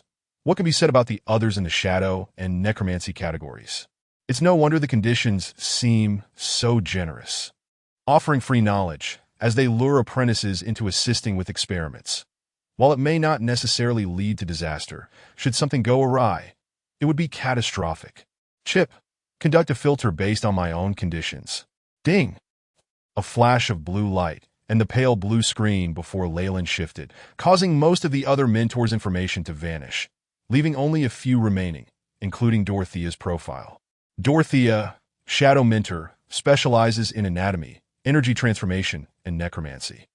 Requirement: the apprentice must pay 1 magic stone monthly and assist in experiments.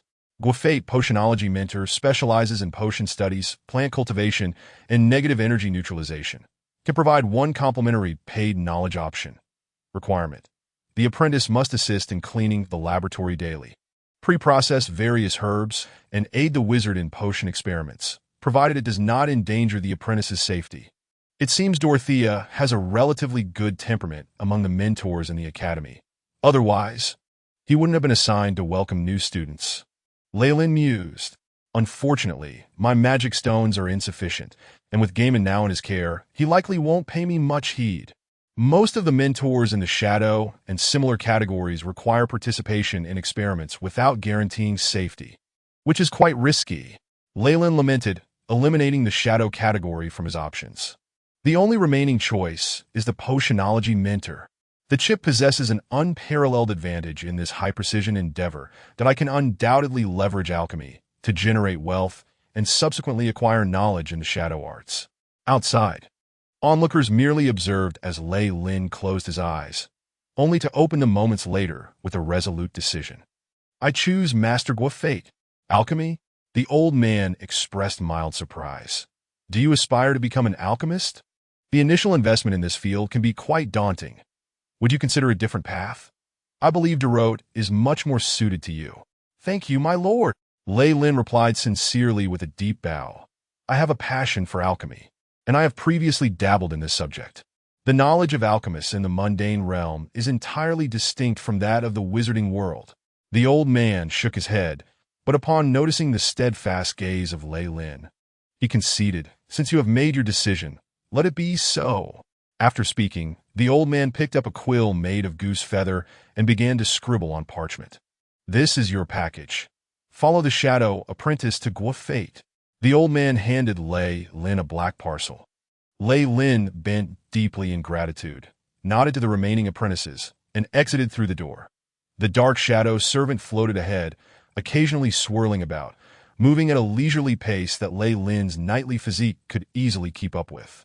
Apprentices passed by occasionally, regarding Reilin with expressions of indifference. Following the shadow servant, Reilin traversed several corridors, 2 halls, and a garden before arriving at a laboratory-like area.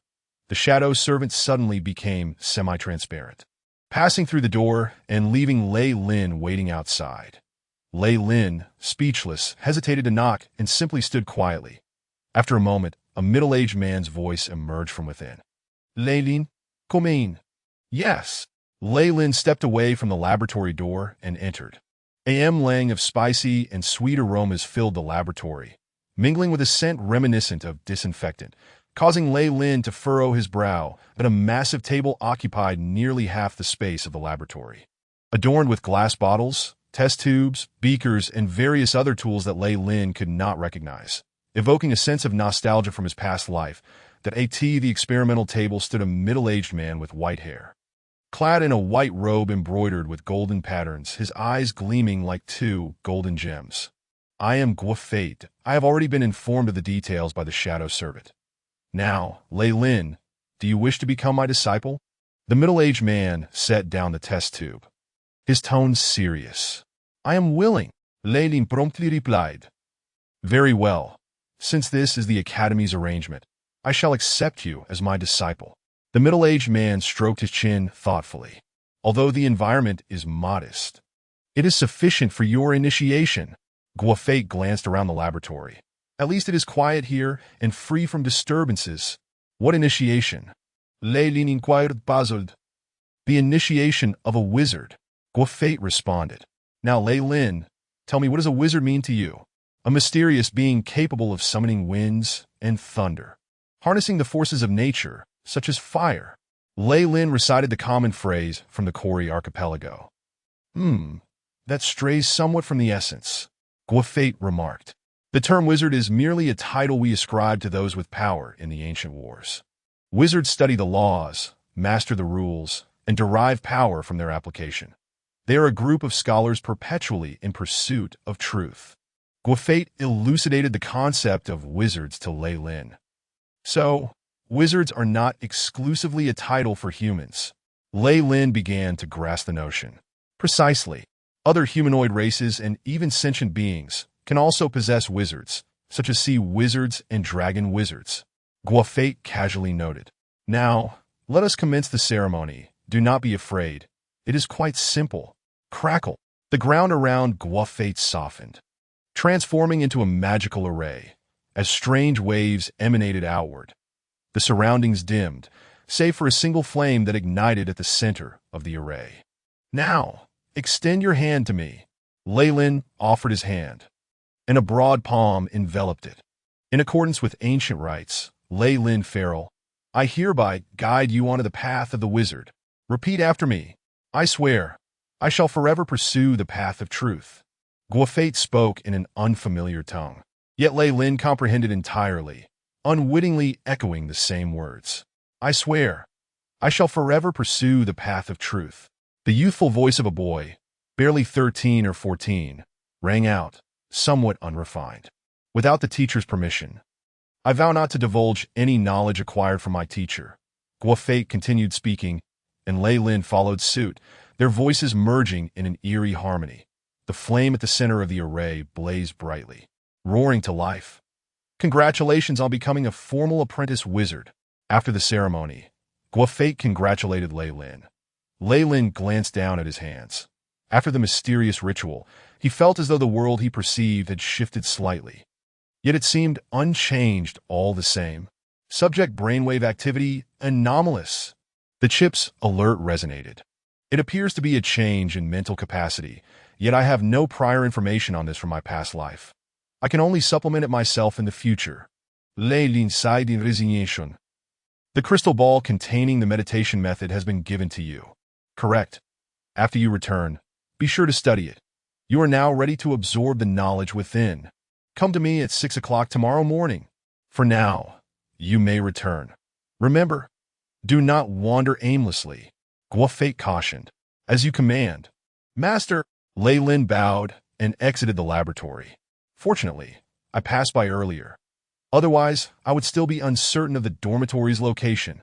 While following the Shadow Servant, Reilin had activated the chip to record a map, which was now partially complete, having memorized at least the areas he had traversed. The wizard's realm is fraught with danger. Reilin did not wish to suffer consequences from a wrong turn. Upon reaching the dormitory area, Reilin rummaged through the parcel given by the old man and retrieved a key. The black copper key felt weighty in his hand, inscribed with the number 783. The dormitory area appeared somewhat desolate, and as Reilin walked alone down the empty corridor, the echo of his footsteps sent a shiver down his spine. Following the number, he located his room. This must be it. Reilin inserted the key into the lock, and the heavy metallic sound echoed as the door swung open. Flames ignited automatically within the dark room. They have actually devised a voice-activated system using magical principles. Reilin mused as he set down his parcel and began surveying the territory he would inhabit for several years. The dormitory was relatively small, divided into 3 compartments: a bedroom, a living room, and a washroom, surprisingly allocated for each apprentice individually. That a stack of fresh blankets lay on the bed, appearing clean and tidy. The environment is quite pleasant. Reilin sat on the bed and unpacked the items distributed by the academy. A set of apprentice gray robes, according to the chip's analysis. Several spells may be embedded within, providing defense comparable to ordinary leather armor. Quite a valuable item. Reilin swiftly donned the gray robe and affixed the emblem representing an apprentice to his chest. In this guise, he resembled the gray-robed apprentices he had encountered earlier that day. Following this, Reilin organized his belongings and tidied the room. As he exited, the door of the adjacent dormitory swung open, revealing a brown-haired apprentice. "Hello, are you the new apprentice? My name is Bill. Greetings. I am Reilin. Just arrived today." Reilin responded, as he had some inquiries of his own. "Could you direct me to the dining hall?" Upon hearing Reilin's voice, a look of understanding appeared on Bill's face. "It's already evening. I was just heading there myself. Care to join?" "I would be delighted." Reilin smiled, casually closing the door behind him. The dining hall is located 3 floors below. Everything is complimentary, though you may also pay for custom dishes if you desire. Bill led the way, providing introductions. "I hail from the Marshland Principality. What about you?" "The Kori Archipelago." "Good heavens, that is quite far. You must have faced considerable hardships on the journey." Bill was evidently quite talkative, and Reilin gleaned a wealth of information from his chatter. Bill, like him, was also a newcomer, having arrived 5 days earlier. The Blackbone Forest Academy boasted nearly 100 instructors and over 1,000 apprentices. "By the way, who is your mentor?" Bill inquired. "Gwafate, the professor of alchemy." Reilin replied. "Alchemy? Impressive." Bill appeared somewhat astonished. "Is alchemy particularly challenging?" Reilin felt a twinge of concern. "Not only is it difficult, but the study of alchemy requires a substantial amount of materials for practice. Few can afford to pursue it, although becoming an alchemist can indeed be quite lucrative." Bill gazed at Reilin with a hint of regret. "You must have been assigned randomly to that python-striped fellow. Is that so?" Reilin scratched his nose. "All right, here we are at the dining hall. Feel free to help yourself." The Academy's dining hall was lavishly furnished, surpassing even the meals Reilin had enjoyed during his time on the airship. The patrons were all clad in black robes, with not a single formal wizard in sight. After dinner, Reilin bid farewell to Bill and returned to his room, settling on the bed with the crystal ball in hand. At last, the journey into wizardry begins. Reilin idly fiddled with the crystal ball, his eyes gradually becoming dazed and his pupils dilated. "Have you discovered the data interface? Shall we commence transmission?" The voice of the chip resonated. "Commence." With Reilin's command, an abrupt and intense pain surged through his head, as if someone had forcibly inserted a piece of lead into it. "What is this?" Reilin cradled his head, realizing that alongside the agony, a multitude of images and texts suddenly materialized in his mind. The first line reading, "Elementary meditation technique." This knowledge seemed to have appeared out of nowhere, deeply etched into Reilin's brain. After a considerable time, he finally emerged from the throes of pain, his mind still clouded. Begin organizing the data on the elementary meditation technique. Ding. Task established. Commencing organization. A blue screen flickered into view before Reilin. Ding. The data has been reorganized with 21.3 of extraneous information removed. Shall we begin transmission? Transmit. Reilin issued the command. As the chip continued to relay information, Reilin began to comprehend the meditation techniques for wizard apprentices. The elementary meditation technique, as its name implies, is specifically designed for wizard apprentices, serving as the most fundamental method. After years of refinement, it has reached a nearly flawless state, with the content of the initial meditation techniques across various academies being largely similar. Specifically, it resembles the visualization techniques of a past life. Enhancing mental strength by delineating runes in the mind. The more runes sketched, the greater the apprentice's mental power. Wizards favor meticulously documenting all processes with precise data. For apprentices, this stage of practice is divided into 3 tiers: first-class apprentice, second-class apprentice, and third-class apprentice. The classification of apprentices is determined by the progress in their meditation techniques. Successfully meditating on 8 runes at once qualifies one as a first-class apprentice, while meditating on all 24 runes signifies entry into the second-class apprentice tier. As for the third-class apprentice, it appears additional criteria are required. The progress of meditation is closely tied to the innate talent of the wizard. In terms of meditation practice, the advantage of a 5th-class talent during the apprentice stage is truly remarkable. Within just 5 to 6 days, one can advance to a first-class apprentice, and no wonder Gaiman, who was an ordinary person before boarding the airship, could wield magical items after merely half a month. Conversely, a 4th-class talent requires approximately half a month to 20 days to reach first-class status. A 3rd-class talent takes a month, a 2nd-class talent needs 6 months, and a first-class talent may take 1 to several years.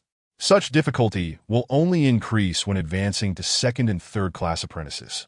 It is understandable why mentors prefer apprentices with higher talents. After all, the modest effort invested now can yield the rewards of a formal wizard many years down the line. The meditation data is now in a standalone document. Shall we begin analysis? The chip prompted with a window. Commence analysis. Analyzing. Progress. 0.11-inch the chip displayed. This crystal ball seems to transmit knowledge directly into the apprentice's mind, albeit in a rather crude manner, disregarding whether one truly comprehends it. In contrast, the chip organizes the data before transmitting it to the memory area, and can even assist with the analysis. Reilin pondered the differences between the 2 methods. Chapter 23. Inside the Academy, tick-tock. Tick-tock. The floor clock in the room had completed more than a full rotation, indicating that over an hour had passed. The first rune has been analyzed. Shall we proceed with transmission? The chip inquired. Has it finally been analyzed? Begin transmission. During this interval, Reilin had also studied the original meditation technique template, yet found it utterly ineffective. The will runes appeared in a 3-dimensional format with intricately complex designs. A single misstep could prove disastrous. To represent these runes in written form necessitated not only exceptional artistic skill from the author, but also posed a challenge to the recipient's learning capacity.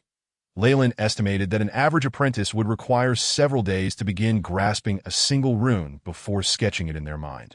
Whereas for the chip, only a few hours were needed. Such progress might rival that of a 5th or 4th-class talent. Reilin surmised as the chip transmitted the information, Reilin fully comprehended the structure of the first will rune, which resembled an A without its middle line, adorned with intricate patterns and spiral structures that became increasingly dizzying upon closer inspection. Begin meditation. First, one must maintain a pure heart, envisioning a tranquil great lake.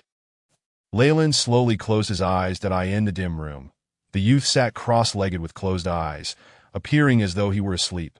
Time passed, and suddenly, a faint point of light flickered around the youth before entering his body and quickly vanishing. Reilin's eyelids fluttered, and he opened his eyes. So exhausting. It seems meditation, like the knight's breathing technique, has a time limit. Chip, check my physical condition. Ding, subject status is being assessed. Subject's cerebral cell activity level has increased, with overall cellular vitality rising. Ding, subject's constitution has improved by 0.05. Phew, meditation truly lives up to its reputation as a wizard's training method. I can feel that the essence of meditation primarily enhances mental strength, while the improvement in physical condition is merely a secondary effect. The mind influences the material. Through practicing meditation, my physical limits are beginning to break. Reilin's expression was complex, filled with unspoken joy. According to the material, it is advisable to sleep after meditation for optimal effects. Reilin removed his outer garments, lying down and sinking into profound slumber. Ding ding! Alarm reminder activated. The chip's mechanical voice echoed, pulling Reilin from his sleep. It's already the time I set for the alarm. How swiftly time passes. Reilin stretched. Noticing the clock read 5:30. Hurry and prepare. I must meet Mentor Guafate. Reilin quickly washed up, then hastily consumed a piece of white bread for breakfast before arriving at yesterday's laboratory. "Good day, Minter," Reilin greeted, noting that the silver-haired Guafate was accompanied by a female apprentice, whose curvaceous figure and striking beauty indicated she was another of the Minter's students. Have you begun to attempt the meditation technique?" Guafate furrowed his brow. "How does it feel?" "My head hurts a lot, and I feel a bit dizzy." This is a normal side effect following the transmission from the memory crystal ball. Be sure to rest adequately, Guafate advised. "Now let me introduce you. This is BG, my other student, and this is Reilin, our new apprentice from yesterday." "Hello." BG curtsied gracefully. "Greetings." Reilin placed his right hand over his heart, exuding a noble, gentlemanly demeanor. "BG is your senior, aside from the apprentices who have graduated. You also have a senior named Merlin, who excels in potion-making," Guafate informed Reilin. Merlin is regarded as a rare talent in potion-making, the most promising candidate to inherit the Minter's legacy. BG added. "Ha! Indeed, Merlin's talent in potion-making is exceptional. If you have any questions, feel free to ask him." Guafate's face lit up with a smile at the mention of Merlin, indicating his satisfaction with the student. "As for you, Reilin, are you familiar with my rules? I have seen them in the Minter selection materials." Reilin nodded. "From now on, you must come here daily to assist with cleaning and organizing the materials. During your breaks, you can attend free lectures. As for the perks here, you may propose a paid course once you've acquired the foundational knowledge," Guafate stated. "Thank you, Minter." Reilin quickly bowed, feeling utterly ignorant of the wizarding world. Even if Guafate asked him to choose, he wouldn't know what was best, hoping to maximize his benefits in future decisions. "Now, I grant you half a day's leave. Let BG accompany you around the academy, and she will inform you of some prohibitions. BG, please share those with Reilin." "Yes." Reilin and BG nodded, departing the laboratory. This area is where the Minter resides. Apprentices are generally not permitted to enter.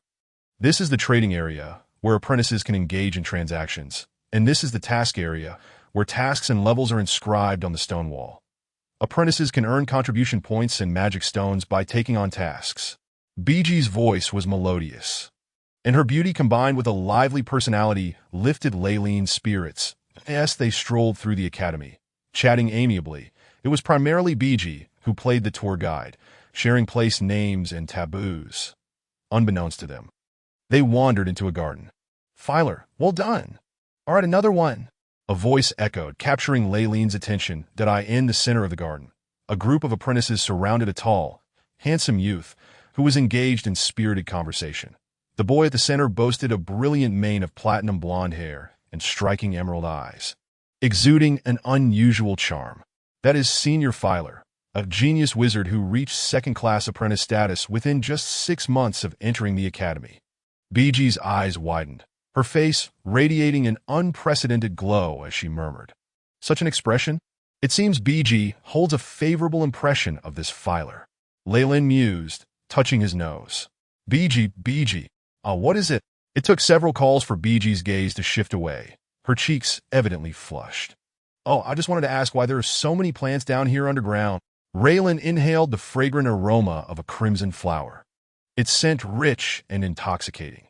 The academy had cultivated vast expanses of sun moss at the summit of the garden area, a unique moss that emitted a radiance akin to sunlight, allowing plants to thrive even in subterranean depths. "Oh," Reilin nodded, contemplating whether he should spend more time basking in the sun, for it was indeed unwise for one to remain devoid of sunlight for prolonged periods. Observing Beatrice's reluctance to depart, Reilin feigned a keen interest in the garden, lingering until Philo and the other apprentices had left. However, Beatrice dared only to steal fleeting glances at Philo, missing the opportunity to exchange even a few words, which prompted Reilin to roll his eyes that Beatrice's demeanor regarding romantic pursuits was undoubtedly rare within the academy. The teaching area announces the courses for the following day, featuring numerous free public classes that no newcomer should overlook. After leaving the garden, Beatrice led Reilin to the teaching district, gesturing towards a large wooden sign at the front, beneath which many other gray-robed apprentices were diligently recording notes. "Free public classes? Does that imply the existence of paid courses?" Reilin inquired. Indeed, there are also paid offerings, encompassing a wealth of advanced knowledge, priced at 10 class hours per magic stone. While these sessions yield superior results compared to public classes, they still pale in comparison to the knowledge imparted directly by a mentor, Beatrice remarked with a wry smile. Perhaps the only advantage is that they are relatively inexpensive. Reilin nodded in agreement. Recognizing the disparity between a solitary instructor teaching dozens of students and the individualized instruction from his own mentor. Nevertheless, with the aid of his chip, his capacity for learning was formidable. He was confident he could excel even in a crowded classroom. Employing this method should help conserve some magic stones. Reilin mused, stroking his chin. With only 2 magic stones remaining in his possession, he had observed during his earlier visit to the task area that acquiring magic stones typically entailed engaging in rather cumbersome tasks. With a requisite strength level of at least a first-tier apprentice, unfortunately, he did not yet meet those requirements. As for menial tasks, they are mostly handled by magical servants, and whatever remains is swiftly claimed by others, leaving no opportunity for me. Reilin lamented, feeling troubled. Magic stones served as the universal currency among wizards and were the most common means of exchanging for advanced knowledge within the academy. Without them, his learning progress would be severely hindered. I should focus on completing the public courses first, then advance to a first-tier apprentice before considering undertaking tasks to earn magic stones. Reilin exhaled deeply. How is the academy map recording progressing? Ding, 66.7 recorded. The chip replied, generating a 3-dimensional blue image before Reilin. Layers of architecture unfolding like an enormous underground hive. Certain areas were annotated with names, accompanied by Beatrice's earlier remarks. Regions open for exploration were marked in green, while those of moderate danger were indicated in yellow. Areas deemed extremely hazardous, which even Beatrice could not enter, were marked in red. Reilin resolved to avoid the red zones and wouldn't dare even inquire about them until he achieved the status of a third-tier apprentice. The map has been fully recorded, Reilin affirmed. Bidding farewell to Beatrice. Thank you for accompanying me throughout the day. I have a general acquaintance with the academy's layout. That's splendid. Beatrice twirled a small white flower in her hand. Should you have any further questions, feel free to ask me. Of course, Reilin smiled. After parting ways with Beatrice, he dined and returned to his chamber to commence his daily meditation. The meditation for wizards is a process of persistent dedication. Only through unyielding effort each day can one consolidate mental strength and become a master of arcane powers. The chip merely aids in comprehending meditation techniques. However, delineating runes within the mind relies entirely on one's mental fortitude and even involves aspects of the subconscious and aptitude, wherein the chip's assistance is rather limited. Following his meditation, Reilin felt a slight, nearly imperceptible increase in his mental power, plunging into contemplation. Chapter 24. First-tier apprentice. A first-tier apprentice is essentially one whose mental capacity surpasses that of an ordinary individual, capable of attracting external energy particles and storing them within their body, thereby forming the concept of magical power. That is only at the second-tier apprentice level that one begins to engage with spell models, enabling the complete casting of a spell. Yet once magical power is established within the body, continuous radiation can enhance one's physique and resist external radiation pollution.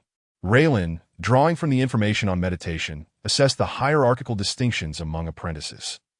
Chip. Retrieve and analyze the data I collected today. This had been Reilin's ongoing endeavor, to gather information from others without raising suspicion, thereby forming a comprehensive database.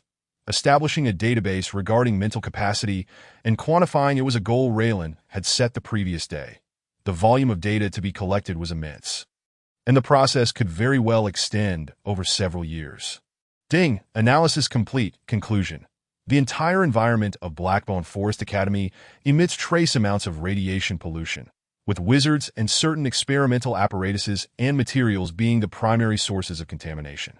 It is advised that individuals immediately distance themselves or enhance their resistance. Indeed, I wondered why there were no ordinary people seen within the academy. It turns out both wizards and apprentices impact their surroundings, and only wizards possess the means to withstand such effects.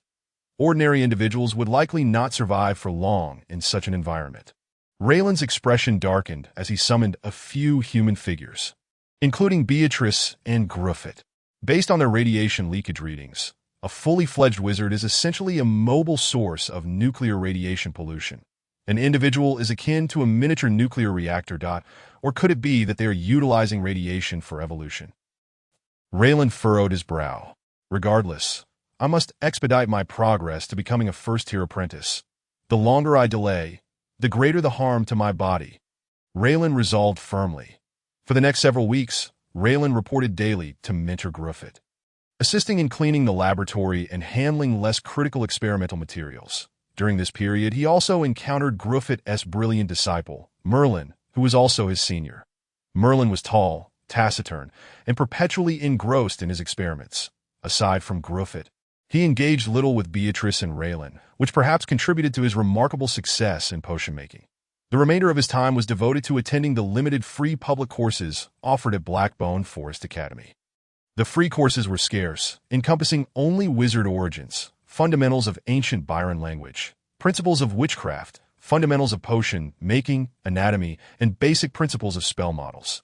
The wizards teaching the public courses often wore stern expressions, hastily concluding their lectures before departing, offering no answers to apprentice inquiries, as though everyone owed them magic stones. After all, it's a public course. Simply attending is a blessing. Reilin reassured himself, bolstered by his chip, which allowed him to record all the lectures given by his mentors for future reference, while other apprentices were left in the dark, unaware and unable to inquire without incurring costs. Reilin even contemplated selling the knowledge gleaned from public classes to earn magic stones. Today's lesson was incredibly challenging. The dissection image of that desert lizard flashed by in mere seconds. I barely caught a glimpse of the whole. Bill complained. There's no other option. Anatomy is always a vast subject with numerous images. Without haste, we could never cover it all. Reilin interjected, as he and Bill were neighbors and often attended classes together, fostering a reasonably amicable relationship. That as for Claywell and the others, their allocation to different mentors and distant accommodations had reduced their interactions to mere correspondence. Mentor Marlin's anatomy course is a prerequisite for many advanced disciplines. We cannot afford to skip it. Bill expressed his frustration. Reilin, did you manage to remember everything from earlier?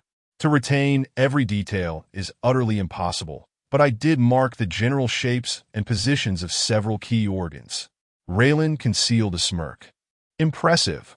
Would you be willing to tutor me after class? I'll pay you a magic stone, Bill declared resolutely.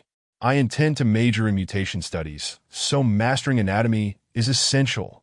Certainly, Reilin nodded with a smile, although certain paid knowledge was strictly prohibited from being traded among apprentices. Such restrictions did not apply to public courses.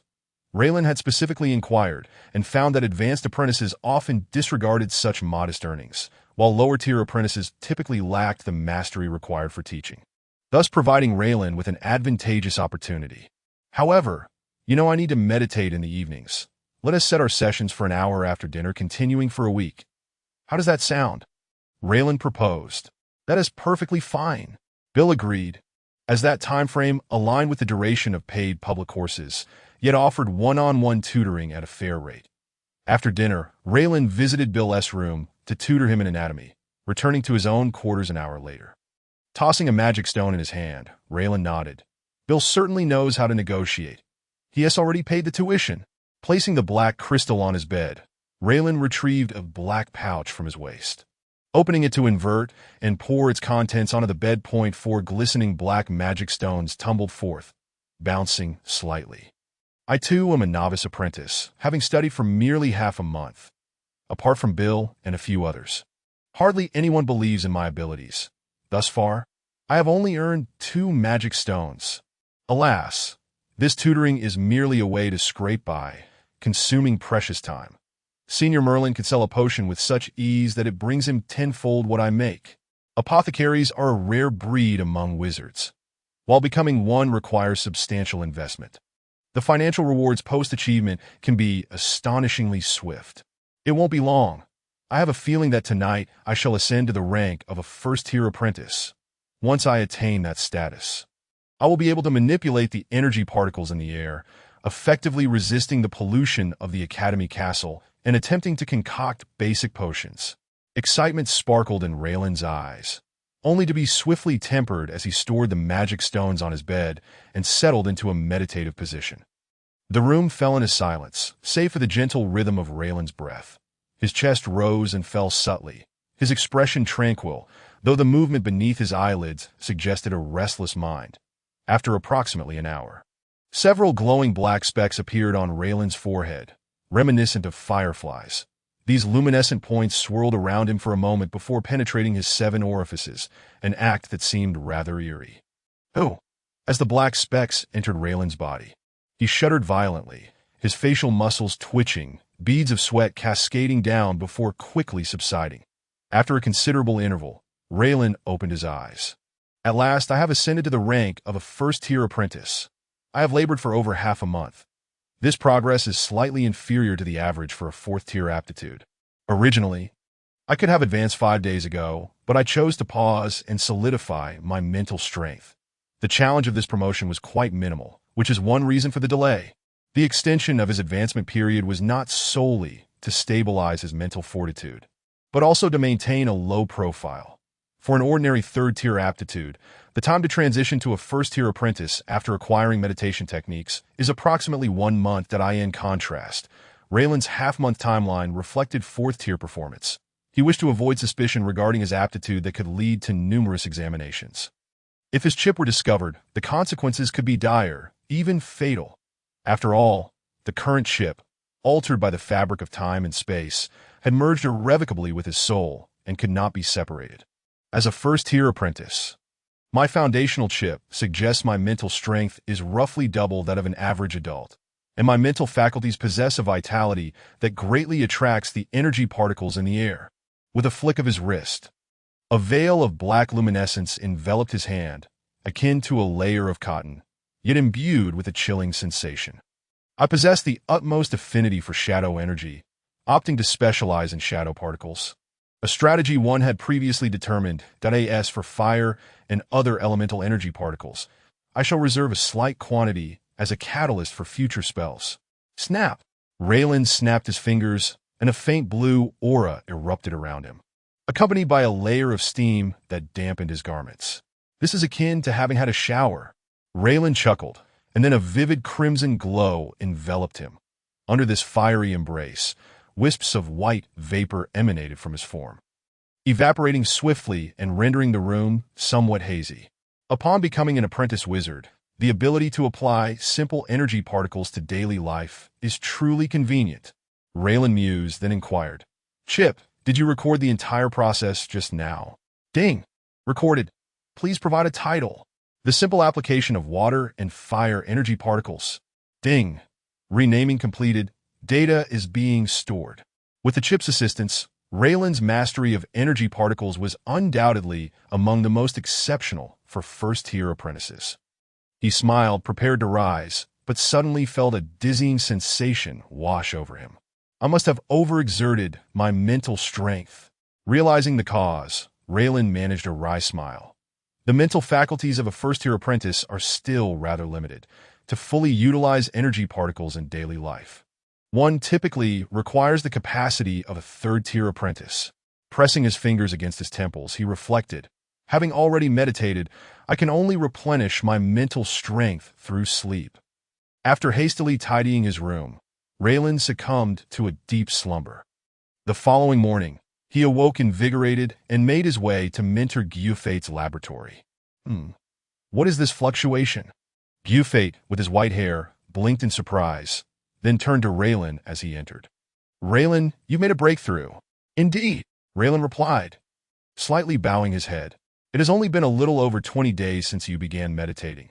It seems your aptitude ranks among the highest for 3rd tier, and you are but a step away from qualifying as 4th tier. Gyufate's face radiated with a smile of approval. Chapter 25, Introduction to Basic Potion Making Mentor.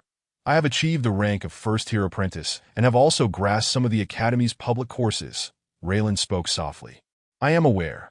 You wish to select my paid knowledge." Gyufate interjected. "I have received word that you have begun to earn magic stones by teaching public courses to other apprentices." Clearly, your learning and memory capabilities are quite remarkable, and it appears you are now ready to engage in higher knowledge studies. Thank you. Reilin bowed deeply. Reilin was somewhat familiar with the Academy's paid public courses, while they offered advanced knowledge. They consisted only of the most rudimentary materials. The most cutting-edge research and the private experimental processes of various mentors were accessible only through transactions with their respective mentors. Such acquired knowledge was invaluable, often transmitted directly into the apprentice's minds through spells, ensuring it would never be forgotten. However, the fees were exorbitant, each subject costing no less than 10 magic stones, a sum Reilin currently could not afford. His sole hope rested on the promise made by Gyufate at the outset. Gyufate nodded, clearing the experimental table of instruments, and retrieved several peculiar items from an unknown source, placing them before Reilin. A large book with a yellow cover, a crystal ball, and a test tube filled with a yellow liquid. These 3 items represent my 3 areas of expertise. The leftmost book signifies negative energy neutralization, the crystal ball symbolizes plant cultivation, and the test tube represents basic potion making. Choose wisely. Gyufate instructed.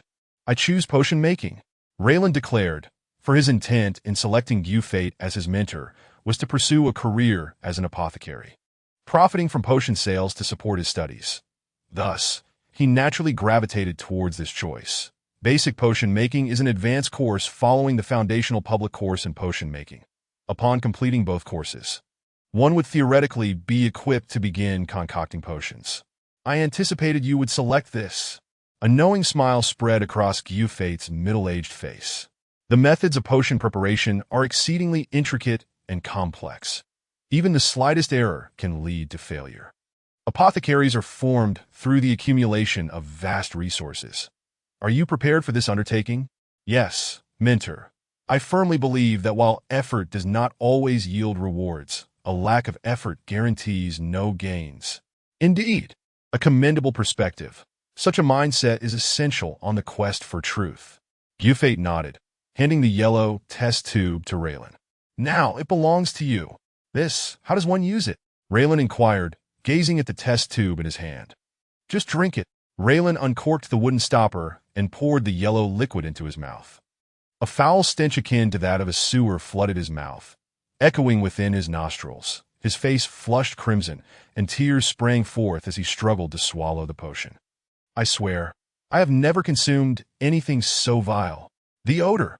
An unimaginable stench relentlessly assaulted Reilin's neural pathways, leaving him on the verge of fainting. The overwhelming flavor caused the scenes around him to blur, distorting the surrounding objects. How do you feel? Reilin gazed at Gyufate, who appeared to him as a twisted noodle, his lips moving in a disjointed rhythm, producing words that came out intermittently, accompanied by jarring static, reminiscent of 2 pieces of metal grinding against each other, or a radio with poor reception. Reilin raised his hand, and his once smooth palm was now wrinkled, dripping droplets like melting wax. Ultimately, Reilin transformed into a puddle of liquid, and darkness engulfed his vision. How do you feel? Gyufate's voice broke through, startling Reilin awake that he touched his head, feeling a rigid texture, warm and slightly damp. Everything around him returned to normal. Gyufate stood smiling. Quite uncomfortable, Reilin replied, beads of cold sweat cascading down his forehead. Was what I just experienced an illusion?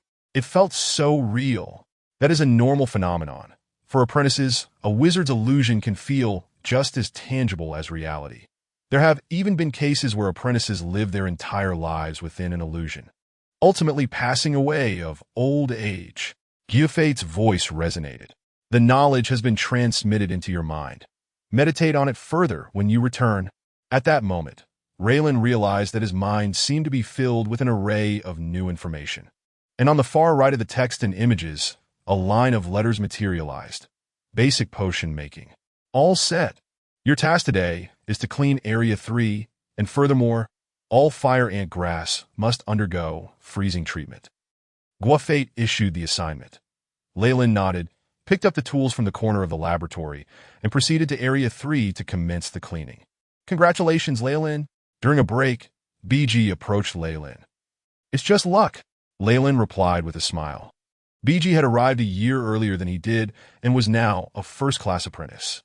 Second-class apprentices can cast zero-level spells.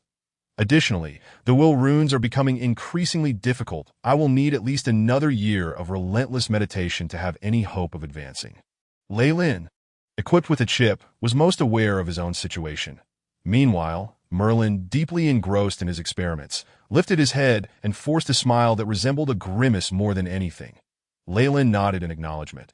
He understood that this senior had sustained facial muscle burns during an experiment, rendering him nearly incapable of expressing facial emotions. The experiments of wizards are indeed perilous. Reilin shook his head. With nimble hands and feet, Reilin typically completed the tasks assigned by Gwafate by midday, allowing him the afternoon to attend public lectures if time permitted. Goodbye. After bidding farewell to BG and Merlin, Reilin did not head to the teaching area to secure a spot, but instead made his way to the trading district. The trading area was vast, situated next to the task zone, yet rather chaotic. Numerous gray-robed apprentices set up stalls with wooden boards displaying items for sale or conditions for exchange. Occasionally, a few apprentices would engage in haggling, creating a lively atmosphere. It seems this place is exclusively for apprentices. The official wizards have a different trading location, Reilin observed, noting the absence of any white or black-robed wizards. He casually scanned the stalls. He found them reminiscent of small vendors from his previous life, messy and somewhat unkempt. The items on display were quite varied, mostly consisting of weapons such as bows, knives, and darts, along with biological materials like pelts, livers, and eyes, some still stained with blood. The remaining items were a hodgepodge of trinkets whose purposes Reilin could not discern. Regarding potions, any stall bearing that label was surrounded by a throng of apprentices, while the stall owner exuded a palpable aura of power. The chip's analysis indicated that these were predominantly third-class apprentices. Indeed, the scarcity of potions exceeds my expectations, let alone the enchanted items. There isn't a single one in sight. Reilin recalled the green badge that Gaiman had once used. An inferior enchanted item akin to the ring he had previously owned. First-class apprentices were not yet capable of casting spells. Gaiman had triumphed over Cruel solely with that badge. It appears that the inferior enchanted item was indeed what Dorot gave to Gaiman. Reilin couldn't help but feel a twinge of envy. Although he had once possessed an enchanted item, it was unfortunately broken and had been surrendered as proof of enrollment. Given his current circumstances, acquiring another would prove exceedingly difficult. As Reilin continued to examine the wares, he made his way to the center of the trading area. Here, several wooden huts stood, appearing far more organized than the surrounding stalls. The apprentices entering and exiting radiated a strong aura of power. Reilin casually entered a shop selling potions. "What do you need?" The owner, a portly man in a gray robe, appeared somewhat lethargic. According to the chip's analysis, he was also a third-class apprentice and even possessed an enchanted item. "I require a set of equipment for potion brewing," Reilin stated slowly. "Another dreamer. You think you can attempt potion making as a first-class apprentice? Do you believe you are Merlin?" the fat man retorted. "Apologies, but Merlin is my senior. We share the same mentor," Reilin replied. "Ah, so you are also an apprentice of Professor Gwafate. It's understandable that you wish to delve into potions." The fat man perked up slightly. "So you're Merlin's junior. Nice to meet you. I'm Us." The rotund man introduced himself, a cunning and shrewd expression crossing his face. "Rather than potion making, if you can procure some of Merlin's potions for me, I would pay a handsome price. Of course, if they are from Professor Gwafate, that would be even better. I'm afraid obtaining Professor Gwafate's potions is out of the question." "I will certainly try for Merlin." Reilin rolled his eyes, but did not outright refuse. "Now, could you please show me the equipment?" "Oh, certainly. Us rubbed his hands together and displayed several sets of glass apparatus on the wooden table. "These are all secondhand, but still usable. I recommend this set," which was discarded by a third-class apprentice. Us retrieved a set of pale yellow instruments, including beakers, glass rods, petri dishes, test tubes, and so forth, a fairly complete assortment. Reilin touched them, assessing their feel. The chip's analysis indicated that the quality of these instruments was quite similar, yet sufficient for his needs. "I'll take this set. How many magic stones?" Reilin inquired. "2 magic stones." Us replied. Please package it for me. Reilin handed over the 2 magic stones, which Us promptly accepted before wrapping up the instruments and handing them to Reilin. Do you have any basic potion formulas? Reilin asked, slinging the package over his shoulder. I do. I have the formulas for stamina potions, hemostatic potions, and pest control potions. Which one would you like? Stamina potion. Reilin selected one at random, as these were all basic potion formulas. And please provide me with a set of materials. Chapter 26. Beginning the attempt, Us retrieved a black wooden box from a shelf behind him and placed it on the table. Then produced an aged piece of parchment from beneath the counter, looking quite worn with several frayed edges. 1 stamina potion formula, 1 magic stone, 1 set of raw materials, sufficient for 10 brews, 1 magic stone.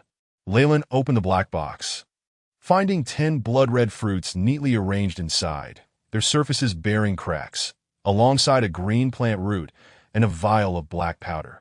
After securing the box, he took the parchment, which was yellowish and inscribed with black ink, though the handwriting was somewhat smudged. The contents were largely legible. Reilin nodded, tucking the parchment into his robe, and handed over the last 2 magic stones from his pouch to Us before leaving the wooden hut without looking back. He now possessed only 4 magic stones, and merely purchasing materials had completely depleted his funds. The exorbitant costs associated with potion making were not something an ordinary apprentice could endure. Following this, Reilin's life returned to its previous routine of shuttling between the dormitory, dining hall, lecture hall, laboratory, and library. Time slipped away unnoticed, and over a month had passed. Data collection complete. The chip's prompt voice announced, a long table in the library. Reilin closed the book he had been reading. Apart from attending lectures and assisting his mentor with experiments, he had spent the majority of his time immersed in the library, thoroughly perusing the available free books and enhancing his chip's data accumulation. Phew! I have finally grasped the potion formulas. Reilin exhaled deeply. Although Gwafate had imparted to Reilin the knowledge of elementary potion making, much of it was beyond his comprehension, laden with specialized terminology and vocabulary that he had to seek out in the library. Consulting his mentor would incur fees, and regrettably, Reilin had become a penniless wretch with not a single magic stone to his name. Many apprentices in similar financial straits relied on free resources from the library. But lacking a chip, it often took them weeks or even a month to locate the desired information among the mountain of text that in contrast, Reilin had now documented nearly all the accessible books in the library and established a search index. In the future, should he encounter any issues, he could directly search for solutions using his chip. Nonetheless, elementary potion making proved to be a costly advanced knowledge. Even with the chip's continuous analysis, he had only managed to comprehend 1/3 of it. Yet, even this fraction provided immense assistance that at the very least, when revisiting the fundamentals of potion making, he felt as though he were gazing down from a great height. The formula for the basic stamina potion had been fully deciphered, and he was ready to commence practical production. My knowledge accumulation is sufficient. I shall begin crafting the stamina potion tonight. Reilin returned the book to its shelf and departed the library. A brown-haired female apprentice glanced up at him before refocusing on the black book in her hands.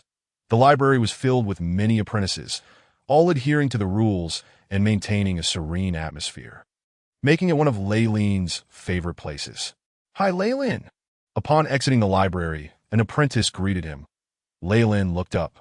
Good day, Cruel. Cruel, clad in the gray robe of an apprentice, appeared to have shed much of his previous arrogance. Congratulations on becoming a first-class apprentice. Thank you. And congratulations to you as well. Reilin replied with a smile that he sensed that Cruel had also been elevated to a first-class apprentice. Everyone in our circle has now become first-class apprentices. Cruel emphasized the initial words, seemingly choosing to ignore Gully and the others. Recently, we have taken on a few tasks. Would you be interested in joining us? Cruel inquired, evidently striving to maintain their original small group. Are we embarking on a task right now? Reilin furrowed his brow. To my knowledge, the vicinity of the academy is quite perilous, particularly for first-class apprentices who cannot yet cast spells. We have no choice. Here, any advanced knowledge incurs fees, and only in magic stones. Our supply of magic stones has been completely exhausted. Cruel replied with a bitter smile. You aspire to become a pharmacist. Yet the resources required for such an endeavor are considerable. As for undertaking missions, I shall contemplate that only after I advance to a second-tier apprentice. Do take care of yourselves. Reilin resolutely declined. Despite the alluring rewards that awaited upon task completion, one must possess the fortune to undertake such endeavors. Very well. I have heard that you are teaching others to earn magic stones. Might you also instruct us? Adhering to your previous rates? Upon hearing Reilin's reluctance, Claywell expressed a hint of regret and inquired further. Of course, I would be delighted to oblige, and I can even extend a discount. Reilin smiled, as the exchange of benefits is a customary practice among wizards. After establishing the time and place for the lessons, Claywell took his leave. Observing his retreating figure, a spark ignited in Reilin's eyes. Is he still attempting to win me over? Alas, Claywell has yet to grasp that in the realm of wizards, one's own strength is of paramount importance. Shaking his head, he proceeded to his dormitory. The accommodations at the Blackbone Forest Academy are designed for solitary habitation by each apprentice, ensuring both confidentiality and security. After securing the door and hanging a Do Not Disturb sign, Reilin entered the adjacent room. That it was filled with a large black table, upon which lay the instruments he had previously acquired. After some preliminary practice, I have grown quite familiar with these utensils, and today I have fully deciphered the formula for the stamina potion. It is time to commence. Reilin muttered to himself, retrieving the black box that once held the materials and placing it upon the table to open it. Red fruits, green roots, and a vial of black powder materialized before him. Reilin's fingers glided over the surfaces of these items. Chip. Activate the activity detection and model establishment. Initiating detection, data collection in progress, modeling commencing. Commence the simulation experiment. After witnessing the chip fulfill its task, Reilin issued a new command. Simulation in progress, stamina potion formulation. Estimated time consumption, 2 hours and 21 minutes. Indeed, it is feasible. A smile illuminated Reilin's face. Even with identical materials, subtle individual variances can yield differing results. In alchemy, even the slightest variation in activity can lead to diverse outcomes. An adept pharmacist must continually engage with their materials to deduce and adjust the ensuing processes, ultimately achieving a complete medicinal effect. This mastery relies solely on innate talent, coupled with extensive experience accumulation. The chip allows for preliminary scanning and simulation experiments, ensuring a success rate far superior to that of many apprentices. After a prolonged wait, the chip's voice finally resonated. Simulation experiment complete. Success rate 23.6. A success rate approaching 1/4. Reilin's expression radiated elation. Typically, an ordinary apprentice's initial foray into alchemy culminates in failure, yet I need only adhere to the chip's guidance to enjoy a 1/4 success rate. Initiate the transmission of the experimental process. Commencing data transmission. Images cascaded before Reilin's eyes. As though he had distilled the stamina potion countless times, various unexpected reactions and the handling of materials unfolded before him. Let us begin. Reilin's expression turned serious as he grasped a red fruit. This is a blood-chi fruit, replete with abundant nutrients. However, it requires detoxification.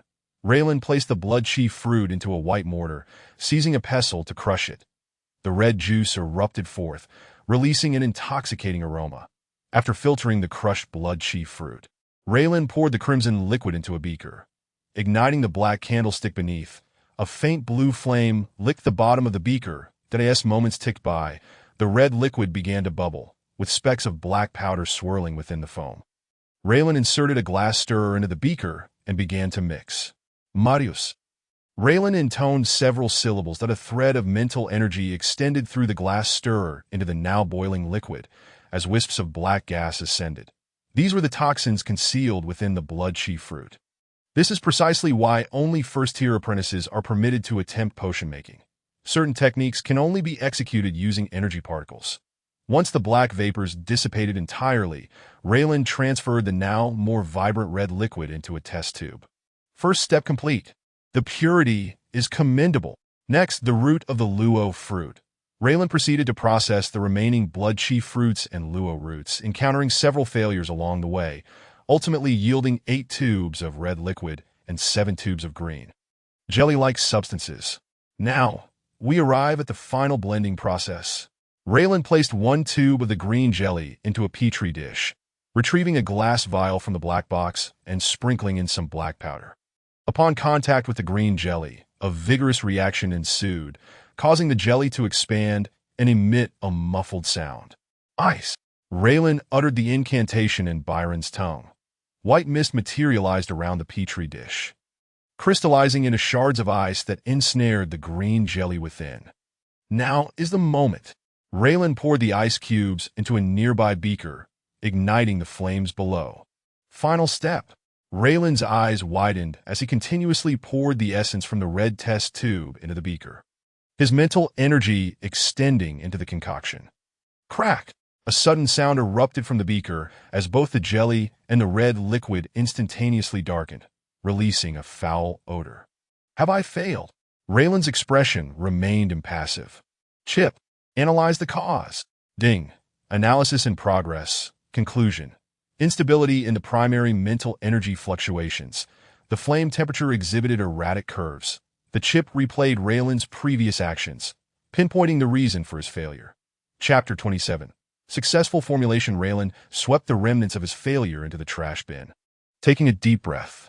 Once more, the same process repeated itself, ultimately leading to the moment of pouring the essence from the blood-chi fruit into the beaker. This time, Reilin concentrated intently on the beaker before him, adjusting the flame's temperature with precision. The red essence and the green ice melded together, transforming into a pale yellow hue. Green vitality, red blood-chi, coalesce under the intervention of the great will at the abyss's depths. Phylexicalesin. Reilin sang the final syllables. The colors within the beaker merged under the spell's command, culminating in a pale blue hue that exuded an alluring, sweet fragrance. It is complete. A standard dose of stamina potion. Reilin beamed, transferring the blue liquid into a slender test tube. This diminutive vial, no longer than a finger, contains enough stamina potion to fulfill an individual's nutritional needs for 7 days, sustaining physical vigor. An absolute favorite among long-term researchers and adventurers. A standard dose is valued at 5 magic stones. Reilin shook the test tube, the potion within shimmering enchantingly under the light. As the night wore on, Reilin gazed at the 3 pale blue test tubes in his hand, seemingly lost in thought. 10 batches of materials, successful thrice, yielding 3 potions, a success rate nearing 30%. I recall that even the prodigy Merlin, hailed once in a century in pharmacology, only succeeded in producing his first potion a month after commencing his practical endeavors. Did he not? This must remain undisclosed, for I cannot provide an explanation. Reilin resolved, determined to dispose of the contents of the 3 test tubes. What a pity! Reilin felt a pang of regret. Those 3 potions represent 15 magic stones. With a mere cost of 1 stone, the pharmaceutical industry yields exorbitant profits upon resale. Yet I cannot act now? Reilin felt a surge of frustration. Not only can I not sell the potions, but I must also earn money to purchase additional materials for continuous experimentation, fabricating an appearance of failure. I cannot commence selling even the most basic potions until at least 6 months have passed. This timeline was hypothesized by Reilin, drawing comparisons with Merlin. He did not wish to draw undue attention to himself, and thus aimed to appear slightly inferior. Merlin had access to abundant materials and practiced incessantly, which enabled him to succeed within a month. Reilin, with far fewer magic stones, could only contemplate showcasing his talent in potion-making after half a year.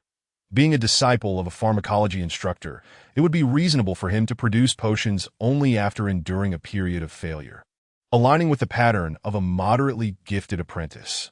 A significant quantity of potions cannot be sold within the academy at present, unless I can find a black market. However, venturing out of the academy poses considerable danger. Reilin shook his head, tidying up the experimental materials before exiting the room. This also affirms that the chip possesses a tremendous advantage in such high-precision, intricate tasks. Next, I must focus on continual refinement and advance to second-tier apprentice. Once I have acquired sufficient strength, I shall sell potions, earn magic stones, acquire knowledge, and create a self-sustaining cycle. According to the chip's calculations, Reilin would require nearly a year to advance to second-tier apprentice. After all, the 24 runes become increasingly challenging as one progresses, alongside the need for knowledge accumulation. During this period, I can continuously gather data, completing the documentation of mental energy quantification, which will greatly benefit me in the future. Unbeknownst to him, another 6 months slipped by. On a path paved with black stone slabs, a brown-haired youth ambled with his head bowed, seemingly lost in contemplation. The youth appeared to be no more than 13 or 14 years of age. With chestnut hair and a complexion that seemed unnaturally pale, as though he had not basked in the sun for an extended period. This young man, of course, was Reilin at this moment. He had his right hand tucked within his sleeve, grasping a test tube, as if he were contemplating a significant decision. It has been half a year since I first successfully concocted a stamina potion. Reilin mused inwardly, observing a gray-robed apprentice passing by. Over these past 6 months, the Academy had witnessed numerous events, such as Feller's astonishing actions and Merlin's new potion creations, further solidifying the accolades of genius. More pertinent to Reilin was the news that Jamin had successfully advanced to a second-tier apprentice. He vividly recalled the shocked and envious expression in Klool's eyes when he shared this news, despite his attempts to mask it. The extraordinary rate of advancement for a top-tier 5th-level talent was indeed remarkable. As for Reilin, he felt little about this classmate from his hometown, immersing himself in his own endeavors, appearing to outsiders as an ordinary first-tier apprentice. During this half-year, Reilin had procured materials for stamina potions multiple times, investing all his lecture earnings into refining them. Furthermore, to obscure the use of his chip and create the illusion of an apprentice's struggle, he predominantly attempted to refine independently, without the chip's assistance, resulting in a success rate of 0 and leading to the waste of over a dozen magic stones thus far. Naturally, he occasionally sought guidance from Mentor Guafate regarding the problems he encountered and the remnants of his potions, which significantly aided his understanding of alchemy, in secret. Reilin was confident that, with the chip's help, he had surpassed Merlin in the crafting of stamina potions, only slightly trailing behind Mentor Guafate. Today marked the moment he would present his accidentally crafted successful potion to his mentor for evaluation. This successful potion had been deliberately left with a few flaws under the chip's control, giving it the appearance of a novice's work, yet it was commendable for a newly promoted apprentice. Reilin tightened his grip around the potion. As long as I pass this hurdle today, I can subsequently sell a small quantity of potions openly and earn magic stones. Yesterday, I heard from Lano that he has already begun to feel the call for advancement. I must not lag behind. Reilin hastened his steps toward Guafate's laboratory. Reilin, do you still have some queries regarding the stamina potion? Guafate noted a distinct shift in his student today. No, mentor. Reilin took a deep breath. I succeeded yesterday. What? Guafate momentarily paused, his grip on the beaker faltering. Although your talent in alchemy has surpassed my expectations, the crafting of stamina potions is not an endeavor to be taken lightly. Through the questions Reilin had posed over the past 6 months, Guafate could sense the remarkable progress this apprentice had made. Yet, it seemed he still lacked a slight edge in successfully crafting the stamina potion. That moment, Merlin, who was intently dropping a drop of red crystal into a test tube, faltered, and black smoke billowed from within. With a sigh, Merlin turned his gaze toward them. Beatrice leaned in closer. Did you bring the finished potion? Guafate inquired. Right here. Reilin presented the blue potion from his sleeve. Guafate uncorked the oak stopper, inhaling the aroma, his face reflecting astonishment that he then let a drop fall onto his finger, extending a milky white beam from his brow, piercing straight into the blue droplet, stirring it slightly. Guafate closed his eyes, furrowing his brow, only to quickly relax. The purification of the blood fruit is handled well, but the final quantity was excessive, and the synergy with your mental energy presents some issues, diminishing the potion's efficacy. Overall, while there are numerous problems, you have nonetheless succeeded. Congratulations! A radiant smile blossomed on Guafate's face. Upon hearing this, Reilin's own smile emerged, and Beatrice let out a cheer, enveloping Reilin in a warm embrace. The girl's alluring curves pressed against Reilin's chest, stirring an unfamiliar emotion within him. "Congratulations." Merlin approached as well. "Compared to Senior Merlin, I still have much to learn." Reilin quickly released Beatrice, hastily adding, "You need not be overly modest, considering your resources for practice materials are less than those of Merlin. Otherwise, I believe you could have successfully concocted your first potion within 3 to 4 months. Such talent is commendable even in the Blackbone Forest." Guafate praised. "Now that I think about it, I have been quite fortunate. First receiving Merlin, a once-in-a-century genius in alchemy, and now you." Guafate seemed to reflect. "Mentor, I will strive to improve." Beatrice clenched her small fist, returning to the workbench. "Complete your task with the monkey head mushrooms before anything else." Guafate's expression turned stern. He then handed the stamina potion back to Reilin, saying, "Your recent success involved considerable fortune.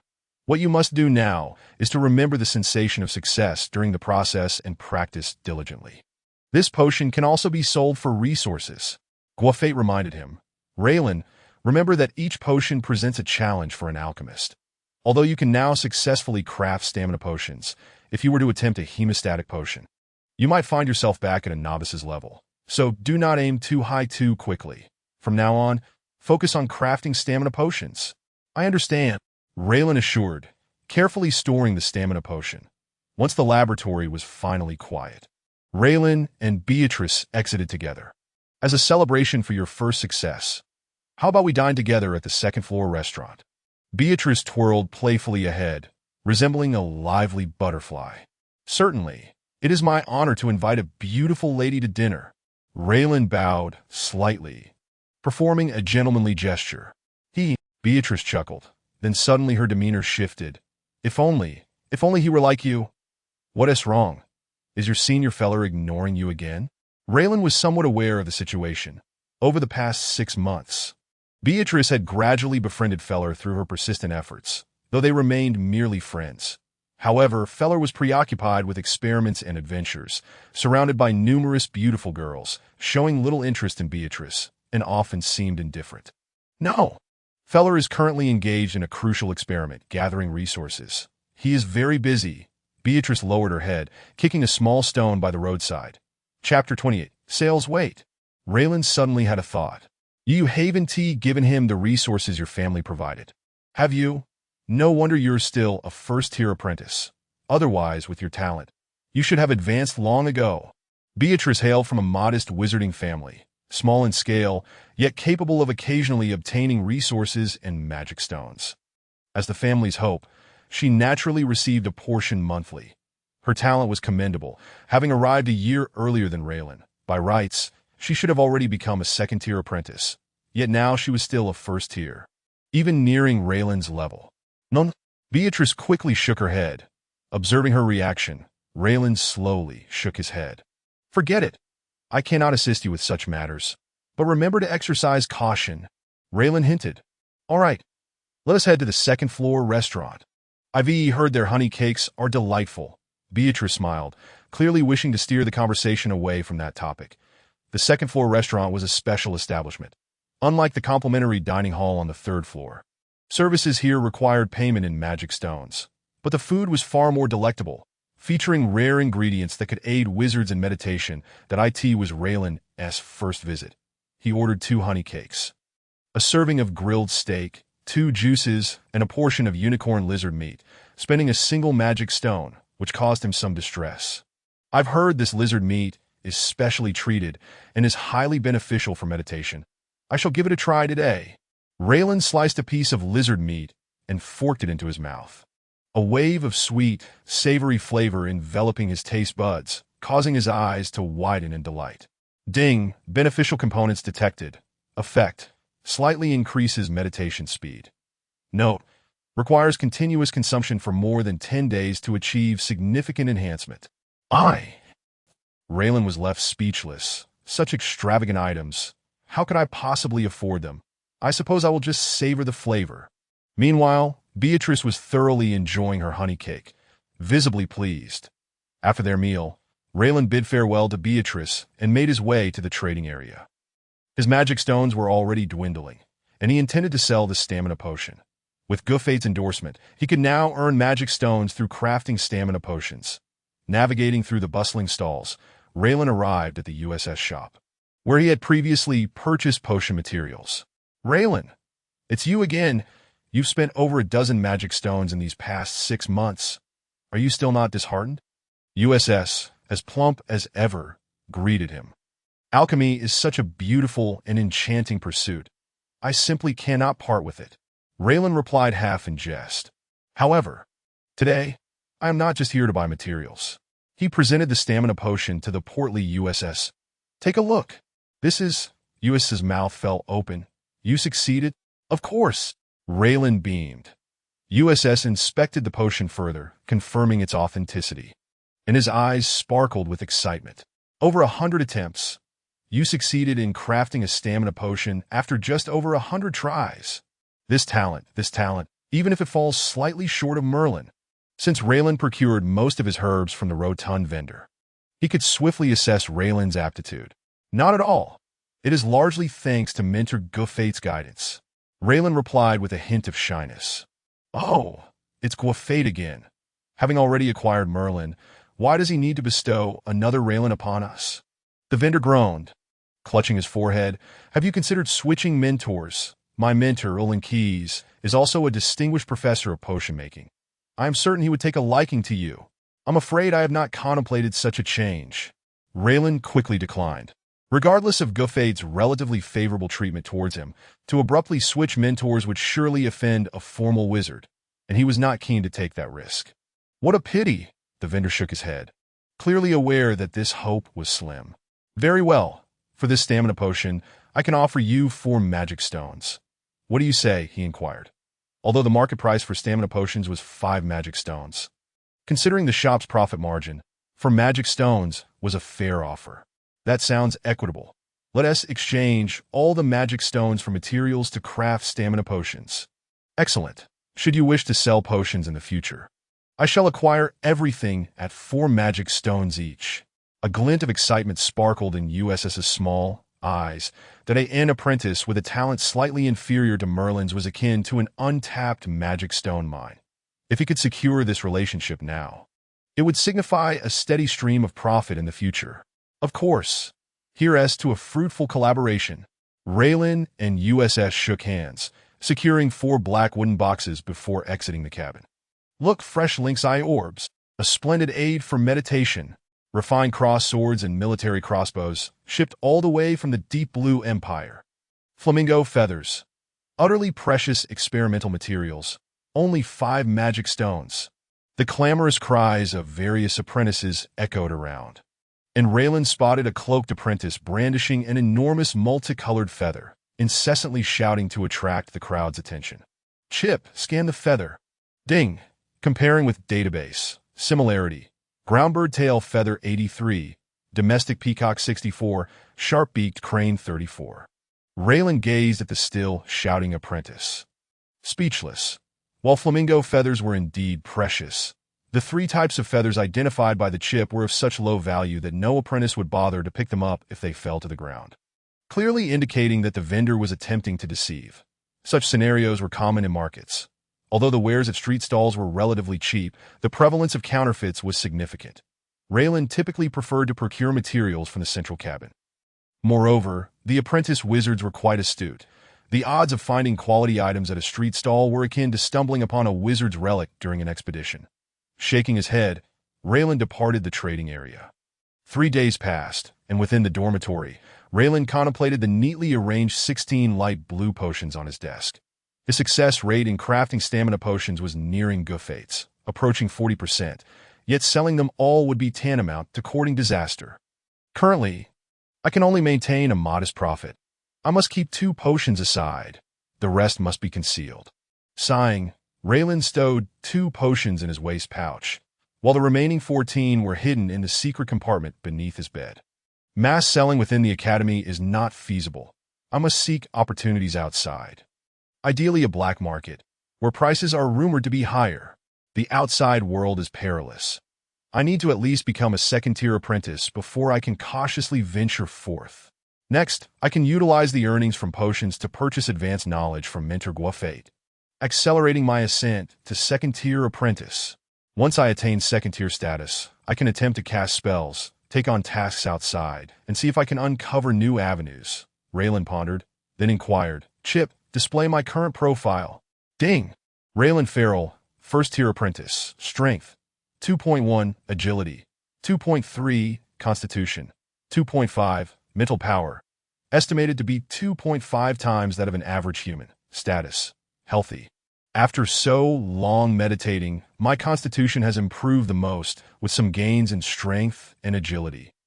But what about my mental power? Reilin furrowed his brow as he examined the data. Chip, can you quantify my mental power data for precise representation? Insufficient data, mental power information is under collection and analysis, the chip responded. When will it be ready? Reilin asked. Estimated time, 155 days and 21 hours. About half a year, which coincides with the timeline for my advancement to second-tier apprentice. Reilin nodded. I do not plan to venture out during these 6 months. It matters not. During the ensuing time, Reilin fell into a rigorous training regimen. Each day, apart from assisting Mentor Guafate with experiments, he crafted potions, sold them for coin, and subsequently purchased knowledge for study.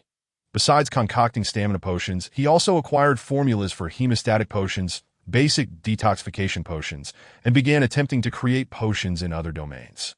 With the aid of the chip, his success rates were commendable, though Reilin kept this information concealed. During this period, he also heard unsettling news. Crevel's task-seeking team had finally encountered misfortune, with all members returning injured and even fatalities occurring. Hank, an apprentice of third-tier qualification who had sailed with him, had lost his life in the Blackbone Marsh. Reilin had anticipated this. As a first-tier apprentice with minimal spell resistance, daring to venture out was bound to result in casualties. Following this incident, Crevel's team seemed to have finally grasped the severity of the situation, opting to remain within the academy for study rather than seek out tasks. Before long, Reilin had grown taller and appeared more mature. I am 14 now, he mused as he regarded his somewhat enlarged hands. Within the Blackbone Forest Academy, there seemed to be a constant temperature maintained by a wizard array, allowing Reilin to wear his apprentice gray robe throughout the seasons without feeling the heat or cold. Mentor, I wish to purchase a crystal ball for constructing spell models. Reilin approached Guafate. Looking to study zero-level spells? Guafate lifted a white porcelain cup emanating white steam from the table and took a small sip. My will runes are nearly complete. I am just a step away from becoming a second-tier apprentice. And I wish to prepare in advance. Reilin spoke softly. To advance in potion studies while simultaneously progressing in meditation to such a degree brings me great joy. Guafate remarked, casting a glance at the distant BG. BG had just advanced to second tier 2 days prior, yet she had not demonstrated exceptional talent in potion making. Given her qualifications, her progress was rather slow.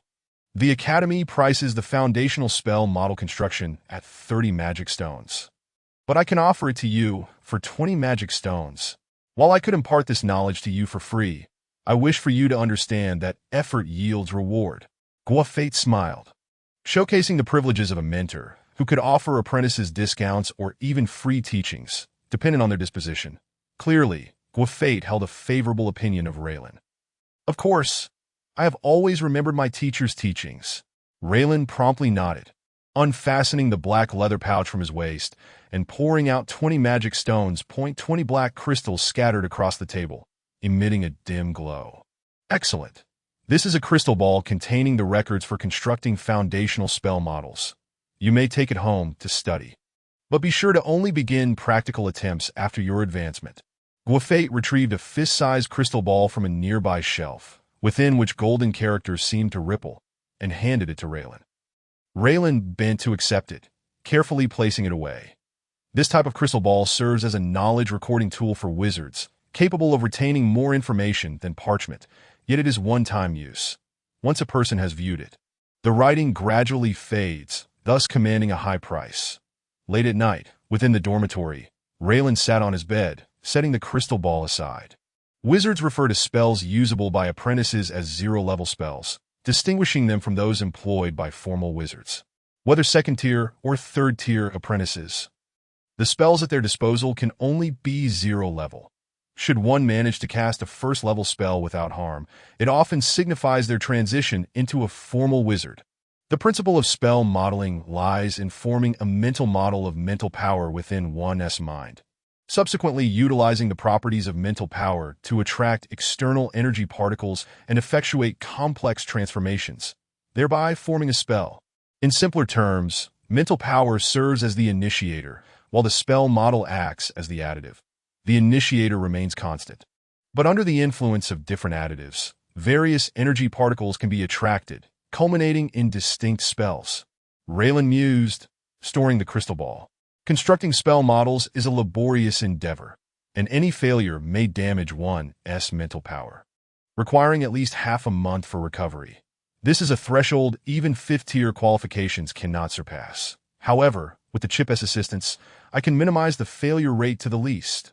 Upon advancing to 2nd-tier apprentice, I will need to purchase various basic templates for spells to construct my spell models, which will entail a significant expense that, if not for my potion-related earnings, a typical apprentice would likely have to endure numerous life-threatening adventures to accumulate enough magic stones. Reilin sensed the brutal law of the jungle within this situation. The meager earnings from the magical stones acquired through life-and-death struggles as a first-tier apprentice paled in comparison to the profits he could easily make by selling potions. Monopolies are the epitome of exorbitant profit, he mused, but none of this concerns me. My immediate goal is to ascend to the rank of a 2nd-tier apprentice. A first-tier apprentice merely accumulates a modest amount of energy particles within their body, gaining a rudimentary resistance to spells, yet lacking the ability to cast any. The most significant distinction between a first-tier apprentice and a 2nd-tier apprentice lies in the latter's capacity to unleash 0-level spells. These spells, amplified through the enhancement of spell models, possess a destructive power that far surpasses the simple utilization of energy particles. I have nearly constructed the 24 runes. Tonight, I shall advance to 2nd-tier apprentice. A resolute expression surfaced on Reilin's face.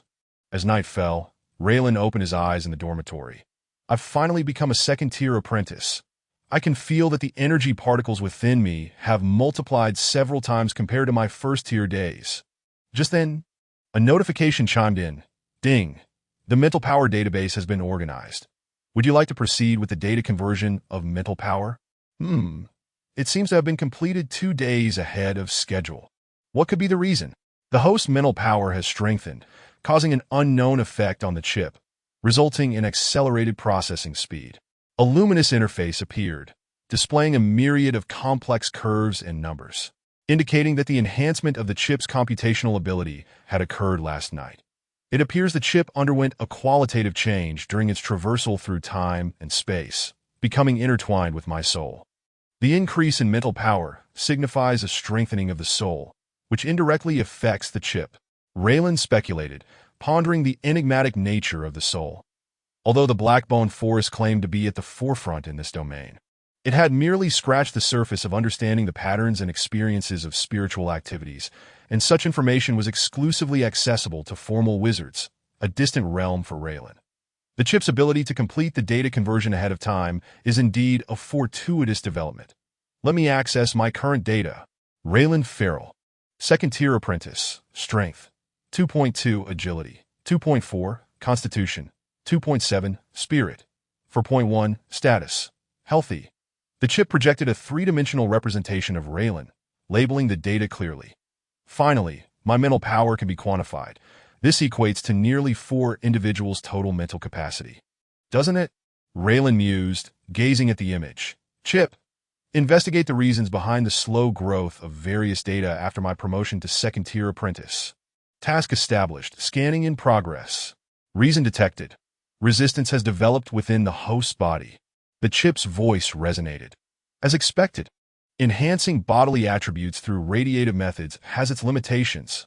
I wonder what techniques those formal wizards employ to fortify their bodies. Reilin stroked his chin thoughtfully.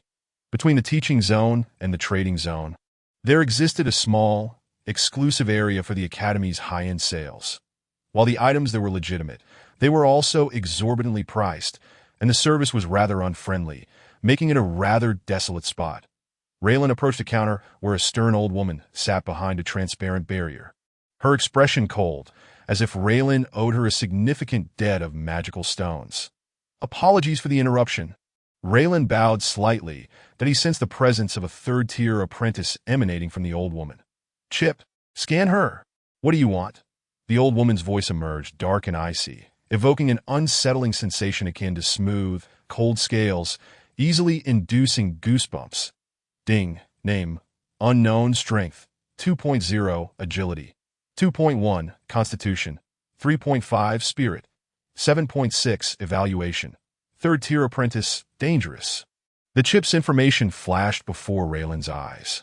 The old woman was indeed a third-tier apprentice, though she appeared somewhat diminished, her mental capacity noticeably lower.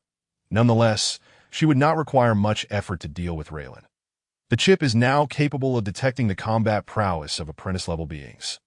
Yet wizards possess defensive fields, making it insufficient. Reilin forced a bright smile onto his face. Could you show me the basic spell models? Take it. The old woman tossed a dusty tome toward him, exuding an air of indifference. I am not angry. I am not angry. Reilin repeated to himself as he opened the book. One by one, spell models and their corresponding descriptions unfolded before his eyes. Minor energy fireball. Description: summons a fireball to attack an enemy. It possesses substantial power. Prerequisite courses: negative energy fundamentals, spell model construction. Shadow sphere. Description: constructs a spell sphere using shadow energy. Relatively concealed. Prerequisite courses: necrobiology, mutation studies. Acid splash. Description: forms a highly corrosive acid sphere for offensive purposes. Trajectory can be slightly adjusted. Prerequisite courses: negative energy fundamentals, neuroscience. Shadow hand. Description: forms a hand of negative energy concealed within shadows for an attack. Extremely covert. Prerequisite courses: shadow energy studies, fundamentals of manipulation. These are merely the most basic spell templates. Are there no advanced versions? Reilin inquired, frowning slightly. None. Only basic templates are available here. For others, consult your instructor. I would like the spell templates for Acid Splash and Shadow Hand. Reilin took a deep breath. 10 magical stones each. The old woman appeared somewhat impatient. After handing her 20 magical stones, Reilin received 2 hefty yellowed tomes, one of which bore the title Shadow Hand inscribed in Byron script. The counter was evidently designed so that the sales attendant sat at a higher elevation than the customers, forcing buyers to look up at the old woman, which irked Reilin somewhat. Cradling the 2 books, Reilin turned to leave, eager to vacate the premises. Reilin! A voice called out as he walked away, prompting him to halt. A boy clad in leather armor jogged over. I thought I spotted someone who resembled you. It truly is you. It has been ages since we last met. Krevel greeted him, his leather armor somewhat tattered and unpatched, giving him a rather shabby appearance. Are you purchasing spell models? You've also been promoted to 2nd tier. Krevel exclaimed upon noticing the tomes Reilin held. Yes, just got promoted. I'm gathering some preparations. Reilin replied. Chip scan. Ding. Krevel. Strength 2. 6. Agility. 2.8. Constitution. 3.1. Spirit. 4.1. Evaluation. 2nd tier apprentice. It seems Krevel hasn't advanced much quicker than I. This data is evidently recent. Reilin reflected internally. Our team has hardly undertaken any missions since that incident. Recently. Bluno also ascended to 2nd tier apprentice and is attempting spell models, but unfortunately, he has yet to pass a foundational course and has failed several times. Krevel remarked, thrusting his hands into his pockets, evidently trying to appear more nonchalant, that he then surveyed Reilin's pristine gray robe. You truly are a wealthy potion apprentice. Reilin smiled. The gray robe of an apprentice not only bore the cleansing spell, but was made of quality materials, offering protection comparable to leather armor, and was quite expensive. Many apprentices could not afford to buy a new one after theirs became damaged, but Reilin was not among them. He had 2 spare sets in his wardrobe. Recently, my success rate has improved a bit, and I've saved up some magical stones, but once I bought the spell models, it was all gone. Reilin feigned a look of exasperation. Indeed, the fees at Blackbone Forest are exorbitant. Krevel's expression soured. His family was undeniably a prestigious noble house in the Corey Isles. Yet here he felt like a complete pauper. Speaking of which, once we both advance to second-tier apprentices and master our spells, how about we take on missions together? Reilin proposed. Really? That would be wonderful. Krevel responded, his face lighting up with delight, indicating he had likely contemplated this for quite some time. That I end Chapter 30, Spell Experiments. Reilin and Krevel discussed specific timings before parting ways. Joining Krevel's team for missions was a decision Reilin had considered for a long time. He still possessed many potions, but they could not be exposed to light, thus requiring him to seek channels outside.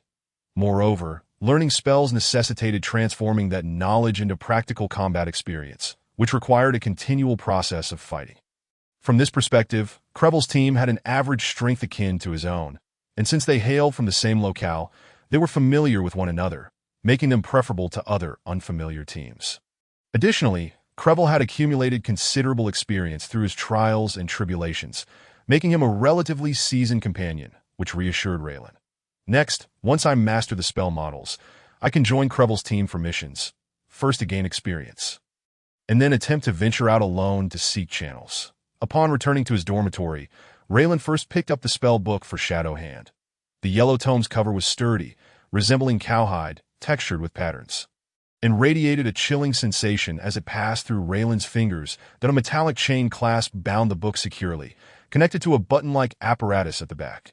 Studying Shadow Hand requires knowledge of shadow energy studies and fundamentals of manipulation, both of which I have already mastered.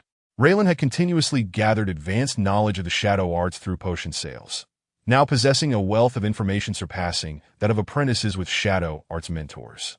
The incantation is Mandala. Reilin's voice resonated in a deep timbre. Upon hearing the spell, the book trembled violently. As it quivered, black chains released themselves automatically, and the pages began to flip one after another. Chip, commence data recording. Reilin perused the tome, detailing the spell model for the Shadow Hand. Skimming through it, only when he heard the chip signal that the recording was complete did he set the book aside.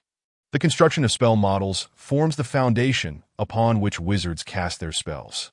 This involves a series of exceedingly intricate transformations and precise spell structures that to learn a spell.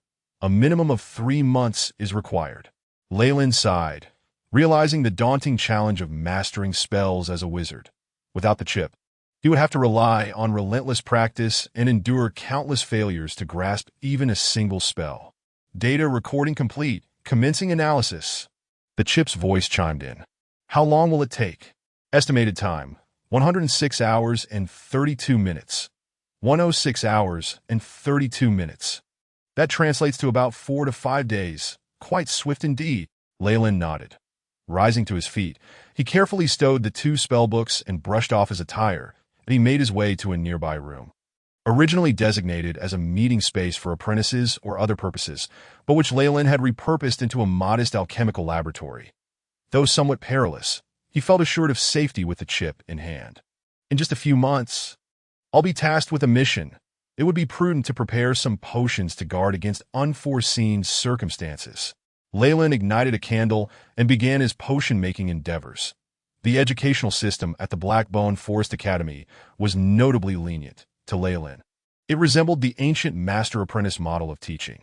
The academy merely provided the venue and basic services, while deeper knowledge had to be sought through one's own mentor, rendering the process rather inefficient.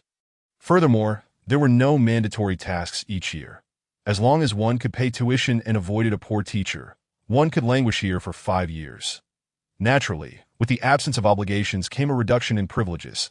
Reilin had yet to hear of any generous offerings such as monthly distributions of magic stones. To earn magic stones, one had to undertake missions, risking life and limb outside.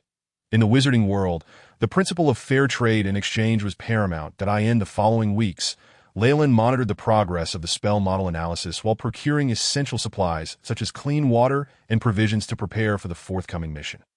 One afternoon, Reilin arrived at the spell experimentation zone. The spell experimentation area is specifically allocated for apprentices and wizards to test the potency of spells, given the immense power of various spells. Along with energy pollution concerns, a lack of regulation could lead to catastrophic consequences for the academy. The experimentation zone was situated at the far left of the academy, in a rather secluded location. Enclosed entirely in white marble, it appeared robust. Various solidifying runes adorned the walls. Reilin recognized only two, one that mitigated radiation pollution and another that reinforced the walls. Here to conduct spell experiments, Reilin approached the counter, where a bald man greeted him with a jovial smile. I wish to perform spell experiments. What facilities are available? We have two primary areas, the apprentice zone and the wizard zone. You are permitted only to access the apprentice zone, which is further divided into communal rooms and private chambers. The communal rooms allow for joint experiments, which may lead to disturbances, but are more economical, while the private chambers incur a higher fee. What is the cost for a private chamber?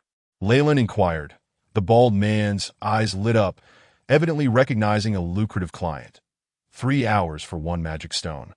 Our private rooms come equipped with specialized testing apparatus that can accurately assess your spell's data. Moreover, we offer absolute value for your money. I'll take one. Reilin tossed a magic stone to the man. Excellent. Please hold on. The man hurriedly registered the transaction and handed Reilin a black, crystal-like object. This is your room key, room 32. Reilin nodded and entered the spell practice arena. The runes on the white marble walls emitted a luminous glow. Some rooms were evidently occupied. Yet no sound escaped them, leaving only the echo of Reilin's footsteps in the corridor. Indeed, the isolation effect is remarkable. Reilin nodded. Locating his designated room, he swiped the black crystal on a protruding black panel at the door. Click! The door swung open, accompanied by a mechanical female voice. Welcome, you have 3 hours. Please manage your time wisely. The interior of the room was expansive, roughly the size of a basketball court from Reilin's previous life. In the center stood several humanoid targets, adorned with leather armor, plate armor, and beast pelts. Down on the far right wall, a screen detailed usage instructions. Wizards could attack the targets with spells, and the screen would automatically record the spell's potency. The facilities here are quite advanced, resembling some form of intelligent assistant, albeit created through sorcery, diverging from my previous life's path. Reilin mused. Let us begin with a physical attack. He approached a white humanoid statue clad in leather armor. Flexing his right arm, boom! Reilin sprang into action, delivering a powerful punch to the center of the leather armor, leaving a faint indentation. The screen on the right flickered before displaying a series of numbers. Category: Physical Attack Power. Level 2 Damage to Target. Minimal. It appears this target is not crafted from ordinary materials. Reilin murmured to himself. Level is a standard by which wizards gauge the range of potency, defined by the energy released from a gram of magic stone. This measurement system is quite effective. Chip, you could also incorporate this aspect in future updates. Recorded and organizing, the chip responded. Huh.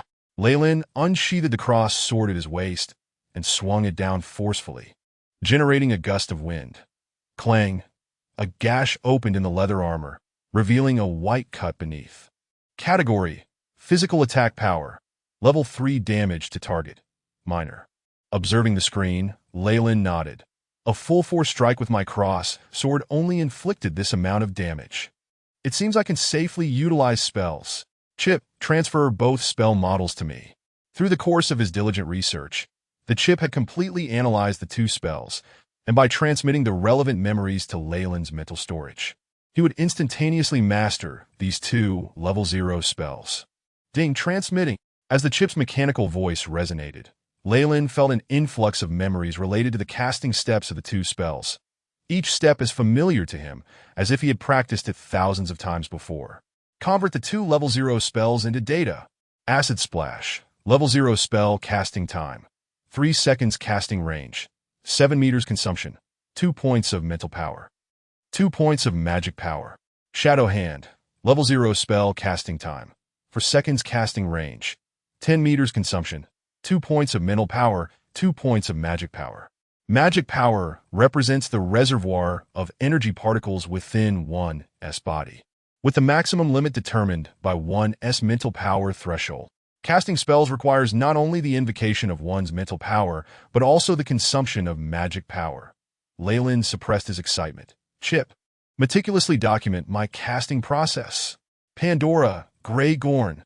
As Reilin uttered the ancient incantation, a swirling mass of dark green liquid materialized above his right hand, bubbling forth with white froth. Go! Reilin flung the acidic sphere, its green liquid tracing an arc as it landed on the leather-clad target. Sizzle, sizzle. The sound of corrosion echoed as the target began to dissolve, releasing copious amounts of white smoke alongside a pungent odor. Moments later, the upper half of the target had been entirely eroded, leaving only a pair of white feet behind. Chip, estimate the potency. Ding, estimated power, level 5.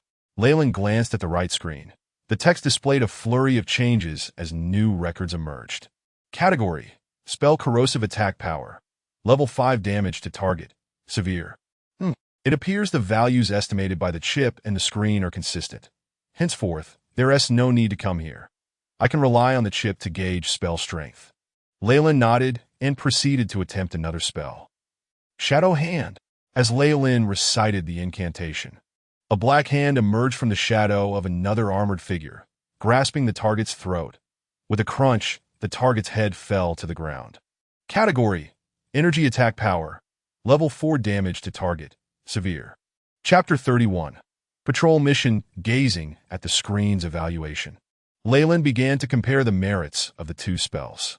Acid Splash boasts greater power, yet the enemy can easily evade it, requiring constant adjustments of mental power, whereas Shadow Hand, while slightly weaker, is far more discreet, making it ideal for ambushes.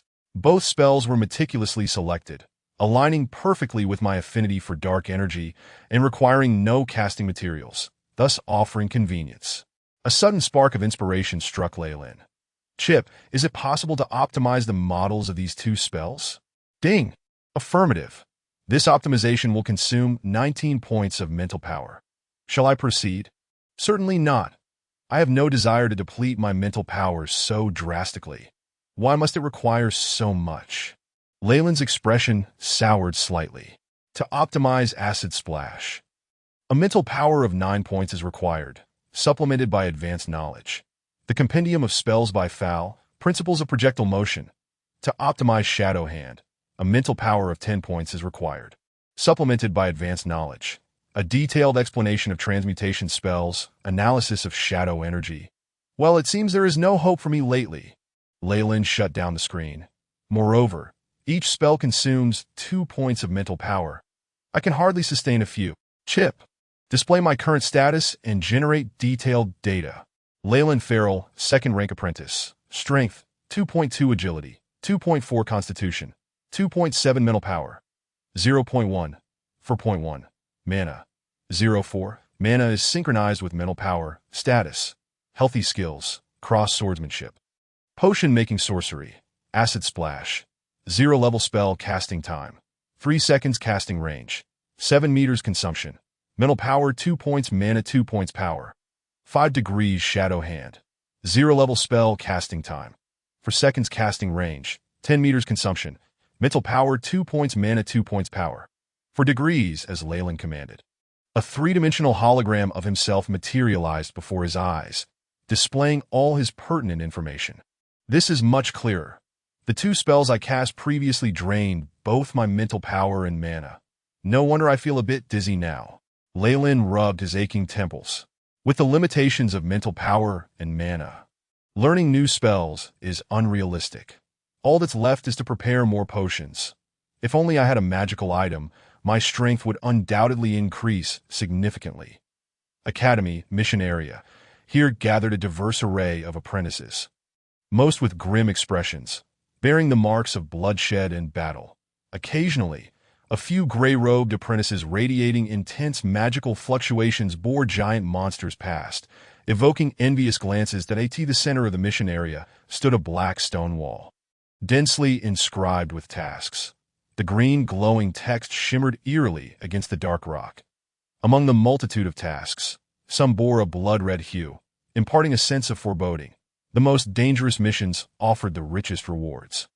In an unremarkable corner of the square stood a few figures, seemingly awaiting someone. Has Reilin not arrived yet? Luno crossed her arms, appearing somewhat bored. It's not time yet. Why the hurry? Since he promised to come, he will certainly show up. Cruel was polishing a black machete, its graceful curves stained with dark red blood. Reilin. Is he the potion apprentice Reilin? A girl with green hair suddenly brightened at the mention. It is said that his talent in potion making is second only to Merlin, and he has already begun crafting stamina potions for profit. Why would he join our team? He is from the same place as us. Of course, we will undertake missions together. Luno chuckled. You must introduce us later. If we could befriend a potion apprentice, we wouldn't need to venture out for danger anymore. A red-haired girl laughed flirtatiously, her figure voluptuous and alluring. Luno's gaze inadvertently flicked towards the girl's ample bosom, and he suddenly felt a bit parched. Apologies, I'm late. Reilin, clad in leather armor with a gray robe draped over it, appeared somewhat bulky, a crossed sword hanging at his waist, a crossbow slung across his back, and a large black satchel in tow. We just arrived. Cruel sheathed his machete, revealing a smile. Is it just the five of us? Reilin scanned the group. He recognized only Cruel and Luno, not seeing Bellu and the others. Though Bellu and his companions are third-rank apprentices, they have yet to advance to second rank. For them, with only minimal spell resistance, the outside world is far too perilous. This is our first mission since our last failure, and I do not wish to incur further losses. Cruel explained. Reilin understood. Although he too was a third-rank apprentice, with the chip's assistance, his potential rivaled that of a fourth rank, far exceeding in learning spells. Bellu and his companions were still lingering at the first-rank level. Taking them along would only burden the team. Leaving them at the academy was indeed for their own good, a harsh but pragmatic decision. Allow me to introduce you. Cruel smiled. This green-haired one is Lilith, and the one beside her is Nilan. They are both apprentices of my mentor, and they were promoted to second rank 2 months ago. Hello, Lord Reilin. Nilan's eyes sparkled as she stepped forward. It is truly a stroke of luck to undertake a mission with you. Nilan puffed her chest, her voice heavy with a nasal tone, almost like a flirtation. This. Luno turned her head away, her expression darkening. I merely possess some talent in potion crafting, and I owe my thanks to Mentor Gwafate. For it is he. Reilin rubbed his nose. Although he knew that if he showed even the slightest interest, this beautiful woman would swiftly fall into his embrace, his current focus on study left little desire for such distractions. Moreover, after enduring countless bombardments in his previous life, Nilan seemed to him merely moderately attractive. So, what is the content of our mission? Reilin inquired proactively, interrupting Nilan's impending words. Since this is our first cooperative mission, I intend to take the simplest one, patrolling the academy's surroundings and clearing some red-eyed crows. What do you think? Cruel inquired, though they had already discussed this among themselves prior, now merely seeking Reilin's agreement. Sounds good. I am still not quite proficient with my 0-level spells. Reilin replied in agreement. Their team was newly formed, and starting with simple tasks for acclimatization was entirely reasonable. This indicated Cruel had matured significantly since Hank's demise, displaying a more stable approach to leadership. Chip, scan. Reilin commanded discreetly. Ding. Luno strength, 1.8 agility, 1.9 constitution, 2.5 mental power, 3.7 status. Healthy Lilith strength, 1.9 agility, 2.5 constitution, 2.4 mental power, 4.3 status. Healthy Nilan strength, 2.7 agility, 3.4 constitution, 2.9 mental power, 4.6 status. Healthy. Since the chip's computational ability has increased, its detection capability has also enhanced. Now, within the entire academy, apart from official wizards, no other apprentices can evade the chip's detection. Reilin mused privately. The detection here was naturally aimed at not alarming the subjects. Official wizards were constantly enveloped by a force field, and any reckless scanning by the chip would surely be noticed. However, for ordinary apprentices, as long as they were near Reilin, everything about them would be detectable by the chip. From the data, they are indeed all newly promoted second-rank apprentices. I simply did not expect Nilan to be the strongest. It seems she has practiced the knight's breathing technique, and her physical prowess should not be underestimated. These individuals had just recently advanced. Even if they had purchased spell models beforehand, comprehension was not guaranteed, and constructing them in their minds was another matter entirely. After all, for second-rank apprentices, zero-level spells remained quite dangerous. Without complete mastery, casting too hastily could lead to failure or even backlash if assessed solely by physical strength. In a scenario where none of them utilized spells, Reilin might very well be capable of overpowering the three of them. This seemingly infatuated girl, intent on winning Reilin's favor, was indeed the strongest among Cruel's group. And Cruel was likely unaware of this as Reilin's lips curled into a subtle smile. Typically, a second-rank apprentice would require at least 3 to 6 months to fully master a zero-level spell.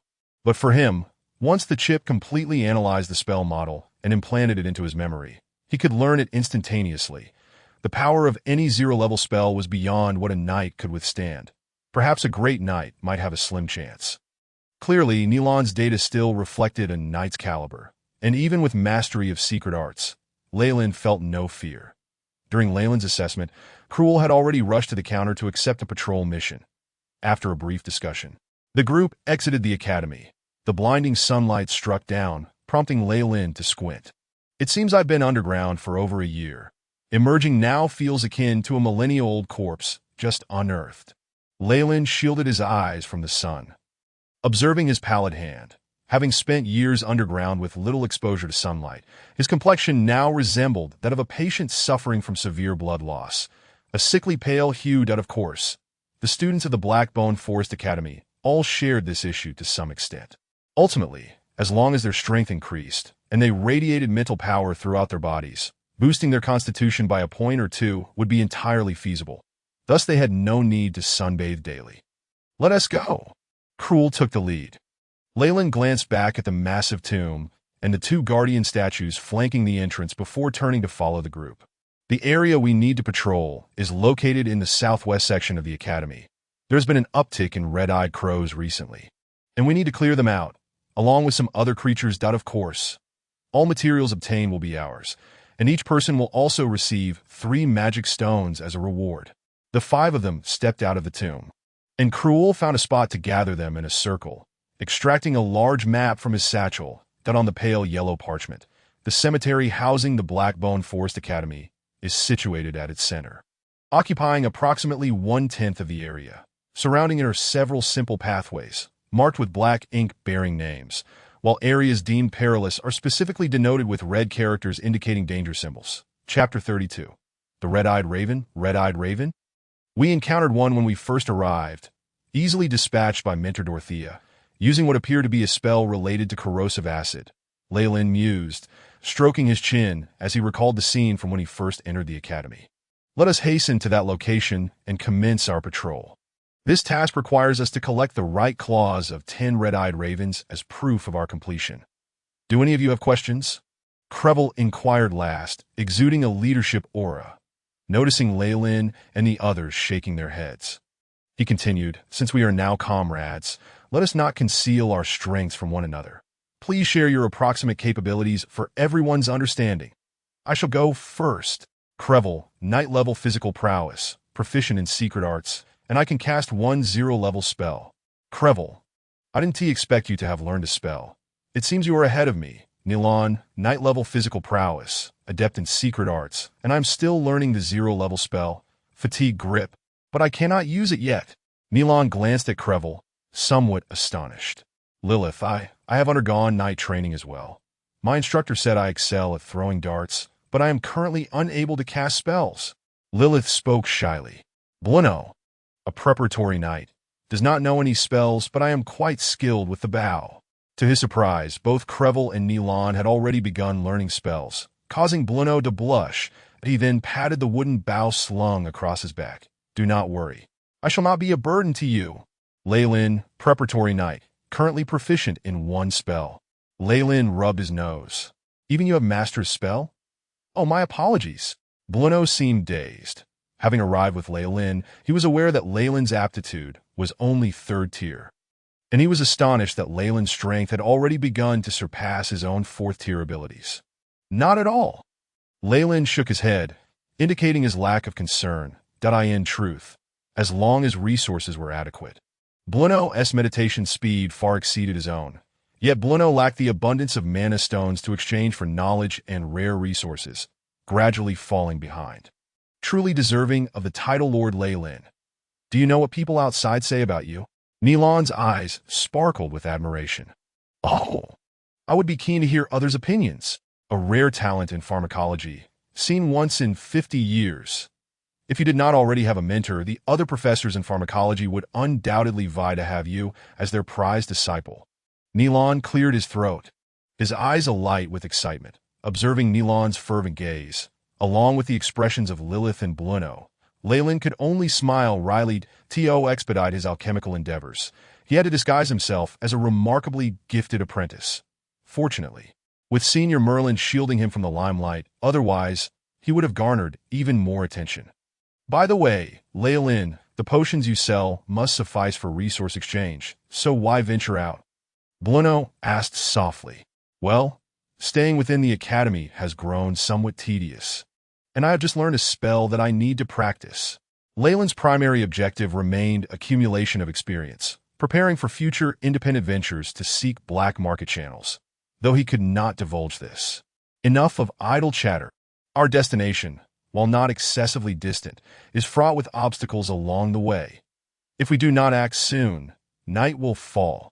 Crevel clapped his hands, grasping his machete, and stepped forward. Let us proceed. Reilin followed suit. I wish to accompany you. Nilon walked beside Reilin, unabashed in her intentions. Following closely were Lilith and Bluno, bringing up the rear. Be cautious. The vicinity around the academy is still open ground. Entering the forest now presents significantly greater dangers.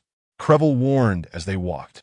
Reilin disregarded Nilon beside him, focusing intently as he maximized the chip's detection capabilities. This was his first encounter with a perilous outside world, leaving no room for carelessness. The Blackbone Forest Academy is nestled deep within a dark forest, with a dilapidated graveyard above it. Surrounding it are only low shrubs and underbrush, posing minimal danger. Yet upon entering the forest, obscured by countless trees, it becomes a haven for many predatory creatures. Reilin recalled that they had initially faced an attack within the dark woods. Warning! Warning! Unknown creature detected nearby. Threat level to subject. Low. With the chip's alert, a pale blue line formed a three-dimensional image within Reilin's field of vision. From this depiction, he could distinctly see a red line slithering toward them. Whoosh! A shadow suddenly emerged from the underbrush, lunging fiercely at Crevel's neck. Crevel remained unfazed, his black blade transforming into an arc, deflecting the shadow away. The shadow fell to the ground, revealing its true form, a black snake over a meter long. With a triangular head bearing a single vertical eye, its scales marred with faint traces of blood. It is an iron-lined monocular snake. Heed its venom. Nilon cautioned that moment Lilith, who had been trailing behind, sprang into action, launching three throwing knives from three different angles toward the iron-lined monocular snake. The snake's body coiled suddenly, evading two of the knives, while the last one grazed its form, drawing blood. Hey! Crevel surged forward, his black machete slicing through the snake's head with a glinting blade, severing it cleanly. The decapitated body coiled in a circle, blood still oozing from the wound. Ah! Lilith gasped. It has already perished. This is merely a natural reflex of the body. Have you not studied neurology? Nilon scoffed. This iron-lined monocular snake has only its venom sac and skin of some use. Who among you wishes to collect materials quickly? The scent of blood will soon attract other creatures. Crevel sheathed his knife, speaking calmly. I shall. Bluno stepped forth, and after some bustling, the five continued on their journey. Chip, did you record the recent data? Beep. Recorded. Iron-lined monocular snake. Reptilian subspecies. Power. 1.1 agility. 2.1 constitution. 1.6 blood sample collected. Muscle tissue composition recorded. The chip's feedback was prompt. Reilin nodded, quickening his pace. Several days later, deep within the dark forest, a red-eyed raven blinked its lively eyes, fluttering between branches, occasionally preening its feathers. Whoosh! Suddenly, a white arrow shot forth. Quack! The red-eyed raven flapped away, but as it evaded, three more beams of white light followed, encasing three silver throwing knives. The red-eyed raven traced a graceful arc, dodging the knives, landing in an open area. Kill! From the thicket, a figure leapt forth, wielding a black blade, aiming to strike the red-eyed raven. The earlier arrows and throwing knives had been intended to drive the raven to the ground. The black blade, propelled by a fierce wind, swung toward the red-eyed raven. Quack, quack! The red-eyed raven squawked loudly, producing a harsh sound that a glimmer of anthropomorphic ire flashed in its crimson eyes as it met the black blade with its black claws. Clang! Though the red-eyed raven was slightly larger than an ordinary raven, comparable to a rooster, it astonishingly repelled the knight wielding the black blade. Quack! The red-eyed raven cried out, shedding several black feathers. Seizing the knight's retreat, the raven lunged directly, its razor-sharp claws aimed at the knight's face. Pandora Grekken. A hurried incantation erupted, and a burst of green liquid flew forth, striking the red-eyed raven. Sizzle. White mist billowed forth, accompanied by the raven's shrieks. Moments later, the raven's cries ceased entirely, leaving only a deep pit in its place, with a few feathers that had not yet corroded lying within. "Are you all right, Crevel?" A rustle emerged from the thicket as several figures emerged. The knight shook his head. "I am unharmed, although the red-eyed raven possesses knight-level strength and the ability to fly. Once on the ground, it is ultimately no match for armed humans." He then looked at the person in the center. "Reilin, your timing for the acid splash was impeccable. It was a collective effort." Reilin smiled. Crevel then approached the pit, using a branch to sift through the feathers, extracting 2 black claws. The claws were sharp at the edges, glinting coldly, seemingly narrating the tenacity of their former owner. The acid splash was powerful, yet it has nearly corroded the red-eyed raven entirely. Aside from the hardest claws, there is scarcely anything left. Crevel expressed a hint of regret. "Oof. Were it not for Reilin, who knows what price you would have paid to capture this red-eyed raven?" Nilon scoffed derisively. "Indeed." Crevel sheathed his black blade, his demeanor noticeably more mature, understanding Nilon's penchant for sharp remarks, and he took no offense. "With this red-eyed raven added to our tally, we have acquired sufficient numbers. Shall we return to the academy to report our findings?" Crevel glanced at the somewhat fatigued Bluno and the others. "Certainly, the forest is far too perilous. We would hardly sleep well at night." Nilon replied promptly. The other Liliths, along with Luno, nodded eagerly. Reilin also felt a wave of fatigue wash over him. The perilous black forest was fraught with dangers. Even with the chip's alerts, he had been on edge for several days, leaving him utterly drained at this moment. He found himself yearning for the comforts of the academy, the soothing warmth of hot water, and the embrace of a proper bed. "Very well, let us return," Crevel lamented slightly as he stowed away the talons of the crimson-eyed raven. "What a pity, with our strength, we could have hunted far more of these ravens. They are worth far more than the previous iron-threaded one-eyed serpents. The accumulation of magic stones is endless, yet our team is nearly spent. We are teetering on a precarious edge. If we do not hasten back to the academy, we risk errors in our next hunt, or even casualties." Reilin's voice was cold and steady. He had always been a rational thinker, unbound by the allure of immediate gain. "Agreed. Let us make our way back." Crevel pondered briefly before nodding in agreement. Hearing Crevel's words, the expressions of the other 4 lightened considerably. Even the usually sharp-tongued Nilon wore a smile. The group hastily gathered their belongings and set off on their return journey. Chapter 33. The Mountainous Bear in the Tranquil Woods. The occasional chirp of insects broke the silence. Towering trees, lush with foliage, blocked out the sun, allowing only sporadic beams to filter through, resembling pillars of light. "Quack, quack!" A familiar call echoed ahead. Crevel, leading the way, furrowed his brow. "Why are there so many crimson-eyed ravens lately? These creatures exhibit intense aggression towards humans. If we do not eradicate them promptly, we may attract a swarm, which would be quite troublesome. What do you think? Should we take a detour?" Luno inquired. "I fear that may not be possible. It has already detected our presence," Reilin replied, glancing at the chip's display without turning around. The sound of flapping wings grew increasingly close, and Crevel chuckled heartily. "Since it has come to us willingly, we shall not be rude and shall accept its offering." The group appeared relaxed, having developed a strategy to deal with the crimson-eyed ravens over time. Not good. There are two of them. Reilin's expression shifted as he observed the screen. Crevail gasped. Indeed, behind the approaching raven, he spotted another shadow, slightly larger than its kin. This could pose a problem. Crevail frowned. Reilin, Nilan, you handle the one in front. The other will be left to the three of us. Prepare yourselves. Reilin instructed Nilan behind him, unshouldering his crossbow. Calculating wind velocity and humidity. Trajectory adjustments underway. Whoosh!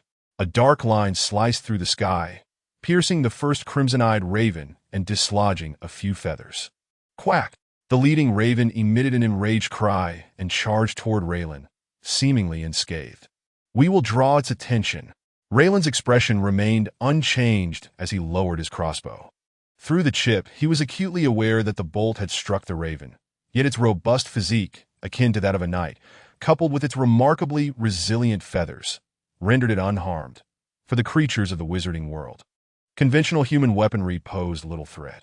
Observing Reilin and Nilan diverting the first raven, Crevail felt reassured and called out, Luno, Lilith, intercept the other crimson-eyed raven and prepare for my spellcasting. Luno and Lilith exchanged glances before charging towards the second raven. As Luno ran, he drew his bow and released an arrow skyward, accompanied by several throwing knives.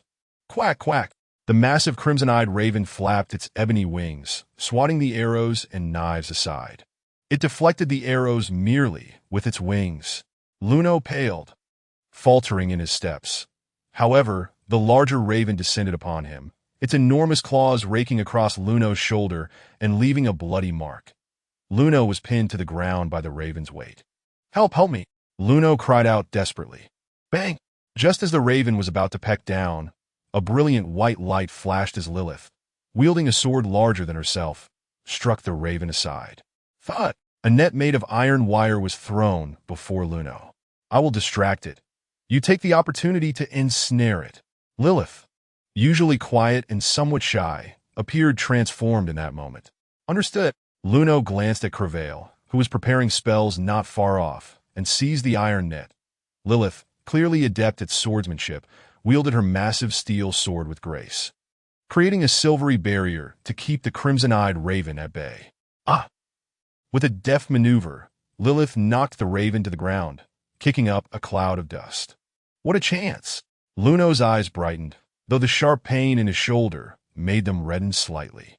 He quickly unfurled the iron net and ensnared the raven within it. Quack, quack! The raven thrashed about, on the verge of breaking free from the net. Crevail, hurry! The raven's feathers are too thick. My attacks cannot inflict significant damage. Lilith called out urgently. Thank you for your efforts. Crevail finally completed his spell, a dark red fireball hovering in his hand. Get back! Crevail bellowed, and Lilith and Luno quickly withdrew. Go! Negative energy fireball. With a flick of his wrist, the dark red fireball soared through the air, trailing waves of heat, and plummeted directly onto the ensnared crimson-eyed raven. Boom! A deafening explosion erupted, accompanied by a fierce blast of heat that radiated outward with immense force. The explosion carved a charred crater into the ground, and even the surrounding shrubs were not spared. Well done! Luno, slightly slower in his retreat, was knocked to the ground by the ensuing gust, his clothing soiled with dirt, yet his eyes sparkled with undeniable satisfaction as he gazed at the crimson-eyed raven. Huh! Crevail exhaled heavily. The casting time for that negative energy fireball is quite lengthy. It requires someone to assist in distraction. However, its potency is remarkable. Lilith adjusted her disheveled hair and glanced towards the direction Reilin and Nilan had fled, concern evident in her gaze. I wonder how they are faring? Fear not. Reilin and Nilan are quite capable. We have left the largest one behind, Crevail reassured, as this marked the first task he had undertaken in a year, and he sought to achieve a flawless conclusion. We are fine. Just as Crevail spoke, a thicket parted, and Reilin and Nilan emerged. They bore traces of black feathers, but appeared unscathed. What of the other one? Right here. Reilin held up a black raven's claw.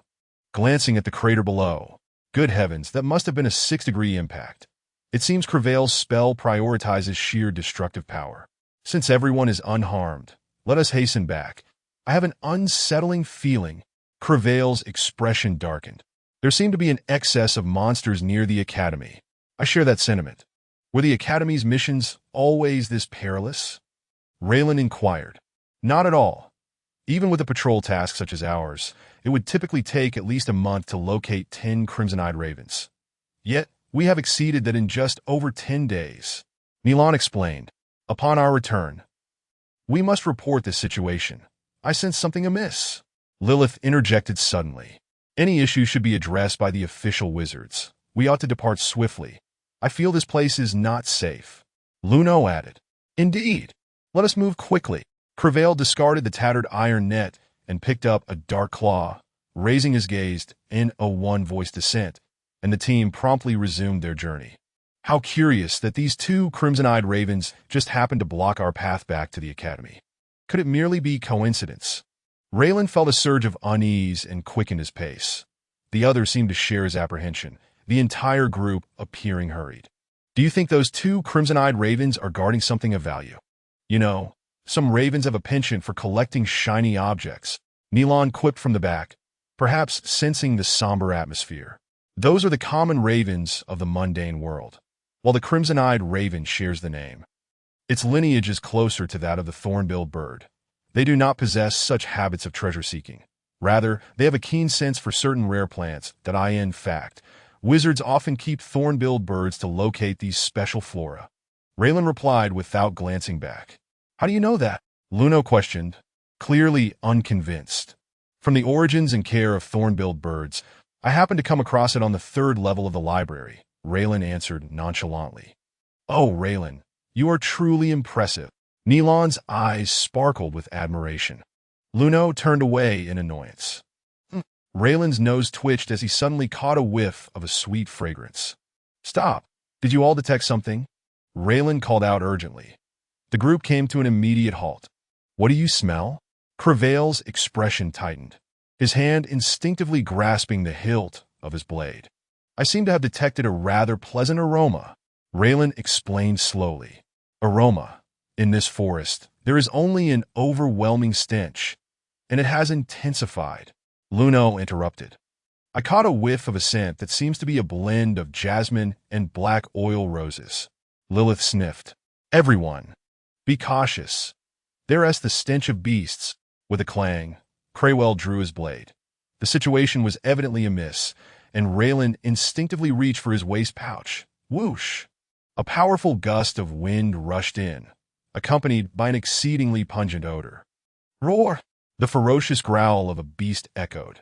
The surrounding dark woods seemed to bend under the weight of the beast's roar. Crevail's complexion paled dramatically. Be careful, a massive creature is approaching. Thud thud! The sound of heavy footsteps reverberated, and Reilin and his companions finally beheld the true form of the monster, that a gigantic black bear loomed. Its skull cracked open at the top, exposing what resembled a brain, while a V-shaped white pattern adorned its chest. Reminiscent of a lightning bolt. Beware, it's a mountain grizzly bear. Each one is comparable to a 3rd-tier apprentice. We encountered this beast last time. Crevail's eyes shrank to pinpricks. Watch out for its roar attack. Hank perished under that maneuver last time. Damn it. We need to scatter. Lano's face turned pale as he suddenly turned and fled. What a coward. Lon fumed, her face flushed red. Due to Lano's abrupt departure, the mountain grizzly bear hastened its pursuit. There is no other choice. This is far beyond our capabilities. Let us split up and hope to reunite at the Academy. Crevail sighed in resignation, making a decision. Chapter 34, Breaking Through Tonight. Once Crevail finished speaking, he retrieved a handful of black powder-like substance from his pocket and sprinkled it on his legs. Suddenly, it appeared as though his height had been elongated. Upon closer inspection, it was not that he had grown taller, but rather that a ring of black fuzz had sprouted from the soles of his shoes, elevating him. With the aid of this black fuzz, Crevail's speed surged dramatically, and in a few bounds, he vanished into the jungle, moving faster than Lano. Seeds of the swift grass. It seems this is Crevail's life-saving concoction, but the side effects of this seed are not insignificant. Reilin muttered to himself, then glanced at the two girls beside him. Though it feels a bit awkward to say this, we should all disperse. Since we chose to embark on this adventure, we must be prepared for the possibility of death. To be honest, it's quite surprising that you've managed to stay behind those two boys. Reilin stated, pulling out a green potion vial and smashing it to the ground, creating a swirling green vortex that enveloped both her and Lilith. See you at the academy. The two girls vanished from Reilin's sight, engulfed in green winds. Have they all prepared their trump cards? Reilin smiled wryly, moving swiftly to disappear into the woods that in an instant, the group of 5 splintered, each utilizing their abilities to escape the scene. Reilin's footsteps were relentless, the trees on either side retreating rapidly. The mountain grizzly bear possesses immense attack power but average speed. Among us, Creywell has used the swift grass, and Lilith and Reilin have utilized acceleration potions. I have night-level physical strength, so my speed is commendable. Only Lano, who fled first, is the slowest and most vulnerable. If he hasn't prepared any trump cards, he is likely doomed. And with Lano drawing its attention, I should be able to escape the mountain grizzly bear's hunting range. I want to need to use this potion. As a pharmacist, Reilin, despite not being able to sell potions in bulk, had prepared a few life-saving cards, ensuring he was ready for this trial. Each of Reilin's landings was impeccably calculated. His movements seemed to meld with the forest, undeterred by any branches or vines. Flowing smoothly like a stream, his speed remarkably comparable to that of Creywell, who had consumed the swift grass. Roar! A thunderous roar erupted ahead. Suddenly, a dark shadow appeared before Reilin, followed by a massive bear paw. Impossible! How did it get in front of me? Isn't Lano supposed to be distracting it? Reilin's heart raced, and he instinctively drew his crossed sword to slash. Clang!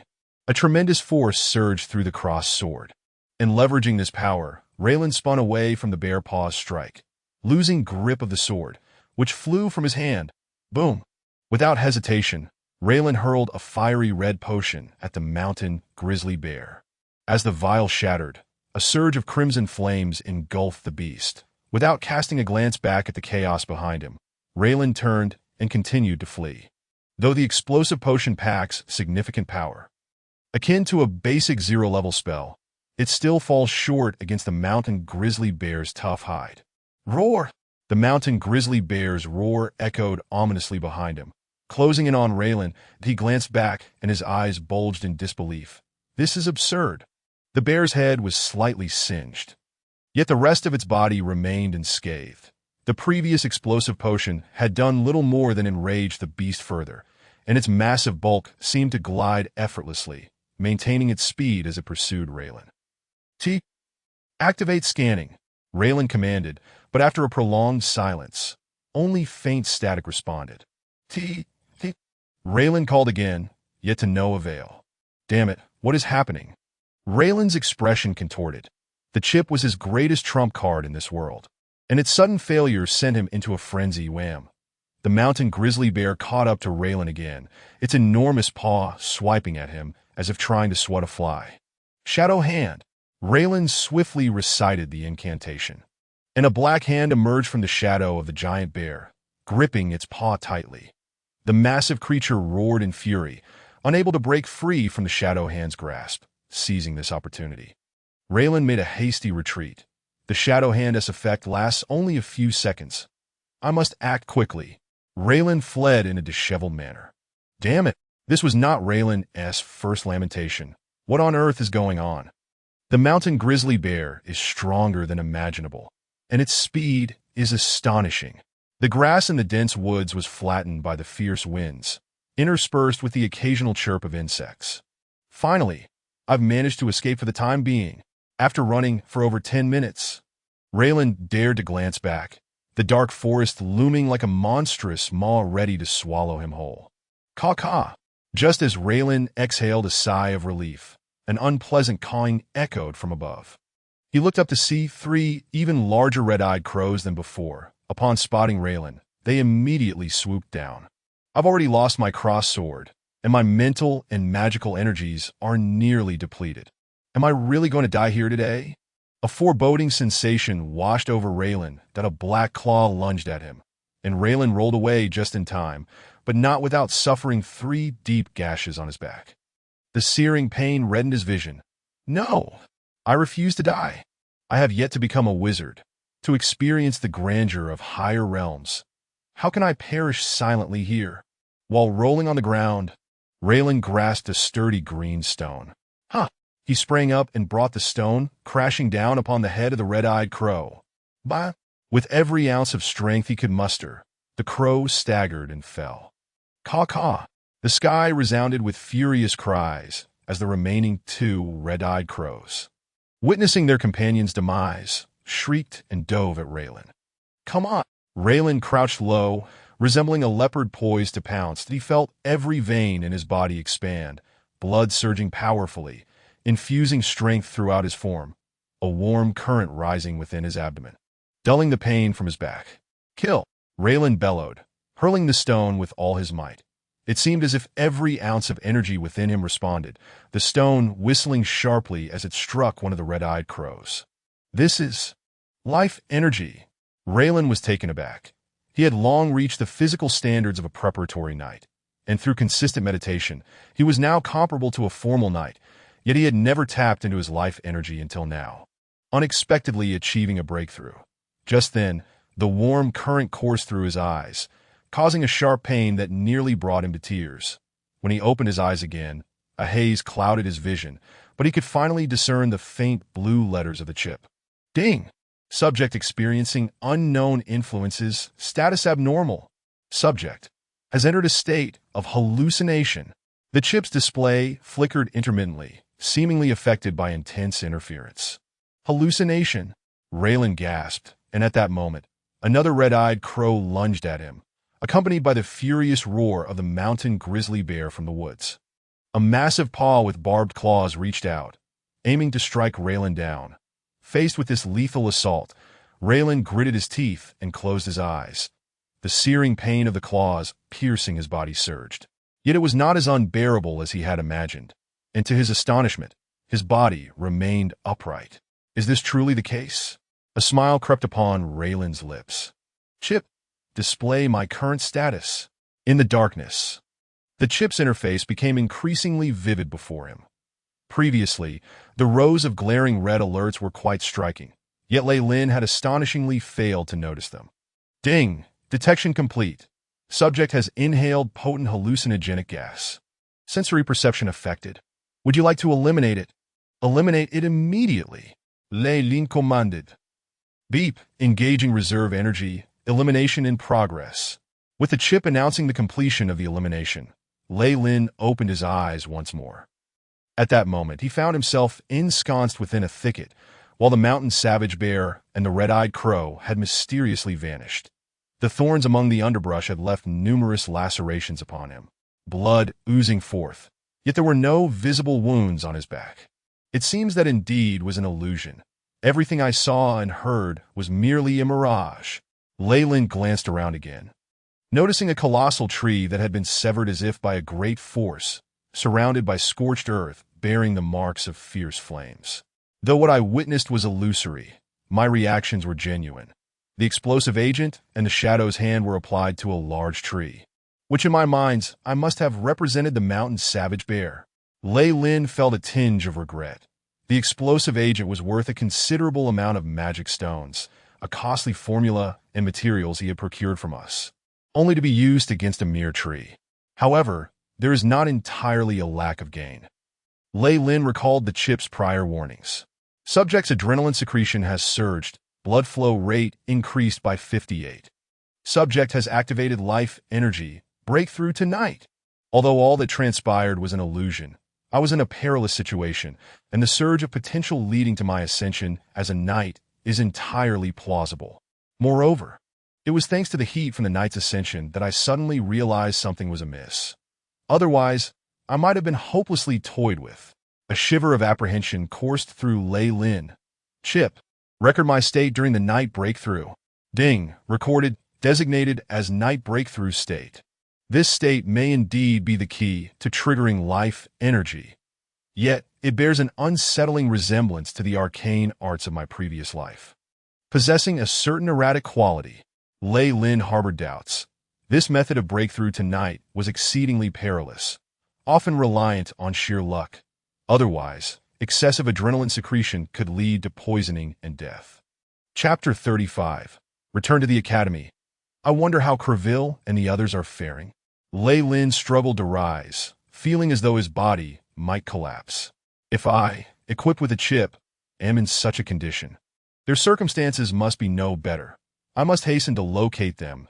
If I inadvertently fall into a trap or attract some wild beast, it would be disastrous. Reilin retrieved a red potion from his satchel, uncorked it, and poured the vibrant liquid onto his wounds. Hiss. White mist billowed forth as Reilin gritted his teeth, his face contorted in pain. Once the mist dissipated, a thin layer of red film enveloped the wounds, staunching the bleeding and sealing the injuries, allowing Reilin to move his arm with minimal hindrance. This hemostatic potion is effective, but the application is excruciating. Reilin lamented, producing a vial of blue stamina potion to drink. The sweet elixir bore a hint of freshly baked bread, and Reilin felt significantly revitalized, regaining some strength as he emerged from the thicket and leaned against a large tree to rest. Chip, is there any remedy for that hallucinogenic gas? Knowing that the only danger in that vicinity was the gas, Reilin was willing to lend a hand to his companions, that if all else failed, he would have to retreat and inform the Academy's instructors, offering prayers for them. Recommendation: clean water possesses excellent barrier properties against the gas. The chip responded. Clean water, you say? Reilin opened his water flask, thoroughly soaking a cloth, tightly wrapping it around his nose and mouth as he retraced his steps to the earlier location. I thought I had run quite a distance. Turns out it was barely 1,000 meters. Following the trail, he soon returned to the spot where the five had separated, feeling somewhat bemused. Chip, scan the scene ahead and generate an image. Aware of the hallucinogenic gas ahead, Reilin felt a tinge of unease, even with protective measures in place. Ding! Scan complete. An image materialized before Reilin's eyes, revealing a depression not far from where they had stood, populated by enormous mushrooms. These fungi towered nearly as high as a person, exhibiting an eerie purple hue, their surfaces adorned with numerous black spots that subtly formed the visage of a human in agony. What sort of mushroom is this? Comparing against the database, similarity, spider face 98. 7. Goliath mushroom 74.5, purple umbrella flower 23.3. Spider face, you say? Reilin recalled the botanical compendium he had perused in the library. The spider face is a remarkable plant, capable of emitting intensely potent hallucinogenic gas, which even slightly weaker humans and other sentient beings cannot withstand. That it often attracts various birds, forming a symbiotic relationship with them. That it seems the two red-eyed crows were drawn by it. Reilin noted the presence of several skulls at the base of the purple mushrooms, some resembling human skulls, alongside many others from various animals. However, such dangerous flora should have been eradicated around our academy, unless it was recently transplanted. Reilin speculated, suddenly feeling a chill, as though he had grasped the thread of some sinister scheme. Shaking his head, he thought, this is not something I can involve myself with at present. I must locate Nilon and the others swiftly and depart. Thanks to the chip's detection capabilities, finding his other companions proved remarkably straightforward. Bluno lay nearby, his thigh pierced by a branch, evidently due to a collision. Creville was found soon after, frantically hacking at a large black stone, so engrossed that he failed to notice Reilin's approach, ultimately being knocked unconscious and carried away by Reilin for Nilon and Lilith. They were the luckiest. After departing, they had been ensnared by a tangle of vines, and when Reilin located them, they were surrounded by a green aura emitted by a stamina potion, completely unharmed. Reilin led the four of them far from the spider face's vicinity, discovering a small creek where he tossed them into the water. Following the chip's advice, the frigid, bone-chilling water rushed into Creville and the others' noses and mouths. Their bodies began to convulse violently. Cough, cough. They erupted into fits of coughing. Reilin then moved them to flat ground. allowing them to lie back, that he subsequently armed himself, standing guard nearby. What happened? Creville inquired, rubbing his sore head as he propped himself up. Do you remember what transpired earlier? Reilin approached Creville. Yes, I recall now. We encountered the mountain savage bear and the carrion wolves. Creville touched the wounds on his face. Did you save us? Indeed. However, what we faced were not ferocious beasts. Once they regained consciousness, I will explain. Reilin gestured toward the others, who were clearly beginning to awaken. Once they had distanced themselves from the influence of the spider face and consumed copious amounts of clean water, the others regained their senses. Reilin briefly recounted the incident involving the spider face, downplaying his own contributions by stating he happened to possess an item that countered illusions, thereby narrowly escaping disaster. Upon hearing Reilin's account, Creville and the others' expressions darkened. Reilin, thank you. I owe you my life, Creville declared solemnly. So do we, Nilon and Lilith echoed in unison, while Bluno merely opened his mouth, unable to articulate his gratitude. I suggest you all attend to your injuries first. Reilin indicated Bluno's puncture wound on his thigh. All right, I have some medicinal powder here. Bluno, would you like some? Creville rummaged through his belongings and produced a vial of powder, offering it to Bluno. With a slight sniff, Reilin discerned it to be a mundane remedy, possessing some efficacy for injuries, yet far inferior to the hemostatic potion. The group gradually tended to their wounds, with Bluno being the most severely injured, his lips pale and his thigh heavily bandaged. Creville procured a branch for Bluno to use as a makeshift crutch, allowing him to walk, albeit with great difficulty. The wizard's physique had begun to differentiate from that of a mere mortal. Some less severe injuries could be fully healed within a few nights with the right potions. What should we do next? Creville looked to Reilin, although he was nominally the leader of the small team. Reilin's performance had compelled him to lower his head. Can you walk? Reilin inquired of Bluno. I can walk perfectly well. Please, do not leave me behind. Bluno hastily stood, leaning against the crutch for support. Then we should set off post-haste. Reilin recalled the spider-face forest he had previously witnessed and his foreboding suspicions. Indeed, Nilon and Lilith both exclaimed, clearly unnerved by the locale. My stamina potion, that cost me 5 magic stones. Nilon lamented during their journey. You consider yourself fortunate. Just look at me. Creville collected their belongings, ensuring to secure the package containing 12 red-eyed crow claws. Their proof of mission completion, and gestured toward his ankle. Around Creville's leg, a fine ring of black fur had begun to sprout, creeping up toward his thigh. Though the seeds of the swift grass may enable you to run with remarkable speed, their reproductive capacity is alarmingly potent, and the ensuing pollution is a significant concern that if you do not hasten back to the academy for resolution, you may soon find yourself transformed into a creature of fur. Cool's expression was resolute. We must move swiftly, despite his stern demeanor. His pace noticeably quickened. After the harrowing encounter with the Spider-Man face, the 5 of them became jumpy, on edge at the slightest rustle of leaves. Upon sighting the Blackbone Forest Cemetery, Reilin swore he had never realized that graves could possess such an endearing charm. Password. This time, a feminine voice emerged from the 2-headed dog. Blackbone Supreme, Cool replied slowly. The entry password for the Academy changes periodically, but for those like them who venture out on missions, the secret phrases are long established. Correct. The 2-headed dog stepped aside, reverting to its statue form on the stone platform. Once they passed through the Academy gates, Reilin let out a sigh of relief. Although this adventure had not culminated in death, they had faced several perilous moments. And without the aid of their chips, their team would likely have met with total annihilation. Let us proceed to report our mission. A smile blossomed on Cool's face, and Lilith and Nilon appeared equally relieved. The 5 arrived at the mission area, where Cool queued at the counter while the other 4 waited nearby. Nilon, has there always been this many casualties on missions? Reilin sensed an unusual atmosphere. The number of injured in the mission area was notably higher, punctuated by the sounds of curses and sobs. Absolutely not. I can assure you. Nilon observed the many apprentices with gloomy expressions, evidently indicating that their tasks had not only failed, but had come at a considerable cost. Look, the mission has changed. Reilin lifted his gaze to see a prominent red font emerging at the top of the black wall. Attention! The probability of dangerous creatures appearing around the academy has significantly increased. We advise all apprentices venturing out to exercise utmost caution. That IT is recommended that those below 3rd rank refrain from leaving. The text was larger than the surrounding font and stood out vividly in red. Following the warning, a new mission was posted in bold red letters.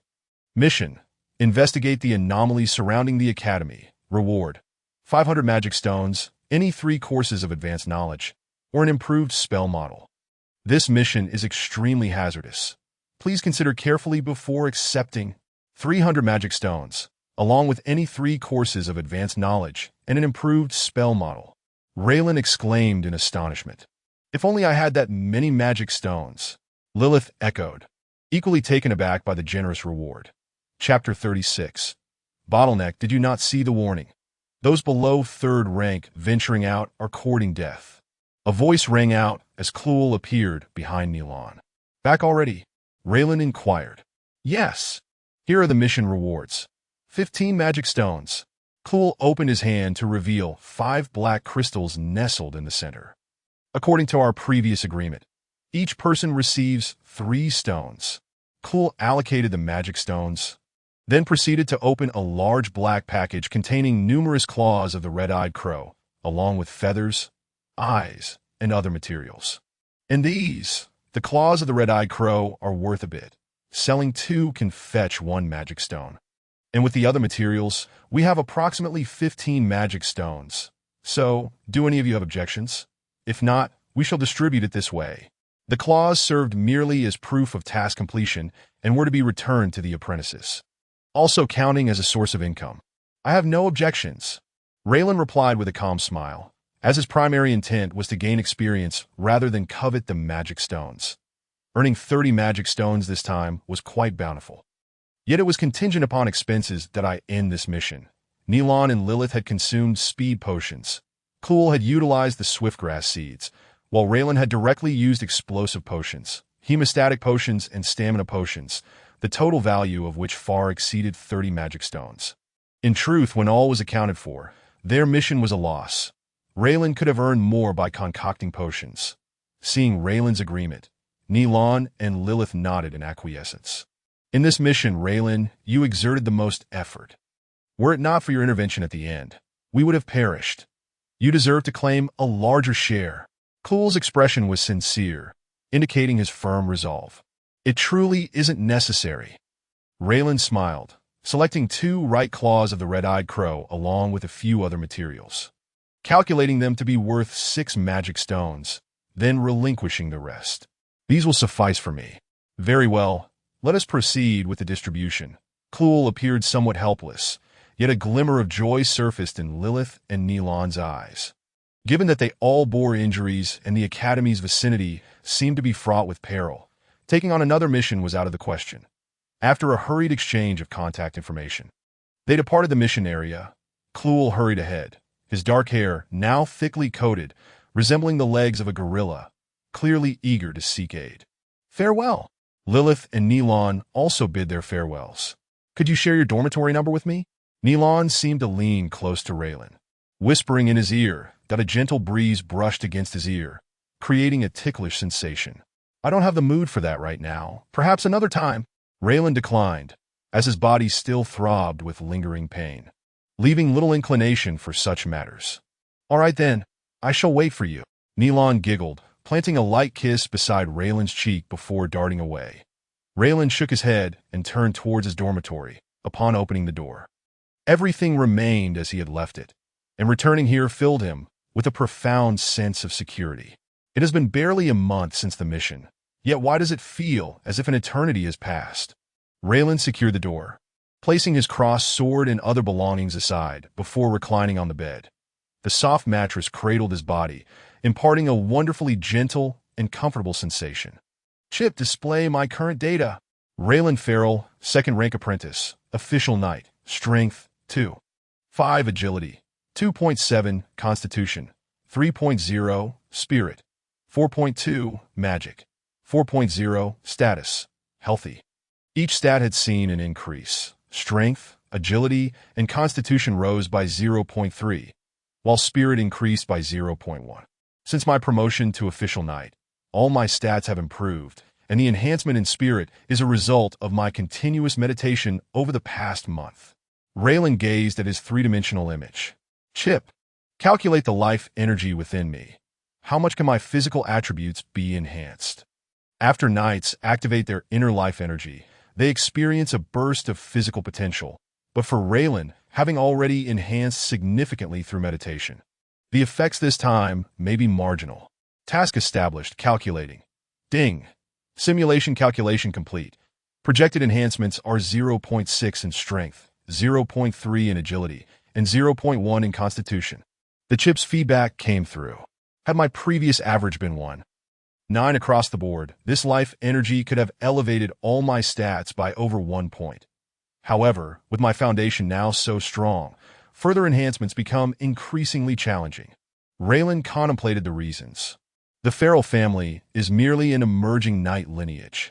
After reaching the rank of official knight, our lineage lacks a proper training methodology, rendering us clueless on how to ascend to great knight.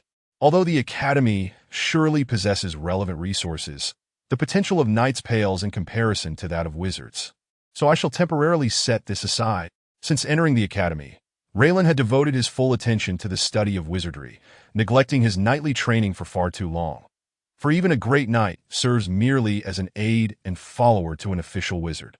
While a wizard can continuously evolve, naturally, Reilin chose a path with far brighter prospects.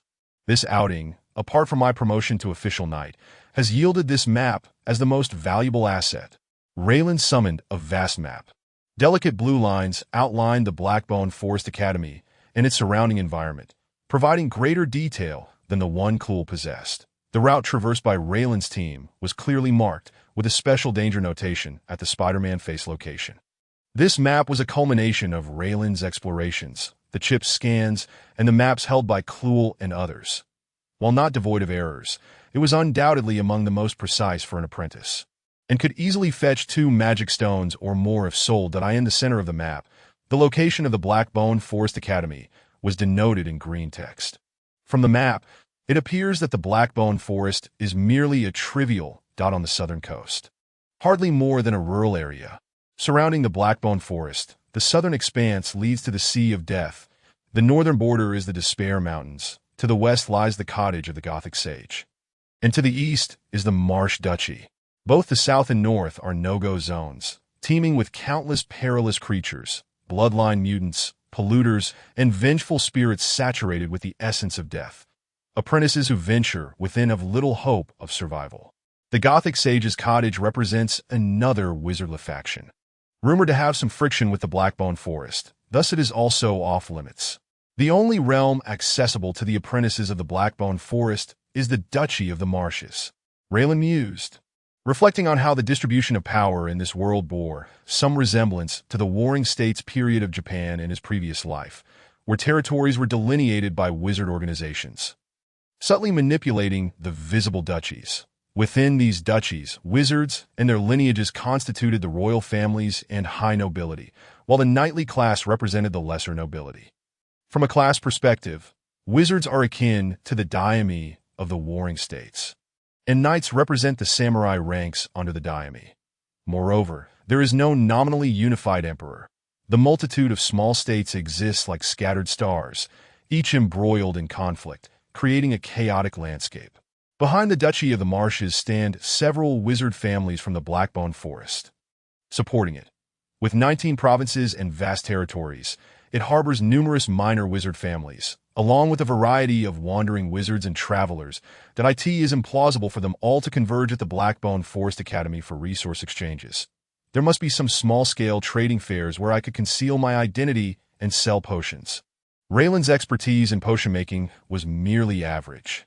Yet with the assistance of a chip for analysis, his success rate in concoction vastly surpassed that of his senior, Merlin, and could rival that of Mentor Gwafate. However, these abilities needed to be meticulously concealed. and Reilin dared not release too many potions within the academy. Yet, advancing to a third-level apprentice was a significant hurdle for all wizard apprentices, without an abundance of resources to pave the way. One could only endure with the passage of time.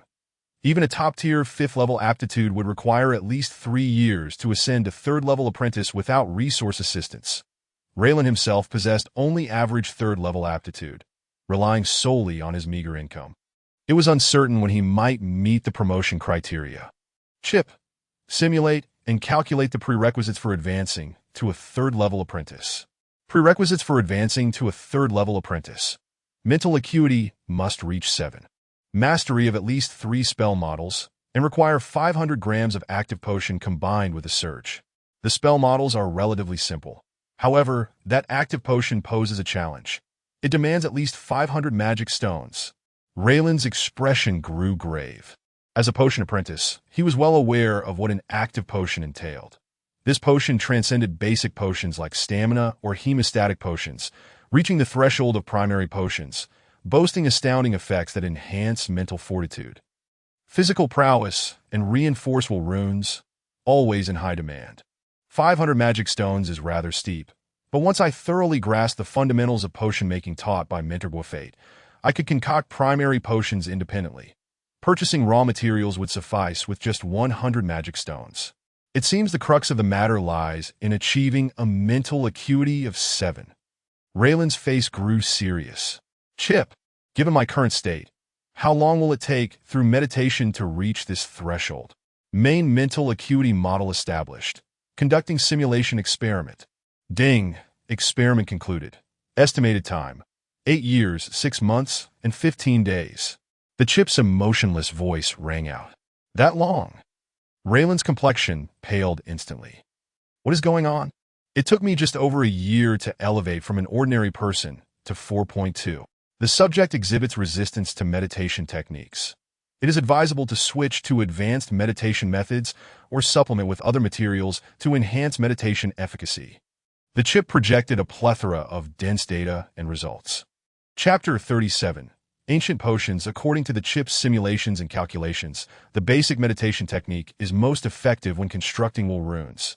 However, 2nd-level apprentices have already completed the construction of 24 wool runes. The next step is to gradually refine through time.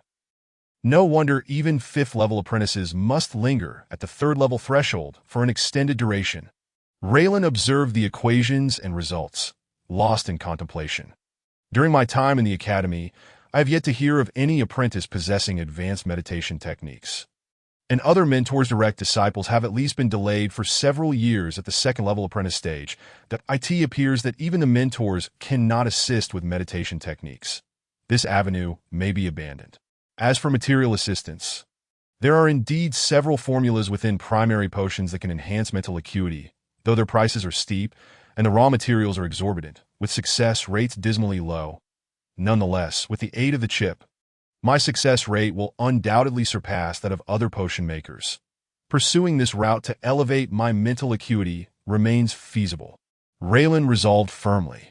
Next, I must gather formulas capable of enhancing mental acuity and sell potions externally to exchange for resources for concoction. However, the situation outside the academy is tumultuous.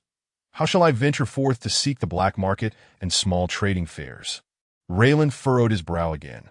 Given these issues, the academy mentors will surely not remain indifferent. If I wait a while, the situation should resolve. For now, I will focus on acquiring the formulas for mental acuity potions. If even formal wizards are unable to address the external issues, then Reilin, as a 2nd-level apprentice, would be even more powerless. With this thought, Reilin quickly surrendered to slumber. The following morning, Reilin approached Mentor Gwafate. Formulas for potions that can enhance mental acuity. Gwafate expressed surprise. The success rate for these potions is exceedingly low, and the required resources are quite costly.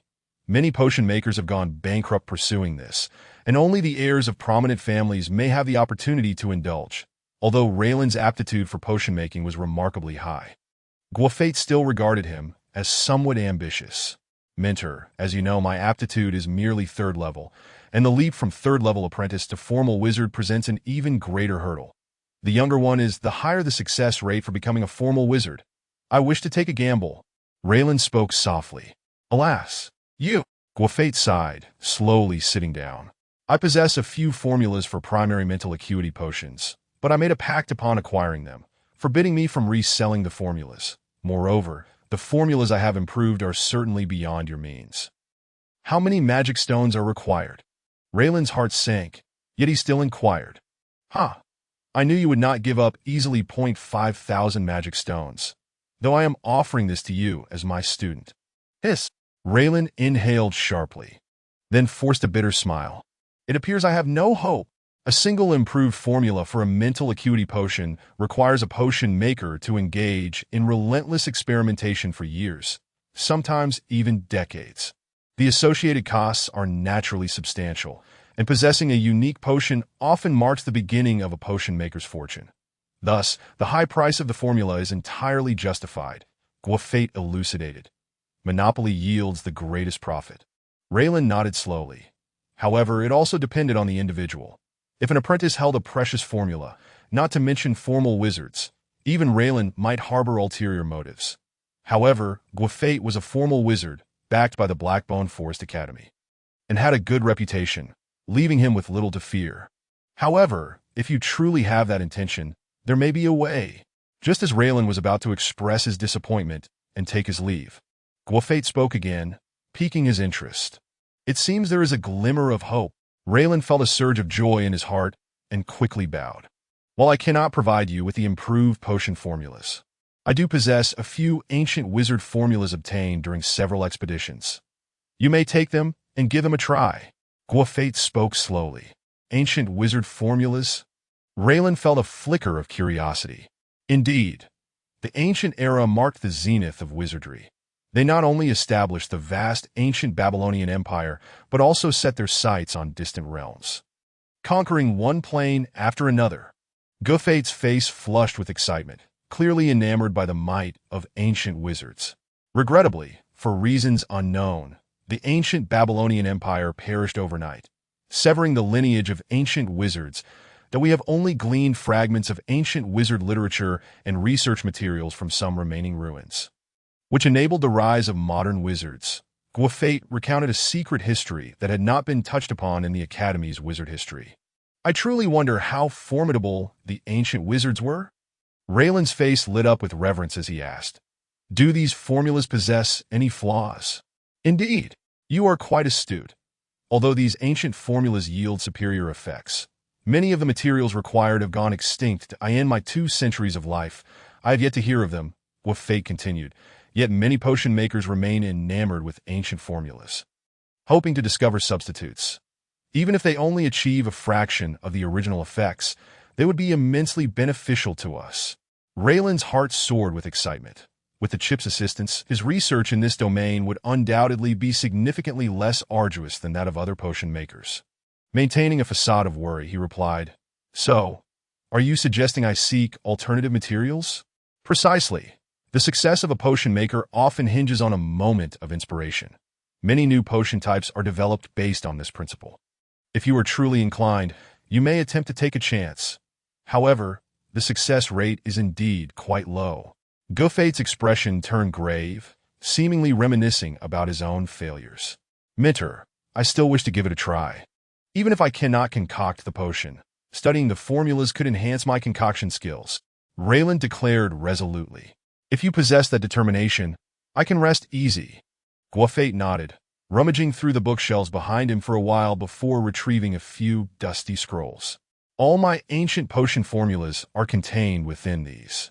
Reilin felt the weight of the scroll as he took it in hand. It was evidently crafted from some unknown material, its heft suggesting a substantial quality. Today, as he casually unfurled a green formula, he was immediately overwhelmed by the dense array of ingredients before him. Ghostly flower, 7-leaf grass, the venom sac of a human-faced serpent, strands of a vengeful spirit. At least half of these components were unfamiliar to Reilin, while the remaining third were exceedingly precious resources for a formal wizard, causing his eyelids to twitch uncontrollably. How do you find it? Surprised, are you? My expression mirrored yours when I first laid eyes on it, Gwafate remarked with a smile. However, if one were to concoct a potion using the materials listed here, it would surely be of great utility even to formal wizards. Reilin continued to sift through several other formulas, striving to identify those suitable for a wizard apprentice with the most readily obtainable ingredients. After a laborious half-hour, he managed to find two that could suffice. These two, the Azure Elixir and Maria's Tear. These potion recipes aligned well with Reilin's current circumstances. Indeed, both potion formulas are quite fitting for you. Guafate nodded. Each cost 150 magic stones, totaling 300. Although this price was significantly lower by a factor of 10 than that of mental enhancement potions, Reilin still felt a pang of regret as he emptied his pocket, watching the magic stones tumble out to form a small mound before Guafate. Among them were several stones emanating a more potent aura, indicating they were intermediate stones, each equivalent to 10 ordinary stones. Here are 250 magic stones, along with this serpent scale grass. Reilin reluctantly produced a small cloth pouch from his robes, revealing a slender silver herb adorned with patterns reminiscent of serpent scales that he had taken considerable time to procure it through us, but having utilized a portion for potion crafting, this serpent scale grass had lost much of its worth to him. The serpent scale grass, though somewhat imperfect, still retains its medicinal properties. I would estimate its value at 50 magic stones. Guafate's eyes brightened as he examined the silver herb. The transaction is settled. Those two formulas are now yours, Guafate affirmed with a smile. After carefully stowing away the Azure Elixir and Maria's Tear recipes, Reilin bowed deeply to Guafate before exiting the chamber. 300 magic stones. I've poured all my earnings from potion sales this year into these. Reilin lamented internally, acutely aware that the materials required for these two potions were also quite rare. He knew he must swiftly sell the potions he had accumulated outside the academy to acquire the resources needed for experimentation. Reilin was somewhat distressed. His success rate far exceeded what others estimated. Besides the potions sold within the academy, he had amassed a considerable stock that if only he could sell them outside, it would amount to a substantial fortune. Ever since acquiring those two potion recipes, Reilin's mind had been consumed with thoughts of how to earn magic stones and brew potions. Reilin, a young girl's voice broke through his reverie. Oh, it's you. BG, my apologies. I was just lost in thought, Reilin replied, taking in the girl before him. After a year of maturation, BG's figure had become notably alluring, particularly her prominently developed bosom. You're just the same, so is Filer, BG teased playfully. Huh? Reilin attempted to deflect the conversation. What seems to be the matter? Is Filer ignoring you again? Not at all. Lately, Filer has been quite attentive. We just had dinner on the second floor yesterday. BG's face lit up with joy. It's just that he's been preoccupied with that blood task from the academy. Fixated on earning rewards. 300 magic stones, plus top-tier knowledge and modified spell models. If I weren't still a second-tier apprentice, I might be tempted myself. Reilin jested. What were you thinking about just now? Nothing much. Just considering that selling potions within the academy seems somewhat disadvantageous, and pondering trying outside.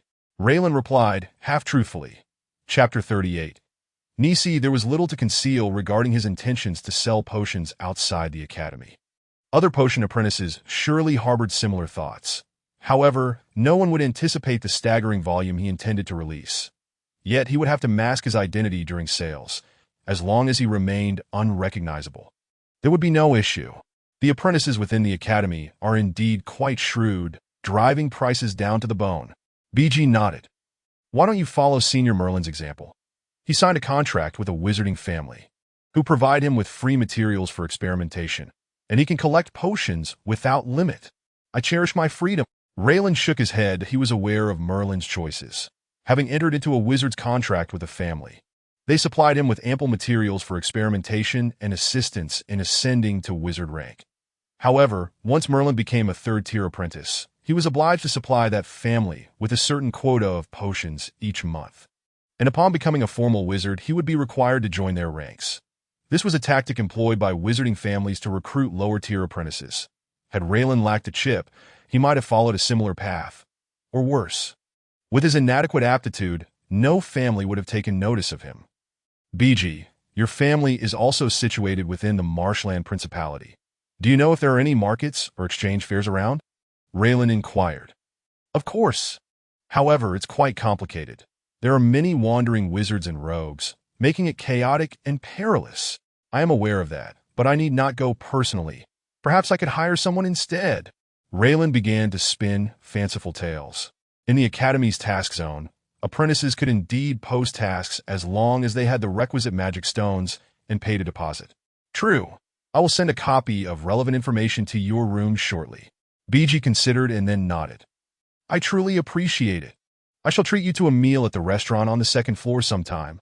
Reilin expressed with delight. Very well. BG's eyes sparkled with joy, a wide eye in the ensuing time. Reilin analyzed the 2 potion recipes through his chip while searching for 0-level spells that could alter his appearance or aura. BG had already delivered the information regarding the wizarding market, but with the anomalies outside the academy still unresolved, Reilin hesitated to venture out.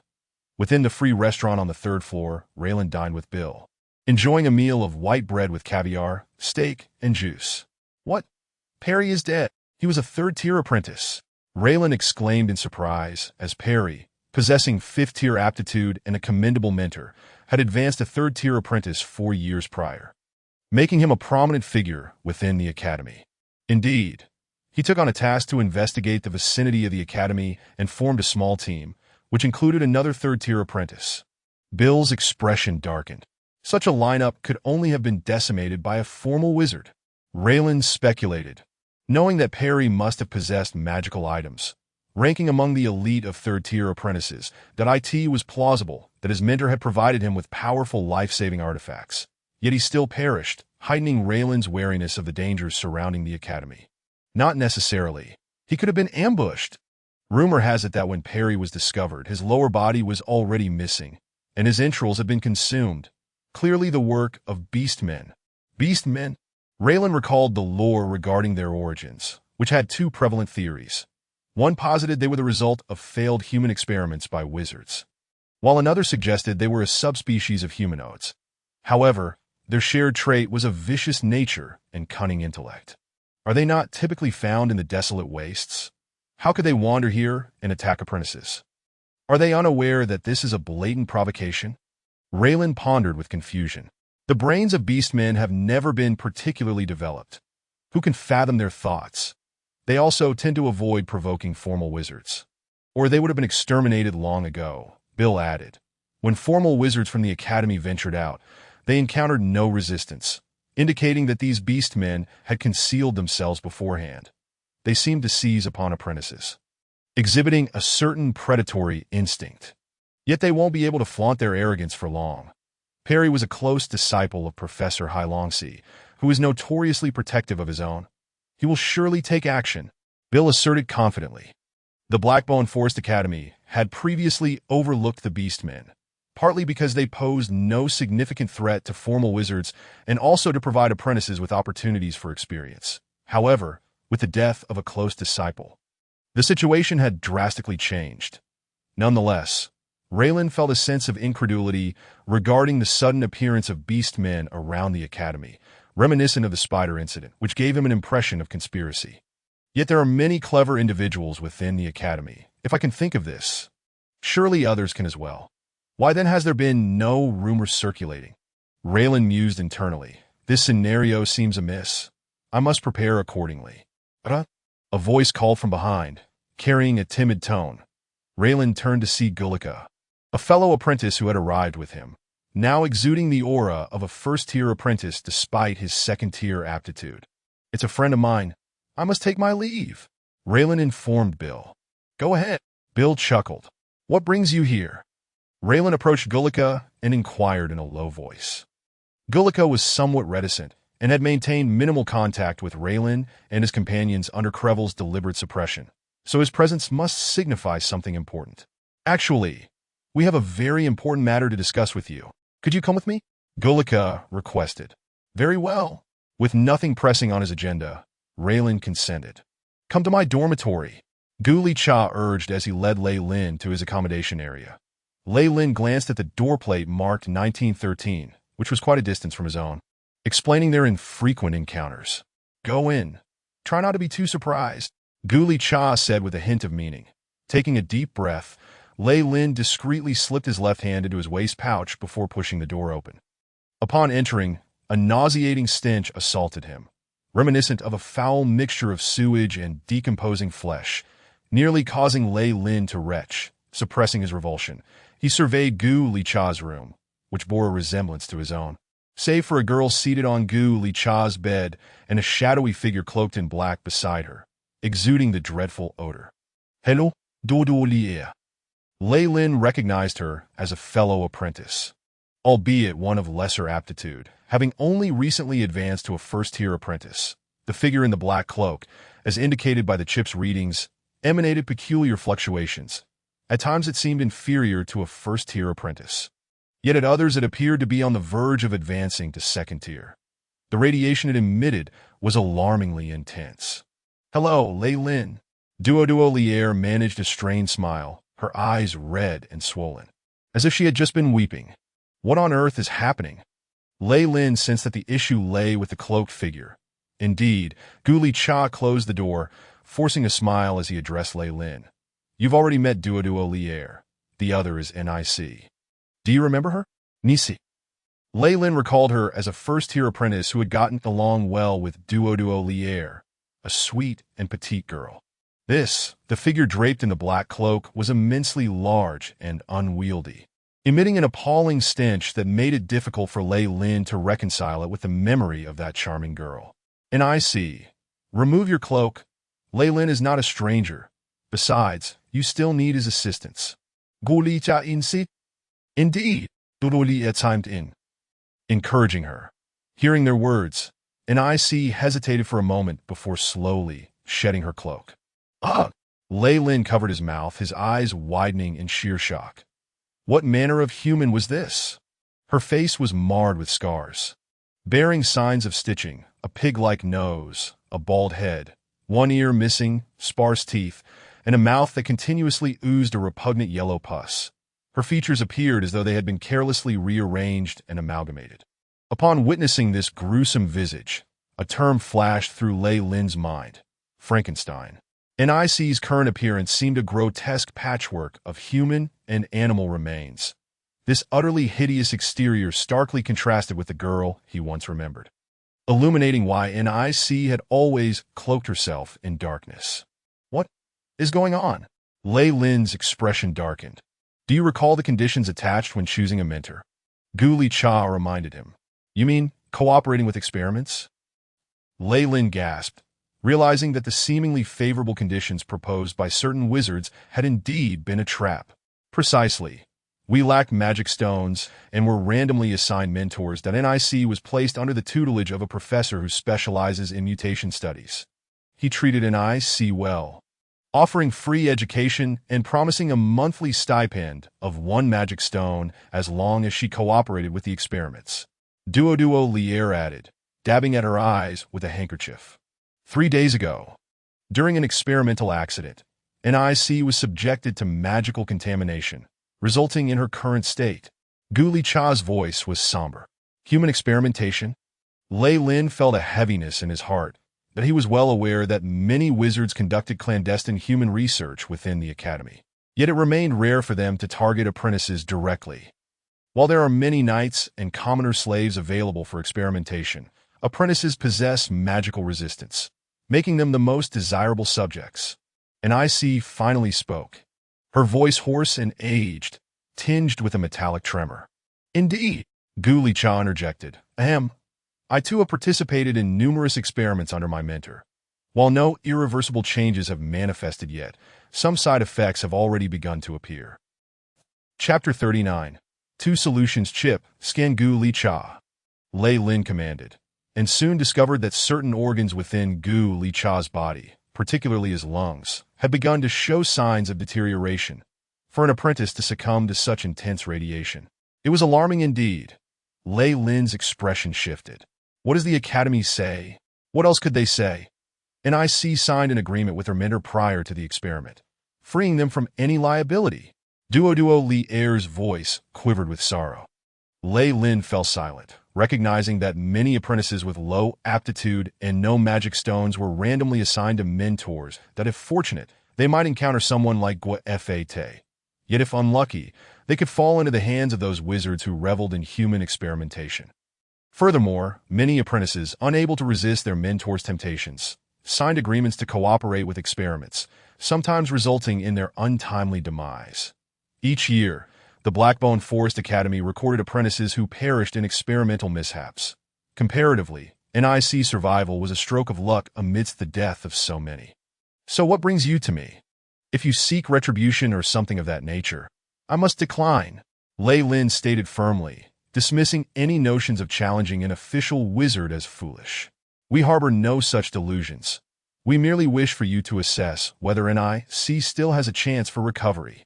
Gu Li Cha quickly clarified. Reilin nodded, aware that behind him stood the apothecary Gwafete, and if he could not help, there would be little hope for NIC. Would you mind if I examine her? Reilin inquired of NIC. I don't mind. NIC's voice was barely audible. Reilin stepped closer, the stench intensifying as he reluctantly lifted NIC's hand. Each finger was thicker than a turnip, the skin a sickly purple, marred by revolting folds. Having once possessed delicate hands, NIC's current state led Reilin to believe that if he could not provide her with hope, she might well wish for death. Can you feel this? Reilin pressed her hand. Nothing. The defense seems adequate. Reilin mused silently, retrieving a gleaming surgical knife from his pouch.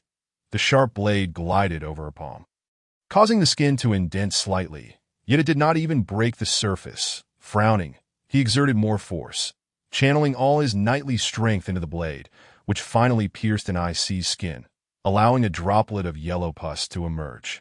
Swiftly, Reilin produced a test tube to collect the pus, adding a few drops of a hemostatic agent. The wound on NIC's hand healed rapidly, disappearing without a trace within seconds. Remarkable regenerative abilities. Reilin silently marveled, hesitant to voice his thoughts.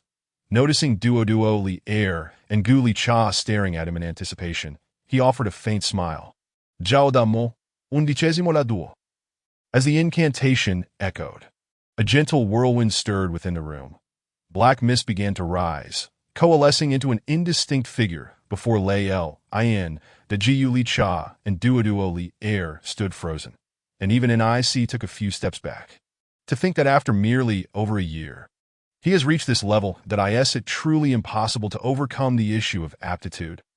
Gu Li Cha regarded Reilin, who was focused solely on the summoning.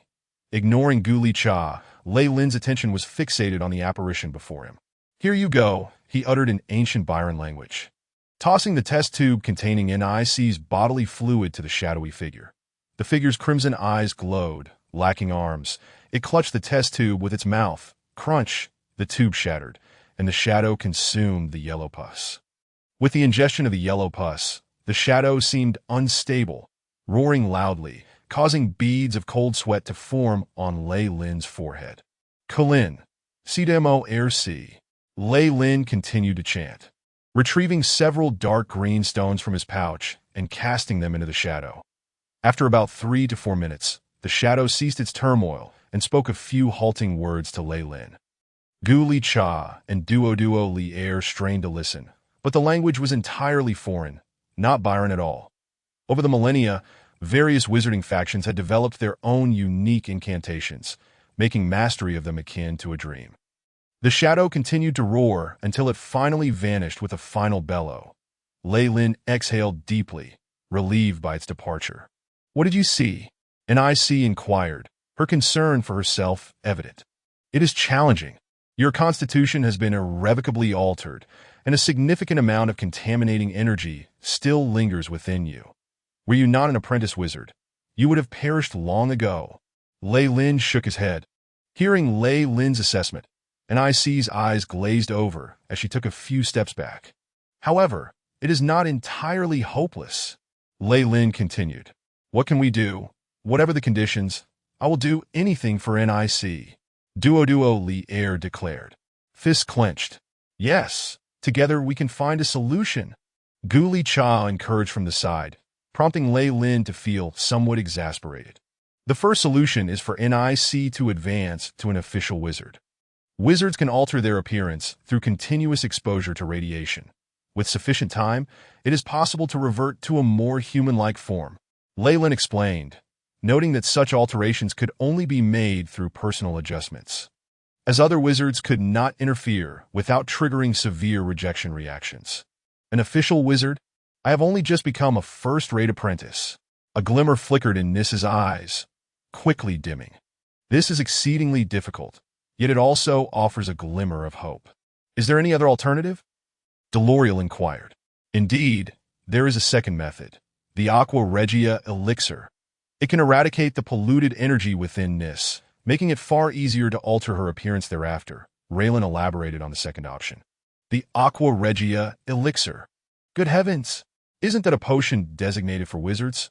A single vial costs at least 1,000 magic stones. Guliao exclaimed, his eyes widening in shock. Precisely. The pollution within Nis is quite severe. Only the potions utilized by wizards for radiation cleansing will prove effective. Reilin affirmed. These are the only two methods I can conceive of. I shall consult my mentor for further advice. Reilin was confident that even Mentor Guafate would not possess a superior solution. A formal wizard. 1,000 magic stones? I will achieve that. Nis's eyes were resolute, her fists clenched tightly. I sincerely apologize for my inability to assist. Please accept this vial. It may alleviate your pain during midnight. Reilin bowed slightly, retrieving a vial of pink potion from his bag, feeling that this was the utmost he could do. How did you know? Nis asked, clearly taken aback. Based on the reactions in your body, midnight is the time when energy particles collide most violently. It is also the moment of greatest suffering. Reilin spoke calmly. Nis, why did you not inform me? Delorial's eyes brimmed with tears once more. You have already done more than enough. Nis attempted to decline. Take it, Reilin insisted, handing the potion to Guliao before turning and leaving the dormitory. The three remaining in the room fell into a profound silence. What shall we do?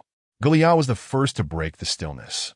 Becoming a formal wizard is far too distant for those of our modest qualifications. It seems more pragmatic to gather magic stones and purchase the Aqua Regia elixir. Delorial suggested. Let us pool our resources and borrow from others. We will surely find a way.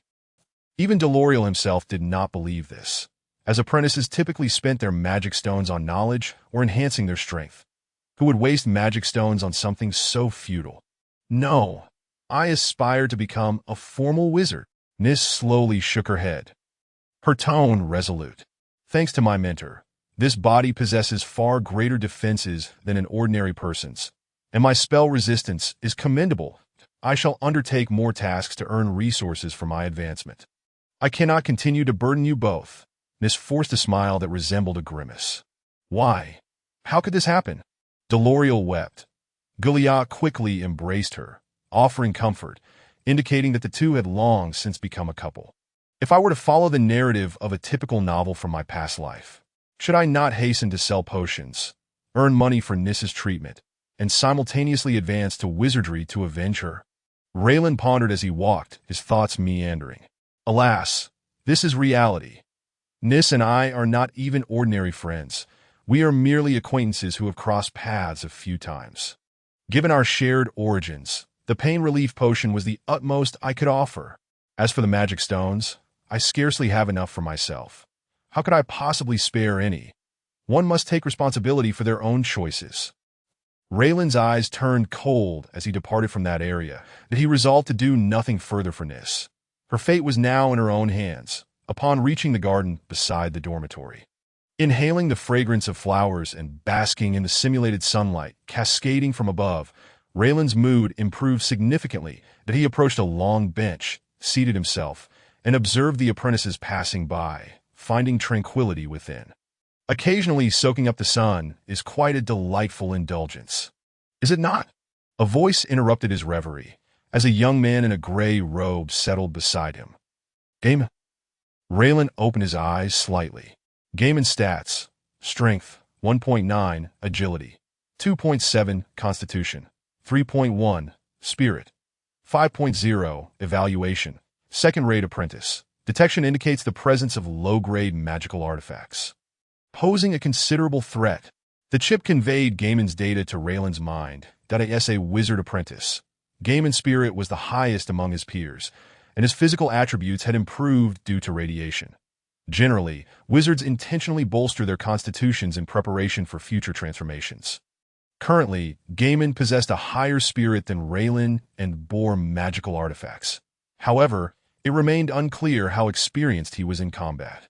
If I were to duel Gaiman, what would be my chances of victory? Simulation commencing. Victory probability, 57.82. The chip provided the data. Just over half.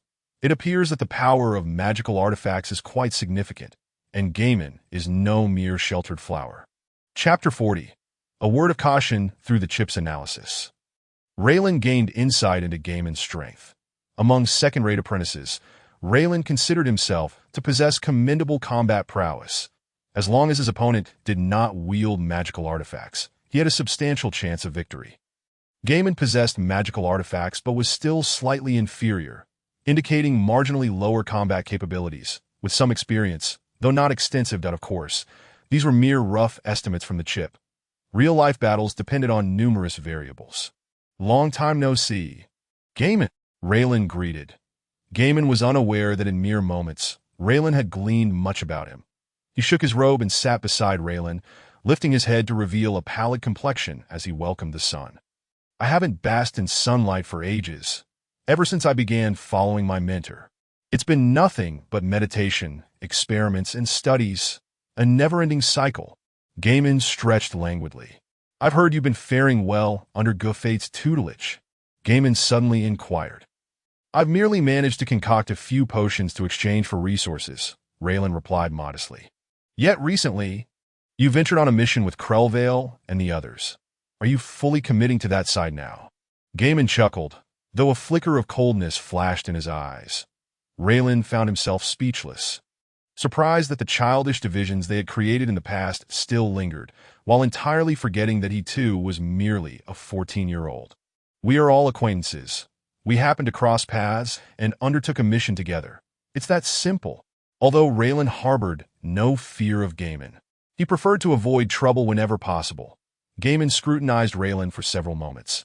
Even the chip alerted him to traces of spell-induced brainwave scanning, indicating that Gaiman had indeed employed magic to discern the truth. After an indeterminate period, Gaiman's face broke into a radiant smile. I have great faith in you. Astute, cautious, associating with Krellvale and his lot will only hold you back. Only by joining a higher circle can you obtain resources, glory, and even life. Gaiman rose, leaving behind a faint echo of his voice. Consider this a piece of advice. Leave the academy at once. What? Could you elaborate? Reilin's heart raced, sensing he had grasped something crucial, and hurriedly asked. But Gaiman merely smiled, not turning back as he departed. Once Gaiman's figure had completely vanished, Reilin resumed his seat, feeling somewhat bewildered. What a mysterious act, parading as an enigmatic figure, pretending to be a high-ranking individual. How amusing! Does he truly believe himself to be the protagonist of a novel? Nevertheless, Gaiman is of fifth-rate qualifications, a core seed for advancing to wizardry, and he must have access to information beyond my reach. There may indeed be something amiss. Reilin's expression turned grave. In the dimly lit room, the fire flickered weakly, permeated by a heady, intoxicating aroma. The sounds of a woman's moans intertwined with the low breaths of a man, merging into a singular melody. After the climax, the woman lay languidly in the man's embrace, resembling a puddle of melted wax. You are remarkable, just like a lion. Nilan's eyes glazed over. Reilin caressed Nilan's smooth back, remaining silent, that he had encountered numerous events today and urgently needed an outlet. Naturally seeking solace in Nilan. During this period, they had become quite intimate. The sexual mores of this world were notably liberal, with many losing their virginity by the age of 11 or 12. Reilin and Nilan, both with mutual needs, found themselves entwined in bed within mere days. Given that Nilan was no longer a virgin, and Reilin's past was hardly virtuous, they relished in their physical connection, enjoying each other's company as casual partners, With the chip's control, he had no concerns about leaving any offspring, allowing him to indulge freely. With this thought, Reilin felt a resurgence of vitality. Oh! Nilon gasped, attempting to climb atop Reilin once more, only to be halted by him, that a mischievous smile graced Raylan's lips as he gently pressed Nilon's head downward. Nilon shot him a playful glare, a seductive smile playing at her lips, before disappearing beneath the covers. Reilin let out a contented sigh, leaning against the wall, his hands grasping a pair of supple forms that felt like sponges. After a considerable time, Nilon finally emerged, naked, and made her way to the adjoining washroom. Listening to the sultry beauty humming a tune while bathing, Reilin began to reflect on the day's occurrences. There is no need to concern myself with Nis' situation any longer. Gaiman's warning was quite sudden. Yet it demands attention. The IT likely relates to the anomalies outside the academy. I must investigate the whereabouts of the other fifth-rate apprentices. After all, the academy would certainly not abandon those with great potential for advancing to formal wizardry. If the academy remained secure, they would undoubtedly stay here. However, if they all departed for various reasons, it would signify impending danger for the academy in the near future. Halongsi is currently sweeping the area due to Perry's incident. Once he concludes, it will present the perfect opportunity. A spark of determination lit Raylan's eyes. Darling, what are you pondering? Nilon nestled closer, her soft curves pressing against Raylan's right arm. I am contemplating various matters. Reilin smiled. It seems Lord Halongsi has been causing quite a stir outside the academy lately. Have you heard about it too? Regarding Perry, Nilon reclined partially in Lei Lin's embrace, making no other movements. Losing a fifth-tier talented individual, a potential future wizard, would drive anyone to madness for a while. Lei Lin remarked with a faint smile. You have your own circles. I have a few matters I need you to inquire about. A sweet smile graced Nilon's face. At your service. My Lion King, please refrain from calling me that. It feels rather peculiar and evokes images of an actual lion. Lei Lin rolled his eyes. All right, enough of that. Let us discuss serious matters. Lei Lin's expression turned solemn. Noticing his demeanor, Nilon also withdrew her playful expression. She had cozied up to Lei Lin to elevate her status and acquire resources, and she was quite aware of this aspect. Could you help me investigate the recent accomplishments of Halongsi? Is the area near the academy safe now? Additionally, I need to know the whereabouts of the fifth-tier apprentices within the academy. Lei Lin whispered into Nilon's ear. Understood. Nilon cradled Lei Lin's head with both hands.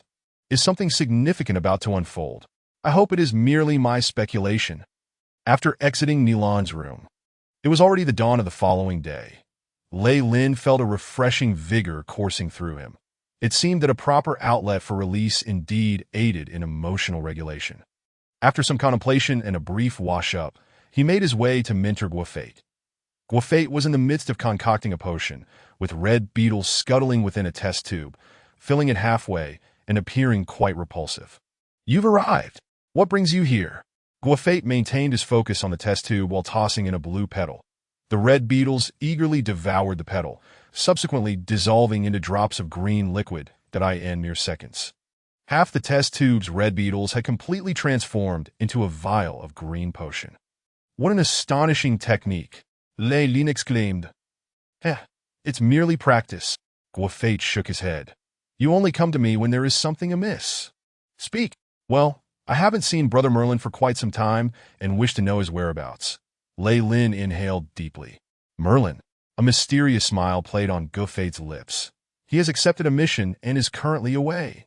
How long will he be gone? Approximately a year to a year and a half. It may extend. Guafate's tone grew increasingly serious, yet retained a hint of satisfaction. One final question. Was the task recommended by the family behind Brother Merlin? A family capable of luring a genius in potion-making away from the Blackbone Forest Academy would undoubtedly possess formidable influence and likely have closer connections to the Academy than Guafate himself. Indeed, Guafate affirmed, you know, there are certain matters I cannot disclose due to my agreements with the Academy, but if you happen to uncover them on your own, it is no concern of mine. However, you need not worry excessively. Your talent in potion-making is only second to Merlin's. and the academy requires individuals of your caliber. Guafate added reassuringly. Understood. Reilin replied with a wry smile, and NOD'd it appeared that the academy ultimately operated on a hierarchy, those with fifth-tier qualifications. Alongside exceptional talents like Merlin, were merely preparing their paths in advance, for him. The treatment would be considerably inferior, and thus far, he had only received veiled hints from his mentor. The apprentices below him would likely remain oblivious to the situation until their last breath. Although Reilin remained somewhat unclear, one certainty emerged. The academy was no longer a safe haven. Resolute in his decision to depart, he inquired, "May I accept an external mission?" "Certainly. Head to the counter in the mission allocation area. Explain your intent, and they will understand, especially given your commendable qualifications and exceptional talent in potion making." Guafate nodded. "Thank you, mentor." Reilin bowed deeply. The opportunity for apprentices to leave was indeed a significant blessing, as he had no desire to remain in the battlefield. Subsequently, Reilin assisted Guafate with several potion experiments while also inquiring about Nis, but regrettably, Guafate had no viable solutions. After bidding farewell to his mentor, Reilin stepped outside. Biki is merely backed by a small family. Kellawire and their kind lack fifth-tier qualifications, so they may not acquire any intelligence that I might need to subtly indicate matters to them. And whether it succeeds depends on their luck. Within the opulent dining hall on the second floor, magnificent crystal chandeliers twinkled with dazzling brilliance, accompanied by musicians performing nearby. Enjoying gourmet food amid delicate melodies was indeed a delightful experience. Moreover, the ingredients here were meticulously chosen, not only enhancing physical constitution, but also accelerating meditation, making it a perennial favorite among apprentices and wizards alike. However, today, the number of patrons was sparse, and most bore gloomy expressions that were quite unappetizing. Reilin settled into a plush chaise lounge, sliding a steaming cup of hot cocoa infused with black pearl powder toward Nilon. "This is hot cocoa. It contains black pearl powder, which can aid meditation. Would you care to try it?" Nilon across from him smiled wryly. "Had you brought me here earlier, I can't imagine how excited I would have been. But now..."